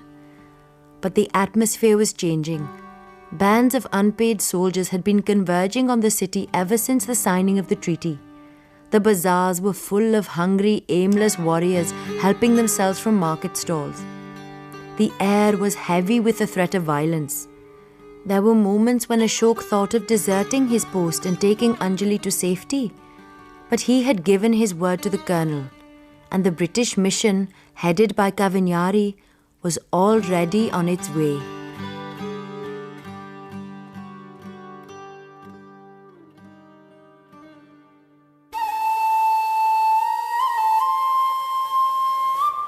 Good-tempered crowds gathered in Kabul to see the British mission arrive. They helped convince Major Sir Louis Kavinyari that everything was going to be all right. This was the crowning moment of his life. Ashok watched the parade sitting on the roof of his house with Anjali and his landlord, Naqshband Khan, who himself had once been a Sardar Major with the guides. What manner of embassy is this? The Russians numbered far more, and they wore rich furs and great boots made of leather. There are elephants. Only 2, and only 4 sahibs. Is Afghanistan only worthy of 4 Englishmen? Wally's Irish, and Kavinyari was born in France, in point of fact. The people will not understand how a government with such a poor show of an embassy is going to pay the Emir's soldiers what they are owed. What? There's no mention of that in the treaty. Many think that they will not only pay the army in full, but put an end to the conscription and reduce the taxes. That will not happen. Half the country believes Afghanistan won great victories in the war, forcing the Raj to retreat. Why should they not believe that the mission will arrive laden with riches? There is something bad in the air. I can feel it. We should leave. We can't just leave. I have to help my friends. The things that I hear working in the palace cannot be heard by any other means. Every time you go to work, you walk into danger. If the people revolt while you are in Bala Hisar, they will bar the gates and you will be trapped. You forget that Sayyid Akbar is an officer of the guides. He knows how to take care of himself. I'm afraid. There's no need. I promise you, I shall be in no danger. The residency of the British mission was in a modest building surrounded by the old town of the Bala Hisar. Ashok worked as a scribe in a building overlooking the residency courtyard. Looking out of his window the following day, he watched as Wally and Kavinyari surveyed their quarters for the first time. So, we've got housing on 3 sides of us. At least we have the wall on that side of the residency. Sounds very grand when you call it that. How would you describe it? Combination of a goldfish bowl and a rat trap. We shall make the best of it. We'll get the sepoys to build a good stout wall across the entrance to the compound, with a door that can be barred. An iron one for preference. Impossible. That would suggest we did not trust our hosts to protect us. As it stands, we'd be sitting ducks if anyone decided to attack. No one is going to attack, Lieutenant Hamilton. Yes, sir. I want the public to feel that they are welcome here. So, let's get the gates under the archway open, shall we? Major Kavinyari started befriending the Afghans, filling his days with talks with the Emir and ceremonial visits. Wally organized mounted sports, where the guides competed with local horsemen in challenges such as spearing a ring with a lance. But friendly relations were difficult to foster in the presence of large numbers of hungry, unpaid soldiers. Telegram from Sir Louis Kavinyari to the Viceroy. Alarming reports reached me today of the mutinous behavior of the Herat regiments lately arrived here. Some of them have been going about the city with drawn swords, and using inflammatory language against the Amir and his English visitors. I have seen these things with my own eyes, Your Honor. The Amir has warned me to keep away from the town until things die down. As for the Heratis, you need have no fear. Dogs who bark do not bite. These dogs do bite. And I, who know my people, tell you that there is great danger. All they can do is kill us, and if they do, we shall be terribly avenged. It was profitless to say more. Did you speak to Jenkins, his secretary? Yes, I told him what I had reported to the envoy and the response I had got. And he said the envoy is right. The British government will not be harmed by losing 3 or 4 of us here. What can you do with men like that? Thank you for trying to warn them. What do you mean to do now? Try and get through to Wally. I'm meeting him tomorrow. It's his birthday. This is quite a spot. The last resting place of Babur the tiger. He conquered the whole of the subcontinent, but when he died, this is the place he wanted to be brought back to. That's fine enough. But when I go, I'd rather take my rest amongst the hills of Kilkenny. Many happy returns. You remembered? 23 today. Who else is with you? No one. For God's sake, Wally, are you mad? Don't any of you realise what's going on around here? That's a fine way to talk to a fella on his birthday. I'm sorry, but there are things you need to realise. Such as? Such as putting a stop to the mounted sports. What the blaze is for? The Afghans loved them. There can't be a better way of getting on friendly terms. You couldn't be more wrong, Wally. Your boys are too damn good. People are saying you only hold them in order to show how easily you can defeat the locals. Well, if that isn't the outside of enough. That's not the main thing. There's a rumour that the mission is here to act as paymaster and general benefactor. You must persuade Sir Louis to ask the Viceroy to send money, enough to pay off the arrears owed to the troops.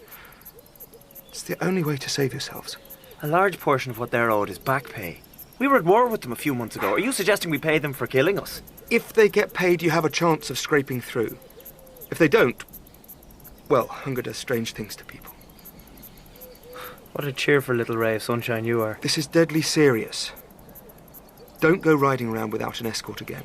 I don't know how I put up with you. I'll bring a posse with me next time, armed to the teeth. But that's satisfying. I shan't be satisfied until you're all safe back in Mardan. Cholera was raging in the poorer districts of the city that summer. A few days after Wally's birthday, 150 men of the mutinous Herati regiment died in a single night. Panic-stricken, the remaining soldiers settled for a fraction of the money they were owed and fled Kabul. Things are looking up. What's happened? There's to be a pay parade. That is wonderful news. Looks like the Emir had some savings tucked away after all. He's seen the difference a few rupees made to the Heratis and learnt his lesson. Then things may return to normal.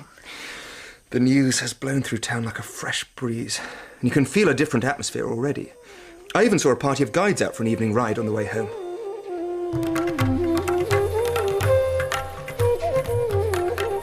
The next morning, men strolled up to the ground where the pay parade was to take place.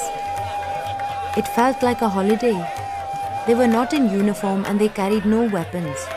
Eventually, a treasury official appeared at the top of the flight of stairs that faced the parade ground. Line up and advance one by one to the foot of the steps where you will receive your payment.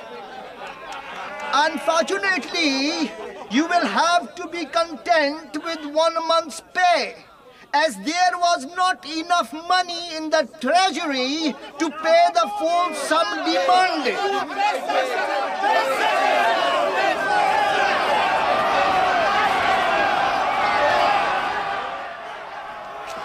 That sounds ugly, and it's getting closer. We should shut the gates. They're regrettably flimsy, sir, and it may only serve to further inflame tensions. Well, you're in command here, Hamilton. I shall get dressed ready in case they arrive. You, go and tell Havildar to open all the gates and keep them open. Sir. Tell him that whatever happens, no one is to fire unless I give the order. No one. As the mob approached the residency, Ashok looked on in horror from his office window. Akbar, are you in there? It is I, Lakshman Khan. What happened to you? I heard the Ardal regiment had mutinied. I ran here hoping to warn the guys, but I was too late. When I tried to reason with these brutes, they sat upon me. When I escaped, I came here to tell you not to leave until this garrabar is over. The situation isn't totally out of control yet. Sadly, I think you are mistaken. The envoy will talk to them. Things will subside.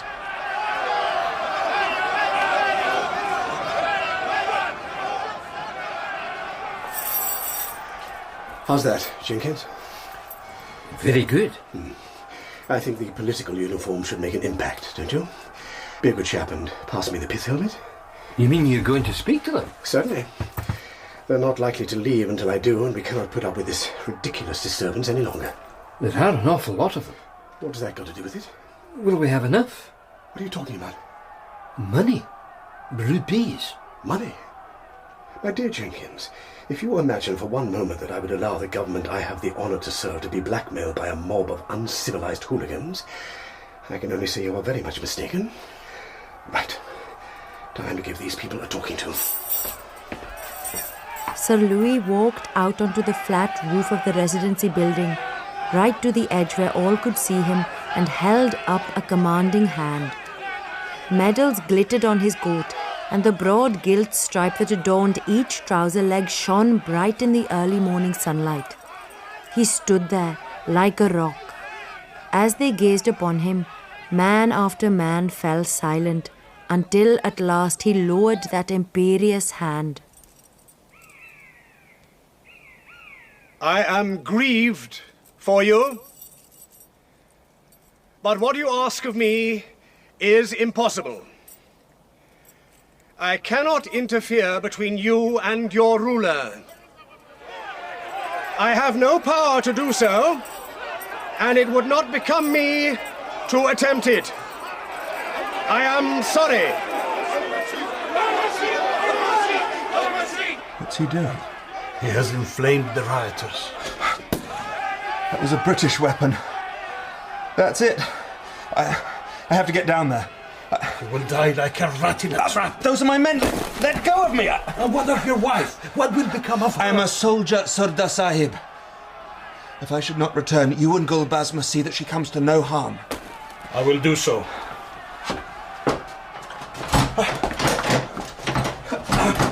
Open this door at once! I will return when all is quiet again and release you. So much for diplomacy.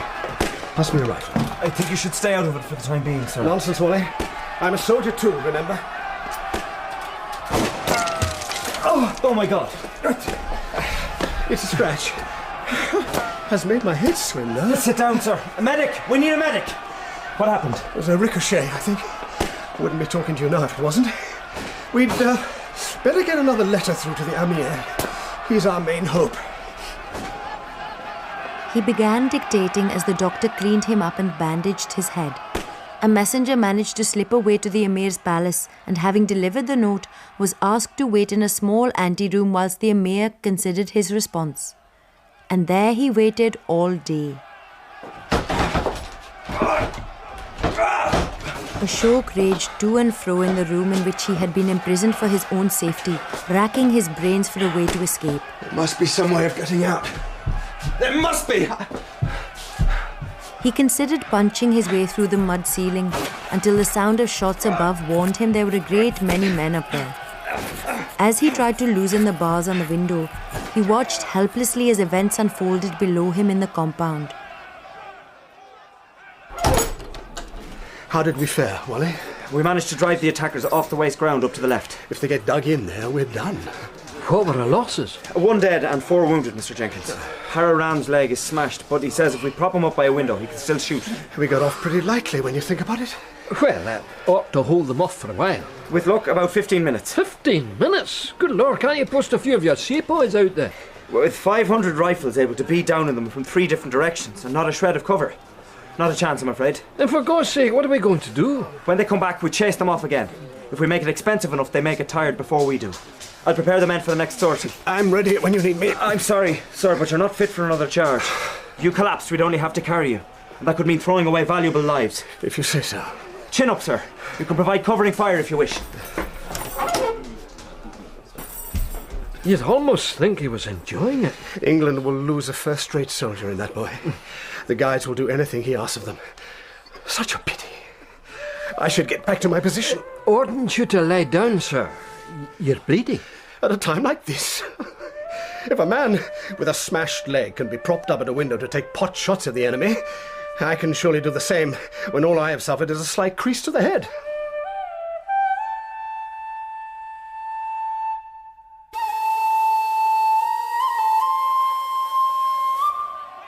The compound lay stretched out below Ashok like a brightly lit stage. Scores of men lay dead in the blood-spattered dust, while here and there a wounded one dragged himself to his knees and crawled out of the glare of the sunlight. Had he only had a rifle, he could have helped reduce the fire being directed at the residency from every housetop. But as it was, he could do nothing. Frantically, he began burrowing his way through the wall into the adjoining room. I should be fighting by your side, Wally. Forgive me. Breaking through into the next room, Ashok found the door locked and the window barred even more securely. Shellfire. They've got hold of artillery. Desperate to be by the side of his beloved guides, Ashok began hacking through the floor.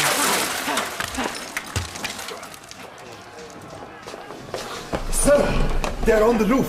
They're putting ladders across from nearby buildings to build bridges. Well, we must drive them off, Hassan. There are too few of us. Then we retreat and block off the staircase. With what? We've used everything we can lay our hands on to make barricades, even the doors. What about this one? No. Leave it, Wally. Let him be. Who's in there, Ambrose? The chief. He won't mind. He was shot again, in the stomach. There was nothing I could do except give him as much opium as I could spare and let him die in peace. Peace? What sort of peace could he possibly die in? There you are, sir. Hello, Walter. Are we? Fine, sir. I came to tell you that the Emir has sent 2 regiments to our assistance, and the mob is on the run. You can have a rest now. Good boy. We shall be all right then.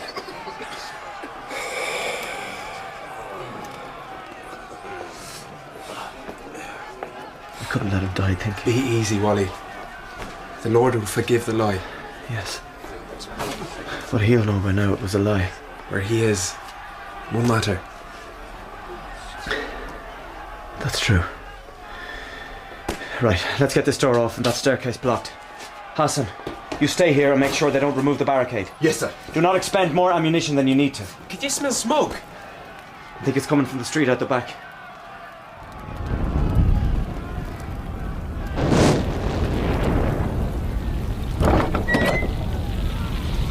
Listen, all of you.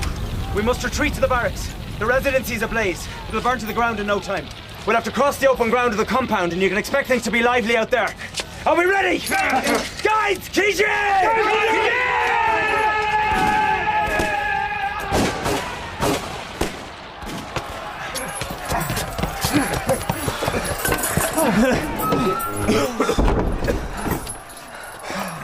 We ought to be able to hold out here for a while.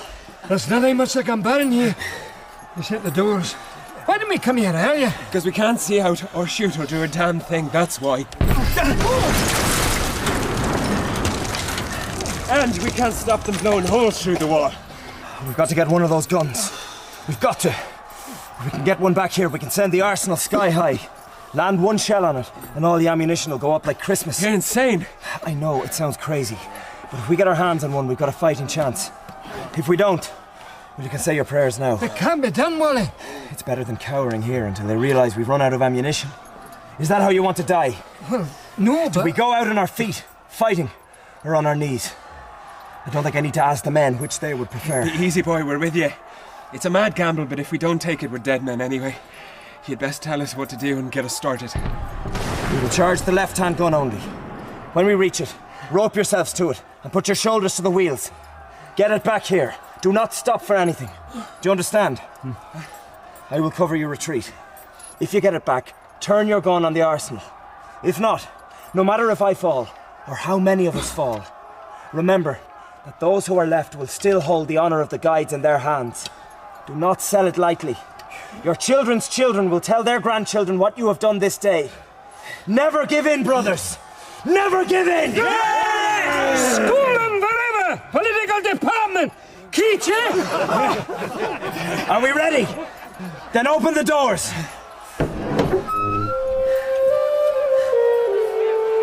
For a brief space, Wally stood silent, thinking of many things. Of his mother's face as she kissed him goodbye. Of Ashok and Vikram and all the splendid fellows in the guides. Of all the pretty girls he had fallen in love with. He would be spared the sadness of discovering that love does not last, and that time, which destroys beauty and youth and strength, can also corrode many things of far greater value. He took a breath. He was ready to die. Everyone has his allotted day. Short and irrecoverable is the lifetime of all. But to extend our fame by deeds, that is the task of greatness. Where's that, old boy? It's from the Aeneid. Why are you smiling? I was thinking how Ash would have laughed at me for quoting poetry. Go on. It'll be a relief to get it over with. I've no regrets, Ambrose. It's been a privilege to command these men. And it'll be an even greater privilege to die with them. Well said, sir. Well said. Here we go then. Guides!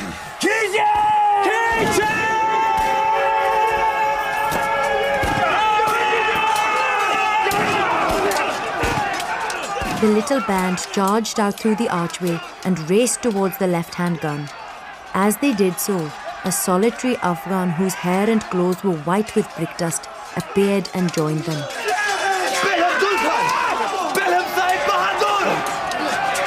Ash, where have you been? I had to break my way out of a prison to get here. Still better late than never. Trust you to show up when things start to get interesting. Wally, look out! Wally!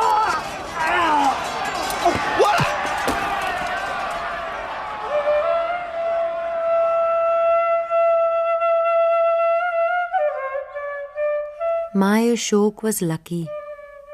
He was wearing Afghan dress, and the blow that had knocked him insensible left him lying amongst the Afghan dead, with 2 bodies pinning him to the ground. And there he stayed, slipping in and out of consciousness until late into the evening. By Allah, he lives. Heart up, friend. You are not dead yet. Who are you? What are you?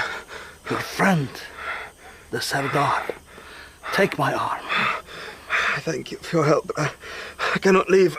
There is nothing to stay for. Your friends are all dead. They're all gone. All.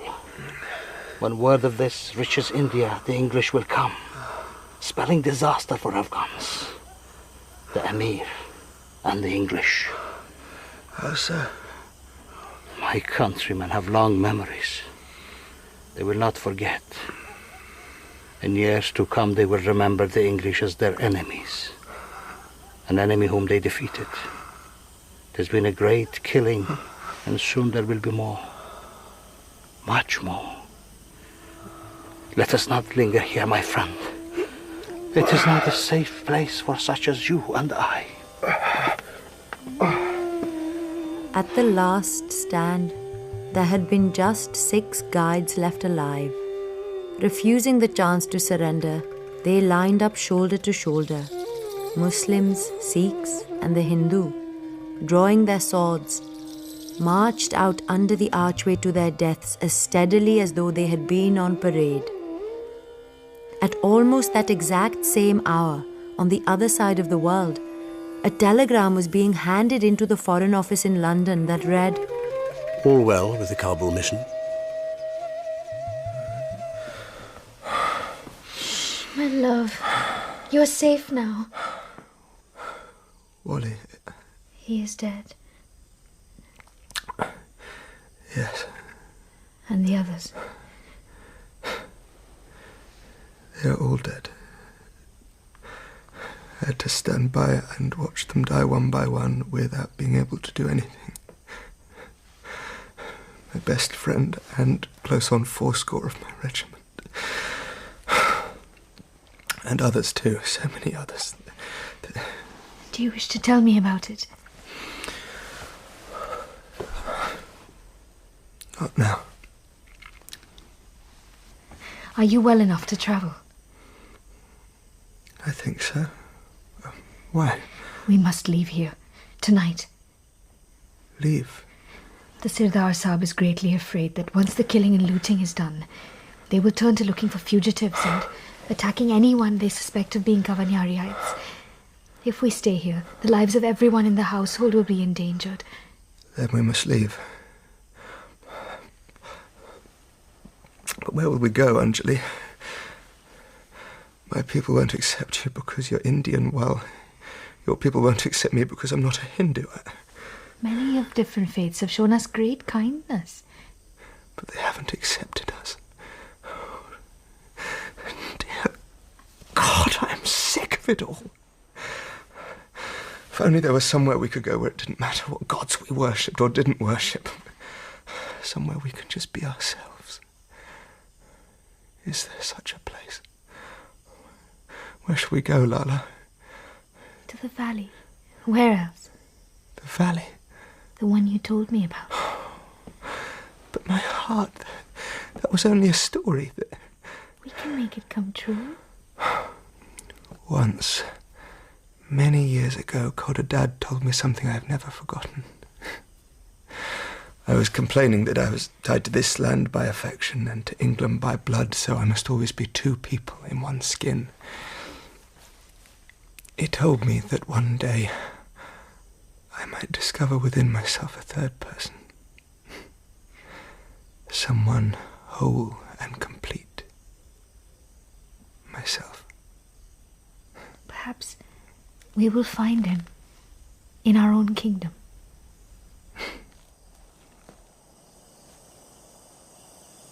Later that night, Ashok left the house before Anjali and Gulbaz. In the deserted compound, he found Wally lying face down near the gun he had hoped to capture, his head turned a little sideways as if he were asleep. Ashok took Wally's cold hand in his. You can sleep quietly, Wally.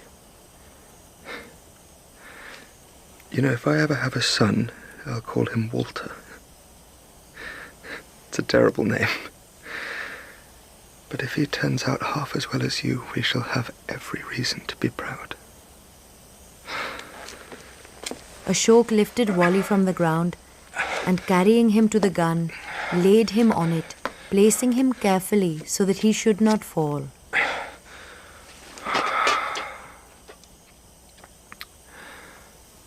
We had a lot of good times together, didn't we? That's what I shall remember. Goodbye. Realizing that he had stayed far longer than he intended, he set off at a run to meet Anjali and Gulbaz on the road. Sab! I'm sorry. You must have been worried. You are here. That is all that matters. Let us go. We have a long way to travel before dawn. And I can smell the morning.